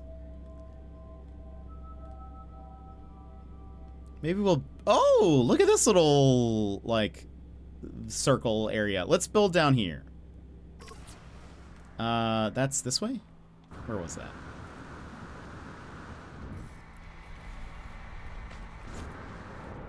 Yeah, it's this way. Also, some planets have varying sentinels. Some of them will have like almost no sentinels. Some of them will have incredibly aggressive sentinels. Also, look, the little light on this guy is like shining. He's like lit up. I feel like that's new. I have never seen that before. Yeah, because Talents, I don't know if you were here when I said this, but one of the things they changed is the skies, the night skies are now different colors. Before, they all used to be sort of a dark blue, night black, sort of twilight color. Now they can have different colored skies, which are cool. And also the color variation changes as the night is moving. It used to sort of just be like same color, and now the light is coming. Now I guess there's more variation and stuff. Yeah, super cool. So this is a base computer. I just put the base computer down and it did a little scan. The scan makes sure that you're not building next to anybody else who has a base there. You're generally going to be fine no matter what. If you do build in a place where, if you're building in a planet that your friends are building on, or a busy, you find someone posts glyphs to go find a planet, and they're like, if anyone wants to join me, whatever, it'll always scan to make sure there's enough space between bases. And then you can start building. You now have a build menu here that you can just start placing items. I have been trying to build more cozy, small places, so that's what I'm gonna do here again. And we're gonna use a mixture between, so there are different structures you can use, like here, like timber. This is the timber section, has walls and doors and whatever. Then you also have, if you are not a base builder, if you're like, I do not like base building in the least bit, I just want it to be functional, there are prefabricated building parts, so you don't have to build anything yourself. You just have to you choose one of these and it's a room. It has windows, walls. You just have to power it and build a door and you're fine, and it's there. I love base building, so I love messing with things. You can unlock different plants so that you can decorate, you can build it how you would like. You can sort of, if I wanted, I have little Christmas trees or snow trees that I've unlocked. So I can even put some trees if I wanted. I can put different types of plants, all of that. Sticker decals. There are room stuff.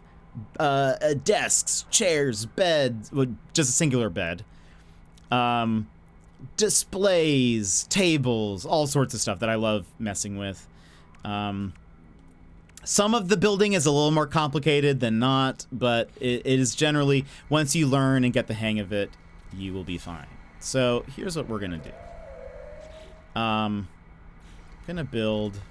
I also recommend building off of the ground, just because it's just better. It's just better that way. if you build something on the ground, like if I put a wood panel here, eventually, like, grass and stuff is going to start peeking out of from the ground. It's going to, like, clip through. So if you build up off the ground, you don't really have to worry about that. That's my kind of building. Game does it all for me. Tiny Home Builds. Fun fact, Laura's literally watching Tiny Homes right now. Well, this is also Tiny Homes. My game is ready. Wish me luck. Good luck, Dans. So, hold on. I'm going to build a few more little things here. And now, I have actually been messing more with prefabricated buildings. And so we'll do that here as well.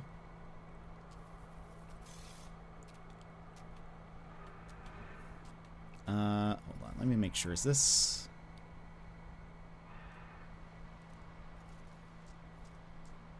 I want to make this sure this is, like, lined up, kind of. If it's not perfect, it's fine. But... So I'm using cuboid. I need glass! Alright. Go in here. Craft some glass. Boop, boop, boop, boop, boop, boop, boop, boop, boop, boop, boop, boop. Okay.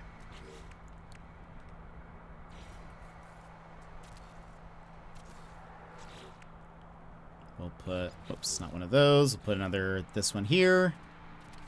Do that. And what door was I using? Was I using the hollow door? I think so.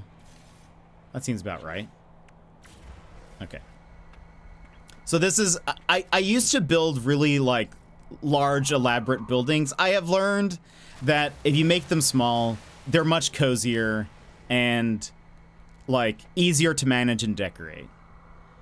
I like those glass domes. Yeah, it's super neat. So, like, we already have an interior now. And so this has sort of been my, like, pattern, I guess, or my... Oh, look, the water... Oh, the water actually goes away when you're inside for some reason. That's the glitch they must be talking about. So, we don't have any power here. So what we're going to have to do is... we're going to build a battery down here. I'm going to hide it out of the way. And then we have solar panels. I need more metal plating. Where's my... Just in case. I don't know if I have any in my...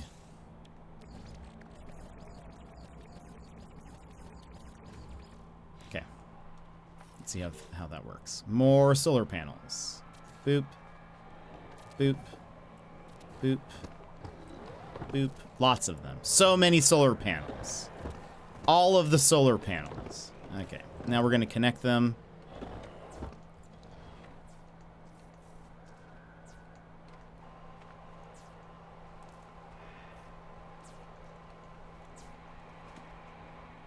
Together.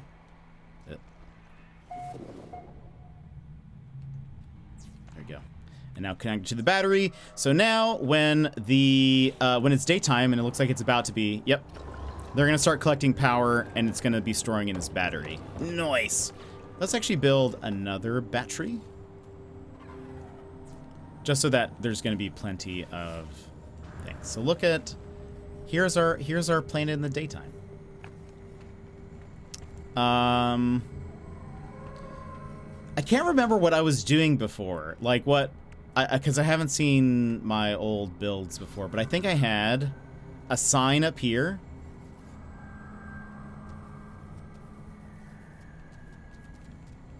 If I recall.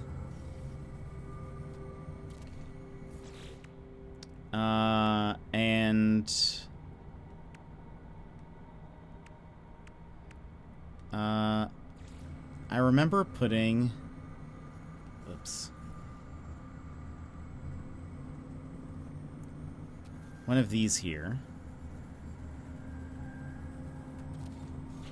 For those who haven't played in a bit, this is a new thing called like a wonder display.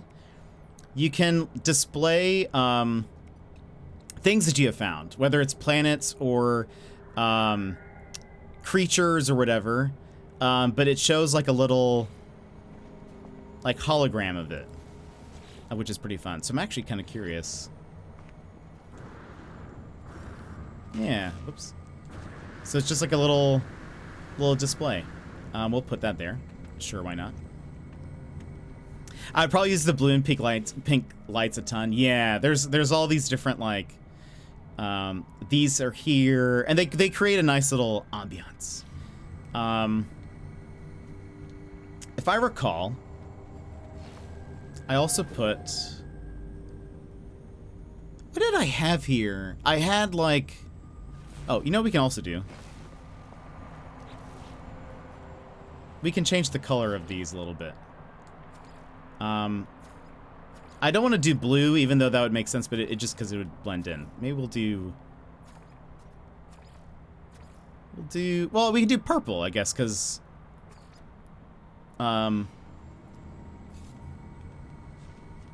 it's a purple planet. So there we go. It's now the outside. It's kind of hard to see from this side, but it's a bit more purpley. Maybe I should make this the front, because the sun is over here, but you don't get like the, you know, the water really. Maybe I should, yeah, maybe I should switch that around, because this is like the dark side. So hold on, let me get rid of that.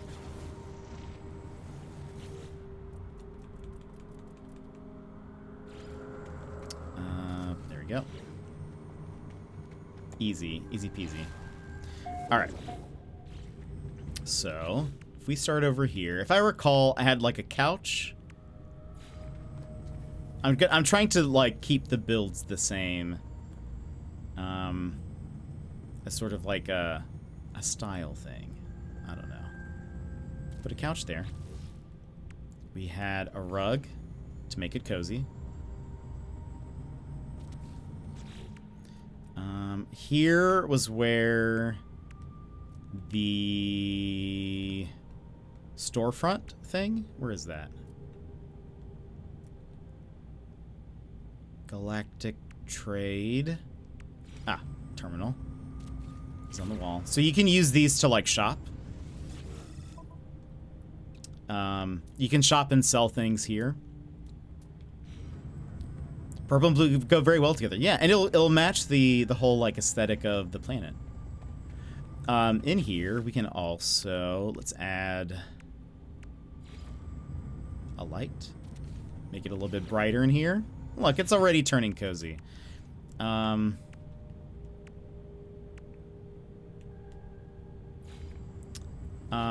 believe I had, where are, is it the illuminated pots?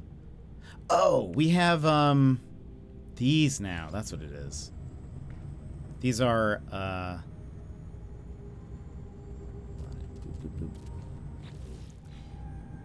we can change these to purple. Let's do, there we go. Have some of those. Now add the beanbags. Let's see here. What do we got? I kind of want to add, where are the plants again? Oh, they're over here. So these are these cave creepers. That's what they're called. I use them as like, I don't know, like hanging vines, sort of. They'll clip through the wall a little bit, but whatever.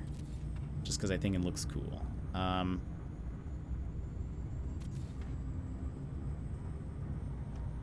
we can, I think they should be able to change a little bit. Yeah. Do that. Copy. So there we go. So we have now a little sit-down area. There was something, oh, I think I put a refiner over here, but we won't do that. This is not really like a practical base. This is purely, I just wanted a cool little, I guess to show off how base building works.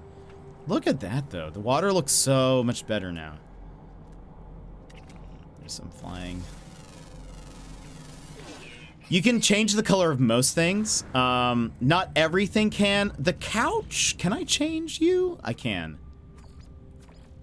There's also some like kind of weird hidden ways to change the colors. Like actually, I don't think I can change the color of the rug. Yeah, but so there are some things you can change, some things you can't. There's also some items that there's a workaround to change the color. I don't know if the rug is one of them. But what was it? It's something like if you...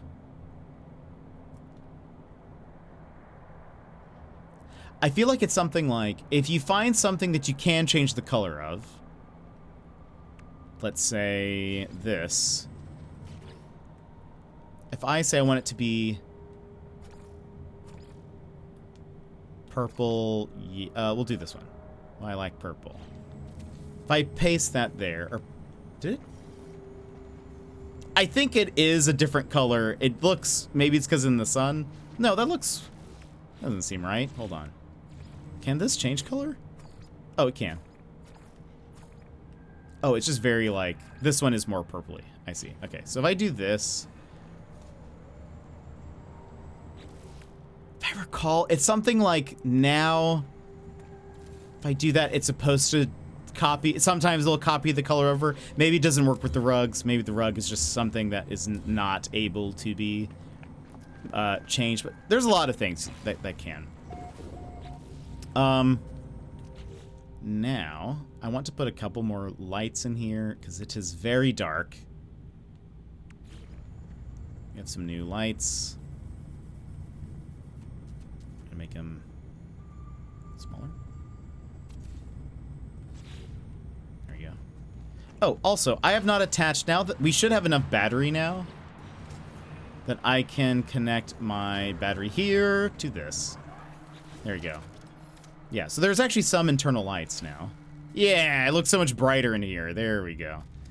I do want to copy this. I'm going to place another one here in the corner. There we go. Interesting. I don't know enough about game design to know whether adding color changing to everything would be easier or hard or not. I don't know either. I don't know if like maybe this just has a special texture that can't be changed or something, or... Yeah, I don't actually know, but I would love if you could change the color of everything. I think these lights you can. Yeah, it looks like... It doesn't change the color of the light, but it is changing, like, the base color. Oh, yeah, I used to add, like... Where are those cave creepers? We can add... Here you can also do things like rotate items to get them to fit certain, you know, if you want it to look a certain way. It does get a little difficult sometimes to tell, like, is this right? And I mean, it's okay. I feel like nobody is going to really scrutinize this build. No scrutinizing.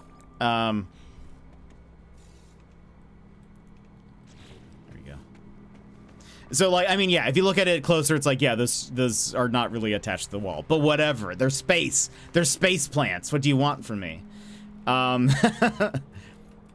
You deal with it. We can also build a teleporter if we want. I do not have enough carbon nanotubes, so I craft some more.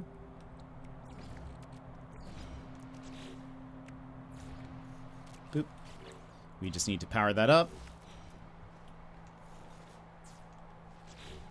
And now we have a working teleporter. If I want, I can put some more couches in here. Let's just make it a very lounge place.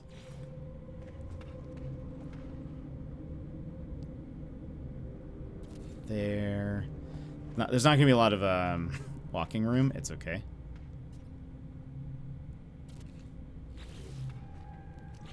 Change the color here so they all match. Probably push that a little bit closer to the wall.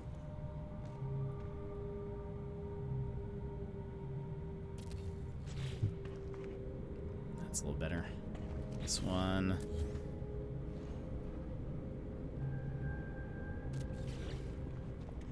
There we go. What else should we add?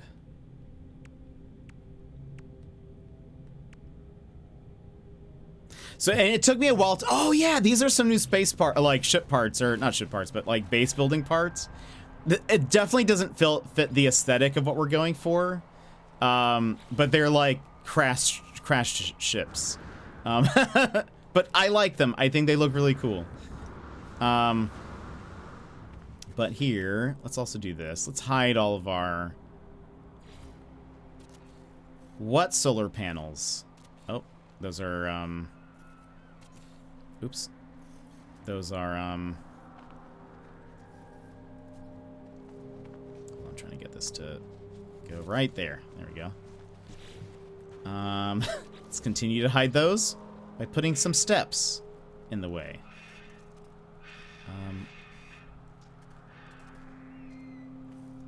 There we go. Yeah, I see no,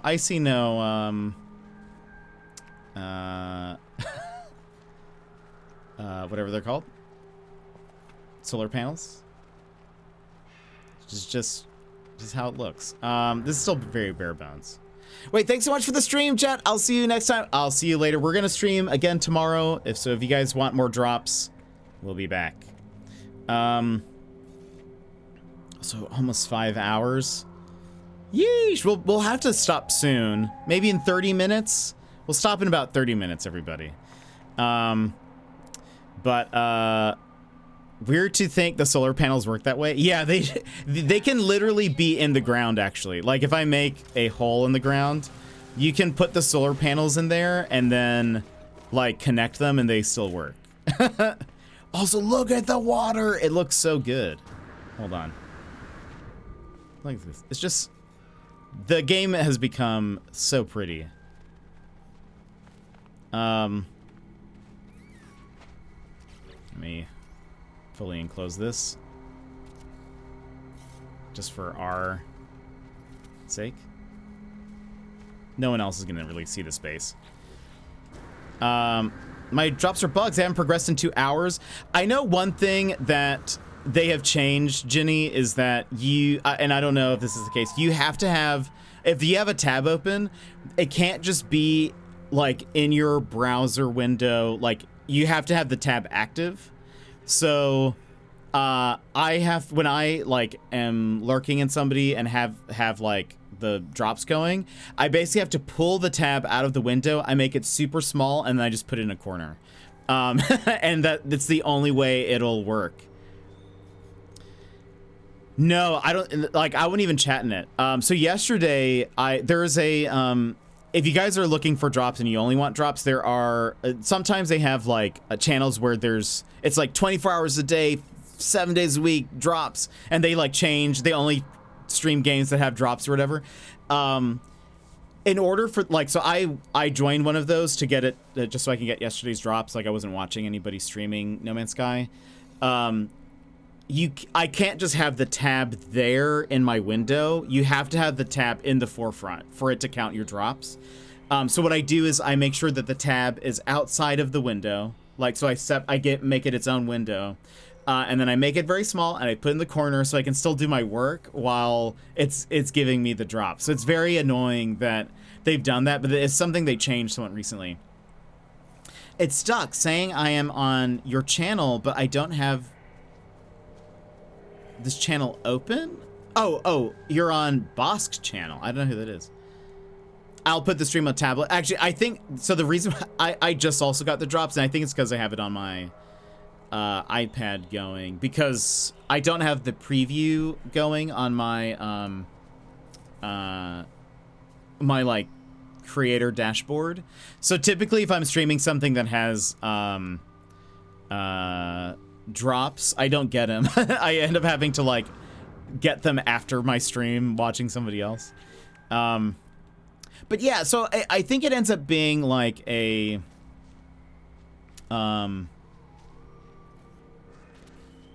you sometimes have to just have the tab open in a different, like, and make sure it's open and active. You don't need to chat. Like, I got yesterday's drops, I didn't chat once in that account's stream. Yeah. What should I do? Close or close all and then reopen? Maybe. I don't, that might help. But I might have never, I remember last time I was very confused because I was like, why is the count not happening? And it was because the tab was not, like, visible. If you have, like, somebody's stream open and then you tab over to your email or YouTube or whatever, you tab over to another tab, it will stop counting your watch time. So it has to be, like, up at the front. The player needs to be going, and etc. If not, maybe refresh. I mean, that could also, I don't know if that'll help, but doesn't hurt to try. Twitch be Twitch sometimes. I don't know all the answers, but you know, I want you to get your drops though.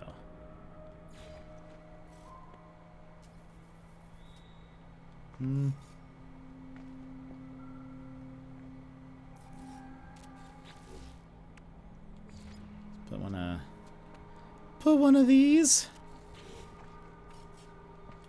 These are supposed to be purple. I feel like they are not very purplish. Let's do that. That one looks much more purpley. Boop. Boop. Boop.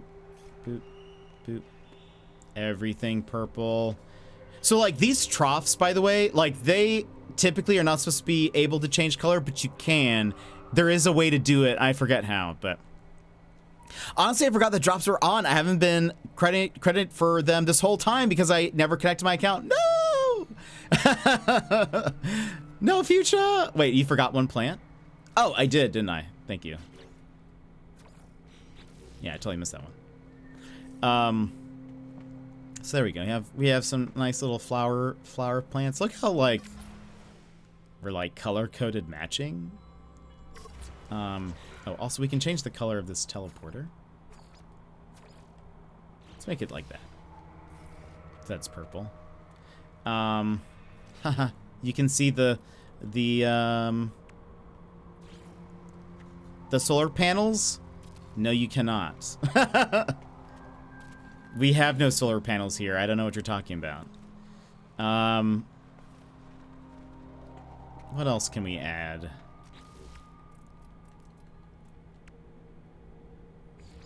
I don't think this chair can be... I don't think you can change the color of it. Can you? No, you can't. But you can sit in it. Pretty nice. Let's see if I get stuck in it again. Yeah, that has to be a bug. Every chair is, like, broken. That's fine. That's fine. Yeah, I'll just keep a stream on my tablet whenever I want drops. Yeah, I think, like, I know for sure they definitely changed it to where you have to have a tab open to, like, and it has to be active, but we can also have a giant row bit with crystals. But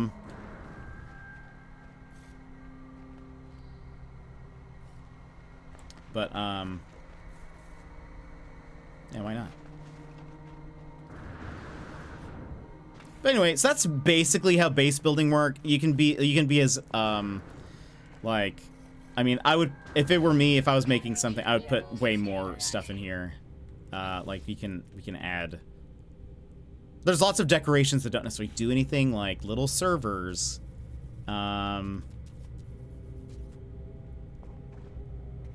Just for a little bit of ambiance and other stuff. We can change the color here. You know, we can fill this up so that it looks a little bit more cozy, but that's basically how it works. You do everything with, like, you know, sort of, it's your little, like, see how that I have that little pyramid on my shoulder that's flying? It basically is what's controlling where I'm putting things. You can also resize a lot of stuff. You can't resize everything. With glitching, you can. There's then, like, glitch building, which is so cool. People make so many wonderful things.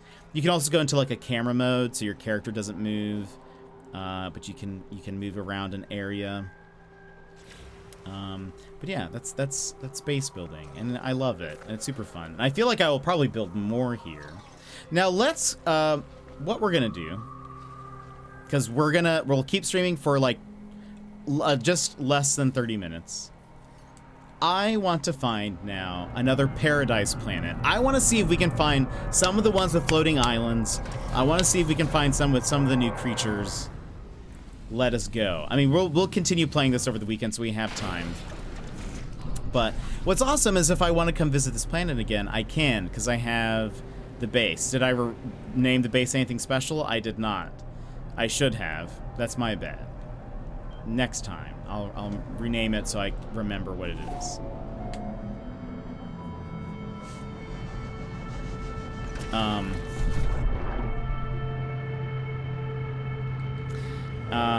But the game's gonna also be very fun for new people. The expedition will start probably next week.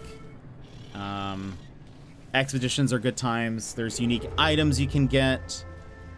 While it's going, let's look for.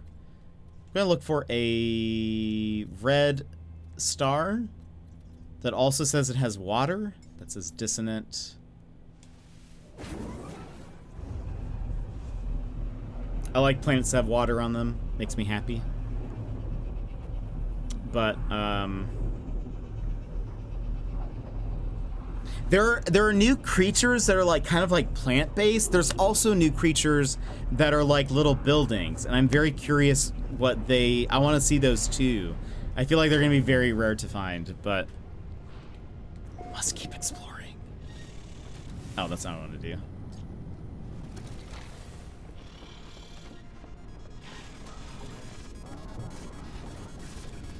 Scan. What do we got? Sub-Zero. So we have another frost planet. Bladed, rocky, hot planet, magma, planetary anomaly. Let's keep going. I was just cleaning up stuff on my PC, and now I just managed to get both of my drives to not be in red anymore. I love that. That is, whenever my storage space is starting to like take a dip, that's always very scary. Also, you see how, like, do you see those planets in the distance that have circles around them? That means I've been there. But I like hopping around very nonsensically. Red star systems also have a chance to have a higher chance of anomalous planets. So,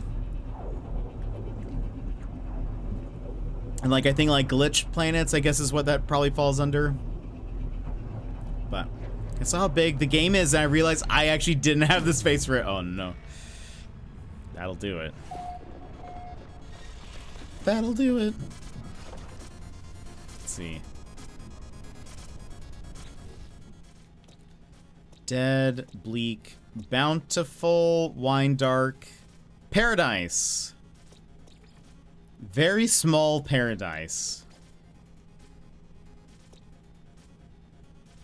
Okay, we can, I mean, why not? It has no water, but whatever. Add car. Let's find add car. This PC was not meant for gaming, it seems. Oh no. Oh no. That's okay. It's okay. This is a pretty old game though. Because again, it came out 8 years ago. It's a green planet. Oh, there it is. Add car. Maybe it's a moon? Could be a moon.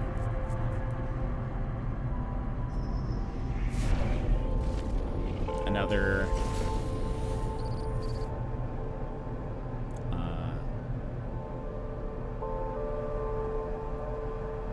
whatever those are called.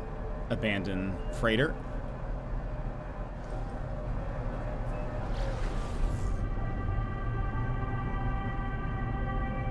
I've only just learned about the different types of drives this year or something. So like solid state drive? Is that what you mean? Or what kind of drives?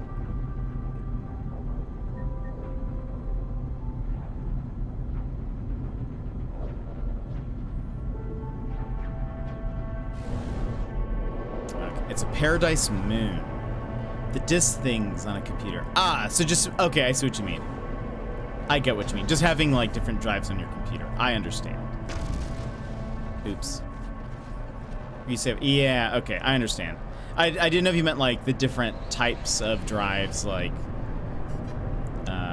there are solid state hard drives and whatever the opposite of that is. Whoa. Let's land here. But yeah, I understand what you mean. We all start somewhere. This is very pretty. Green grass. Mostly blue sky. No water, unfortunately, but very pretty. No floating islands. It's actually really cool. So the rings we're seeing are not from our planet. It's from the ringed planet that we are the moon of. Show me some aminals. Okay. Cow. Thing. Or antelope cow thing. Ooh. Dino.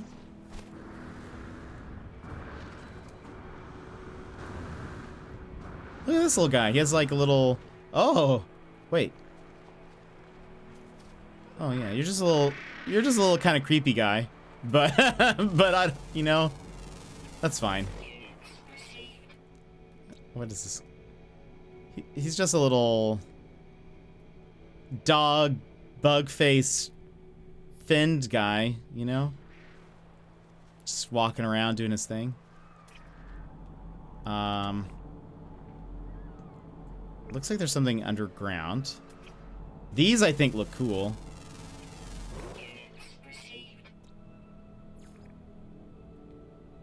Oh, it's actually interesting. It's scanning the wrong type. That's a bug.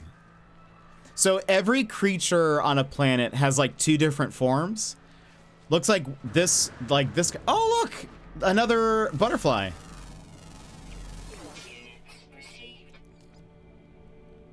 How very cool. This one's pink and green, it looks like. So this type has like the bladed head. It looks like there is another type here that will not have a bladed head, but for some reason when I scanned it, it's supposed to show in your log, whichever one that you scanned. This one is showing like the opposite version for whatever reason. Also, what? I feel like it sounds like there is another flying thing near me, but I don't hear it. Ah, okay, yeah. It's like a weird Stegosaurus with like, what is this? Weird Stegosaurus with like a fan on its head. Where's this? Oh, yeah, that's totally fair. If you fall asleep, don't even worry. I know it's so late for you. This is the type of game where I end up getting like completely just sucked in. But we are for sure gonna end in like 30 minutes. Just because I didn't realize it was so late. Where is, okay. Yeah, Mary, sleep! Get some sleep! We will be back tomorrow with more. I cannot wait to play some more. We got floating crab guy. You found 7 of 11. 2 underground, 1 more flying. Let's look for the last ground one.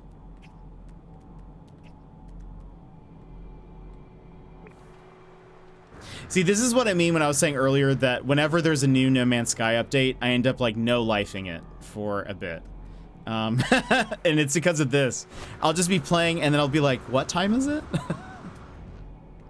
Where am I? Daz! Welcome in. I don't know if you heard me when you first came in, but I was like, Daz, it's so early for you. I am so surprised we didn't hear anything from you. I am convinced it must have been like a sleep text, basically. Like a hello. I was gonna say immediately passed back out. That's exactly what I imagined. Yeah, it was normal time, right? Because that would be perfect right after the party. Yeah. So we're gonna be playing this again tomorrow. But Daz, there was actually a No Man's Sky update this week, and so we've been looking at it. So and I was actually talking about I need to start a Discord with just everybody that I have started playing No Man's Sky with, so I can just be like, I'm on, and then everyone just join me if they're free, because I'm so excited. Look at, also, this looks incredible right now where we're at. Take a picture. It'll last longer, they say.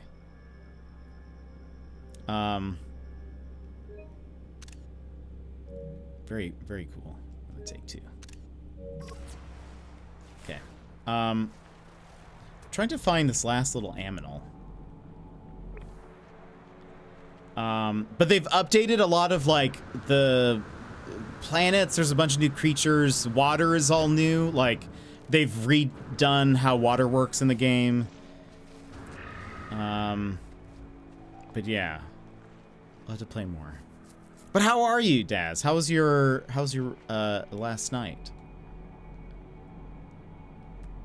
I think I asked when you came. I was like, are you like just going to sleep? Are you did you have a super late night or? I'm not looking. I'm not seeing this red dot anywhere. Because I was like, it is very early for you.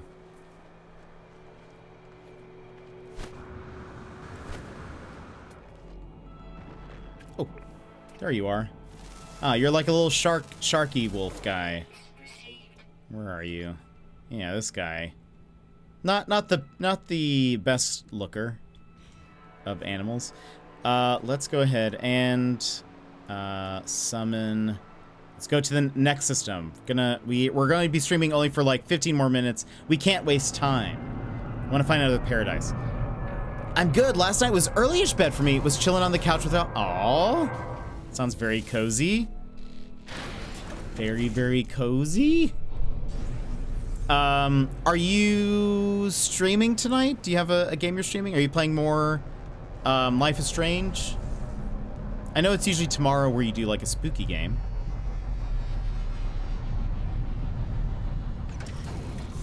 But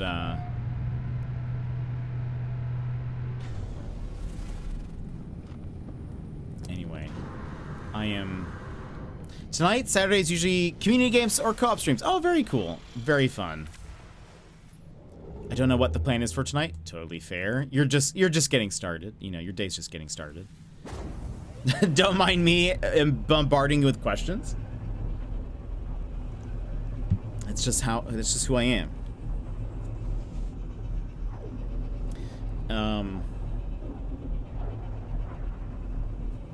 More than welcome, thank you. You know, people come in and I'm just like, tell me everything. I want to know all of it. Everything. Give me the information. Okay.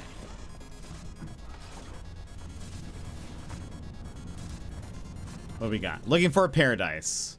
Radioactive, hot planet, scarlet planet, imminent core detonation, plated, contoured planet. None of these. To the next system. We're speed running space.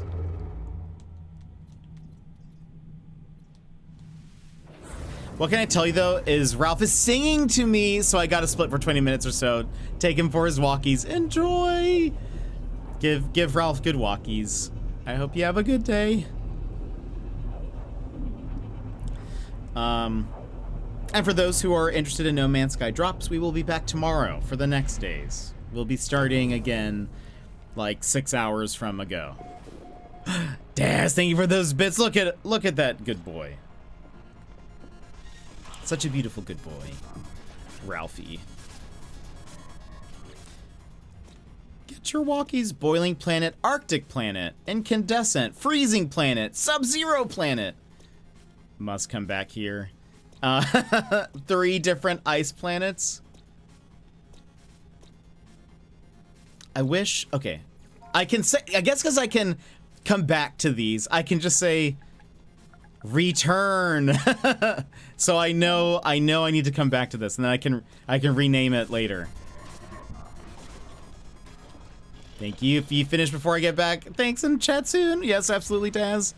Such a pretty doggo. It's true. Okay, Dissonant. Dissonant sometimes has water. We'll take a look.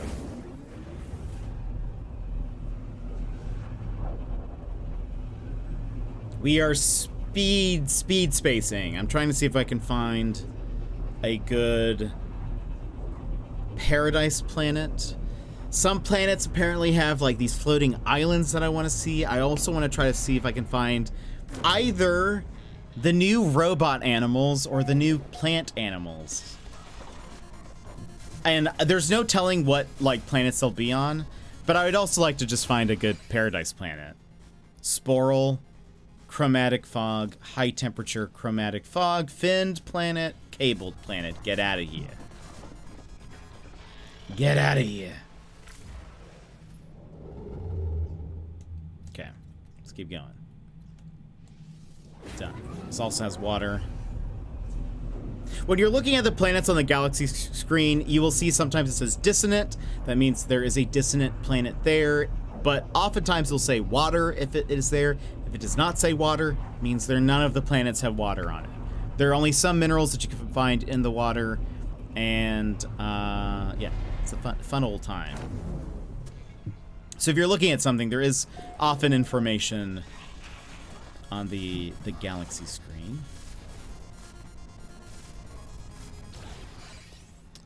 Skeletal, scalding, overgrown is technically a part of the like lush planet. But let's find paradise, my friend.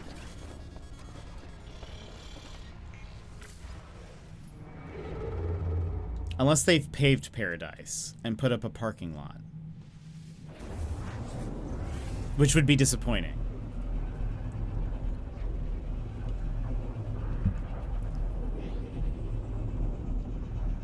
I'm sure we'll be fine, though. Also, so I ordered, I think I mentioned this earlier this week, I ordered a new headset, the Sony XM4s, I think is what they're called. I got it on Prime Day. Amazon still says it's going to arrive tomorrow. It didn't ship till like an hour ago. I live in Alaska. I think they're lying. I feel like it's lying to me. Bountiful, fractured, rattling, sub-zero, bubbling planet, noxious planet. Okay. I haven't thought about that song in forever. I think about it every once in a while for some reason. When I think of parking lots, I feel like it comes up.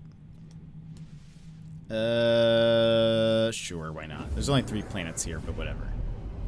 Let me check again. I feel like it's gonna update, even though when it said it sent, it was like, it'll be there tomorrow. Like, liar. We still probably won't be able to pick it up until Monday. It says it's arriving tomorrow by 8 p.m. Where is it now? It says it left Seattle, so actually, I mean, it could. It actually could potentially be here, but it'll arrive like probably while we're in stream, I'd imagine. Capped, caustic nightmare, and a caustic planet. Waste of time. Let's go, let's go, let's go. This is actually what I will do for hours if I'm searching for a very specific thing. When I've been searching for white grass planets, because you can, not this one. You can see the color of the planet when you're looking at like the,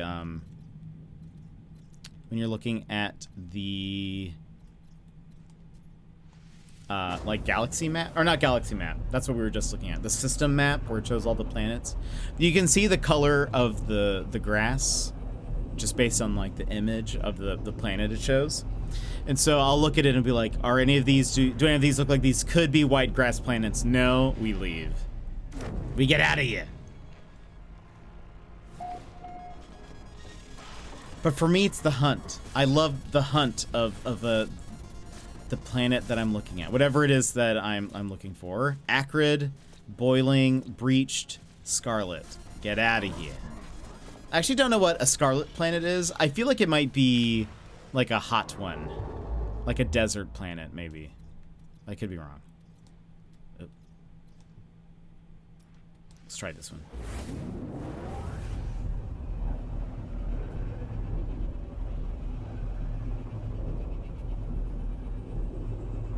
Let's keep going.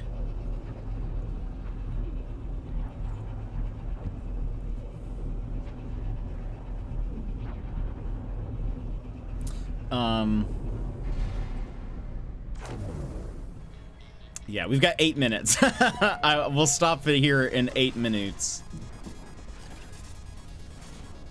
It's getting late. I haven't even eaten anything today besides those chips. Noxious, humid, icy, shattered, lost red planet, fragmented planet. I'm at 85%. Nice. I'm glad. Hopefully it's been working now. Sure. We're going. Also, so what's interesting is this has been the World's Part 1 update. They said there's going to be a Part 2 sometime this summer still. So I assume in the next few months, maybe after the next expedition is done. I wonder if that'll be what they're aiming for. I need to hit the dollar store and pick up some vinyl so I can work on that board I bought. Ooh. Is that what you're going to be working on tomorrow?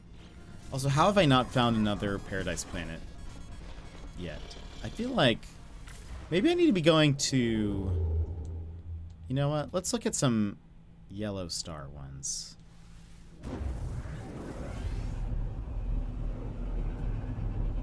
Yes, I'm happy it does. Okay, good. Yeah, I'm glad that it's working for you.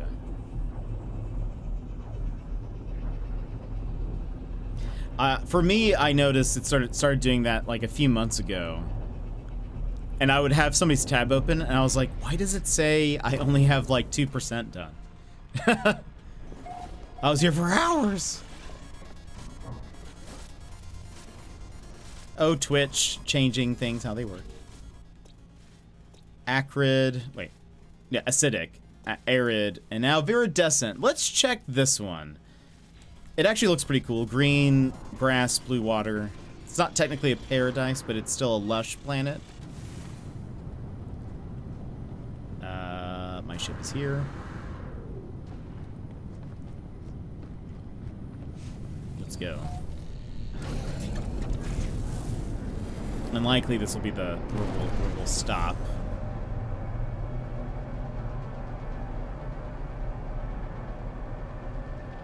It was not... No. It's not that one. There is... this planet... Also, that's a space station, for those who don't know. Here's the one. Star bulb, activated copper, paraffinium, salt. Those are the, like, mineral deposits you can find there. Well, also, we're gonna aim upwards so we can land in the daytime. Por favor.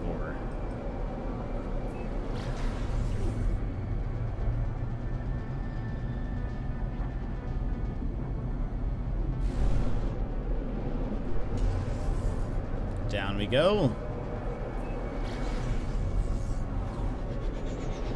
And we'll get close to some water, too.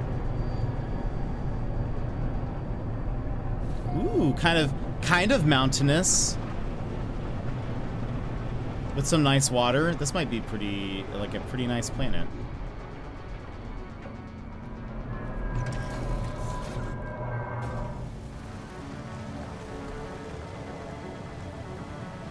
I feel like I don't recall seeing those before. No floating islands. Let's take a look here. What kind of creatures do we have? 7. A lot of them are flying or underwater. Boo! Boo! But it is a very beautiful planet, though. I'll give that to them. We'll do one more system jump.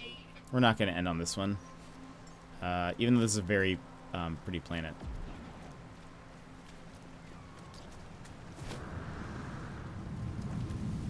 Let's go. Where did I put my freighter? I cannot see. Ah, there it is. The clouds were just a wee bit too thick. Okay. One more system jump. We'll call it there. Well, maybe one one more jump where we see a paradise planet. We'll inspect a paradise planet, or a lush one. See what we got, and then we'll end. We have 3 more minutes from when I said, I think, because it'd be 5 hours and 30. Okay. This one has water. This one has a bunch of planets. Let's take a look.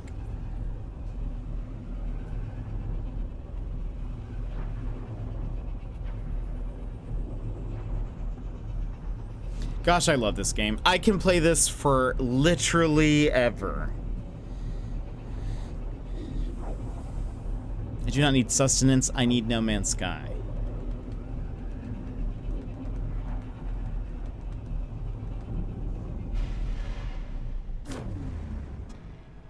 Okay.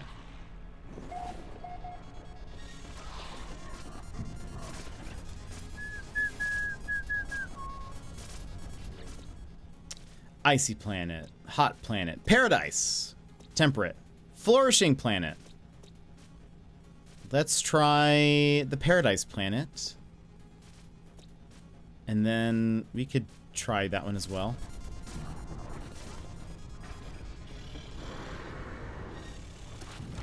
Okay, so the first one we're going to is the ringed planet. Where is my ship? There we go.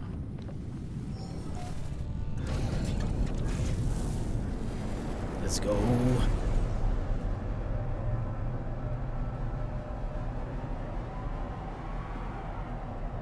Whee!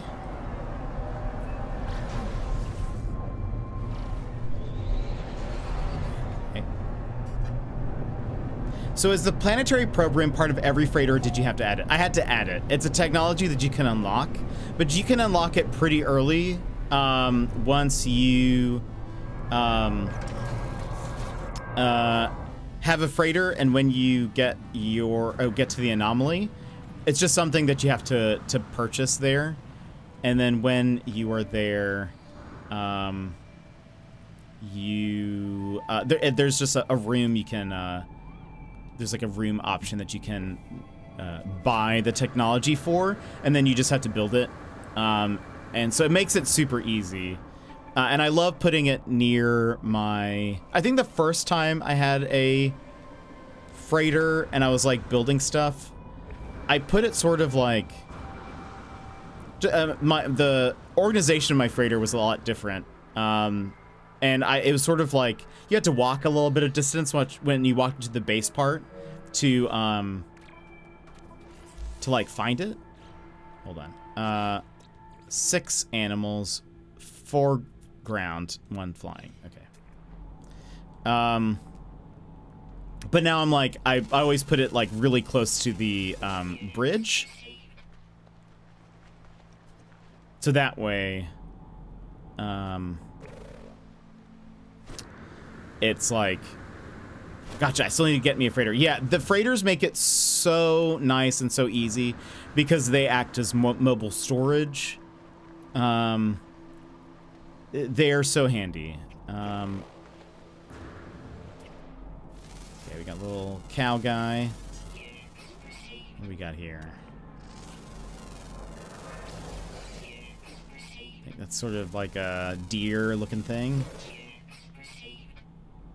What is this?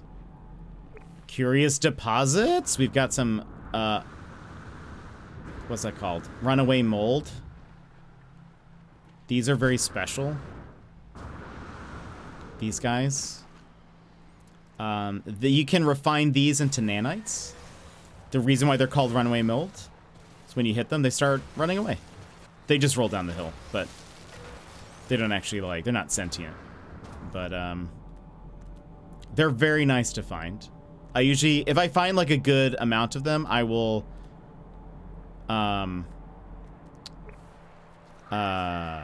build a base near them. Someday I'll get one. I believe in you. I wonder if the I mean, maybe some of the new animals only exist on like certain types of planets, or like, I don't know, maybe there's something I need to look for. I need to do more research. Looks like there's actually a lot of curious deposits here. I might need to build a base here. Always looking for more places to get nanites.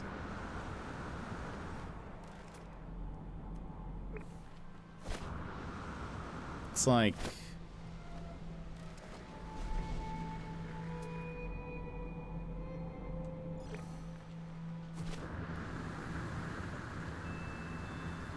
Where's this thing? Ooh. Oh, there's a bunch here.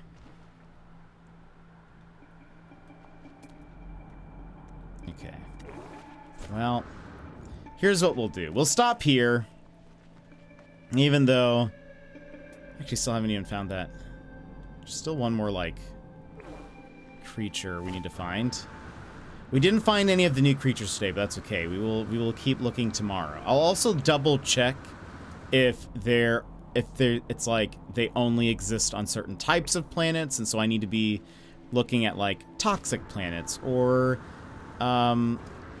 swampy planets or whatever. Or if there's like something on the system map that I can look for to find them. Because I would be very curious again to also find the moving planet. I'm sorry, the moving building animals. I would love that as a pet. Must have building animal.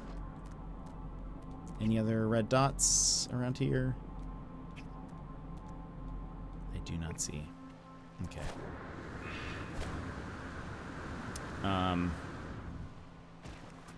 So we can continue this tomorrow. No, I have no promises that I won't potentially play a little bit more tonight. Especially if, like, Talonus or Dans or anybody wants to play some. But... Anyway. But I have to eat and stuff. And there's a little bit of work I have to do as well. But why do work when you have No Man's Sky? That's what I always say. Much to the detriment of my work. But still, it's fun. It's okay. We'll stop here. Oh, there he is. Is that the last guy I needed? Just make note of any fun yeah, for sure. If I find anything fun, we'll go back to them so I can show them off. If I find like any cool pets or something, for sure. And we'll probably still look for more, because even if I find one planet that has them, they may not be the like, because they come in different shapes and they come in different styles, and there'll be different forms and stuff. So it'll be like we'll have to keep the search going, but you know, at least have one or whatever. So anyway, friends, that'll be it for us today. Thank you so much for hanging out with me. Thank you for, you know, being here, whether it's just for the drops or whether it's for, you know, you guys like it here. I appreciate it. Tomorrow we will be back. We're going to play No Man's Sky through Monday, so it's through all the drops.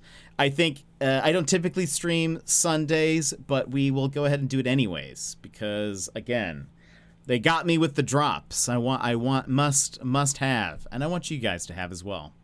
But friends, thank you so much for being here. Let me give a few quick thank yous, and then we'll head out. Wait for it. One, Dead Set Amen. Thank you so much for the follow last night. I appreciate it. Mary Moss for the 35 stream streak. Lanier for the raid earlier today. Warner for the 10 stream streak. Too Much to Bear for gifting us up to Talonus. Levels and Lives for the follow. Aunir. Thank you so much for the follow. Shepherd Sunbear for the follow and for the 100 bits. I appreciate it. Hope to see you again. And Daz for the 30 bits as well. Bonus stream weekend indeed. So we'll see you guys here tomorrow. That'll be it. Let me see. I'm very hungry. We'll just end today. There are plenty of people playing No Man's Sky, so if you are looking for drops, I suggest checking out the category, getting all your drops for today. We'll be back tomorrow. Hopefully I'll start maybe even a teensy bit earlier. like more on time. We started a little bit late today, so that way you guys can get your drops in early. But all right, that is it for us today. Feel free to join the Discord if you are looking for when we go live and all that, keeping track of that. And thank you, Sassy. I do actually have to do some work first, and I do need to eat and all of that. So if I play some, it might be a little later, but I am tempted to play some. So anyway, thank you guys for being here. Have a great time zone, everybody. I hope you guys have a wonderful, wonderful day, and I will see you guys tomorrow for some more No Man's Sky. Bye-bye!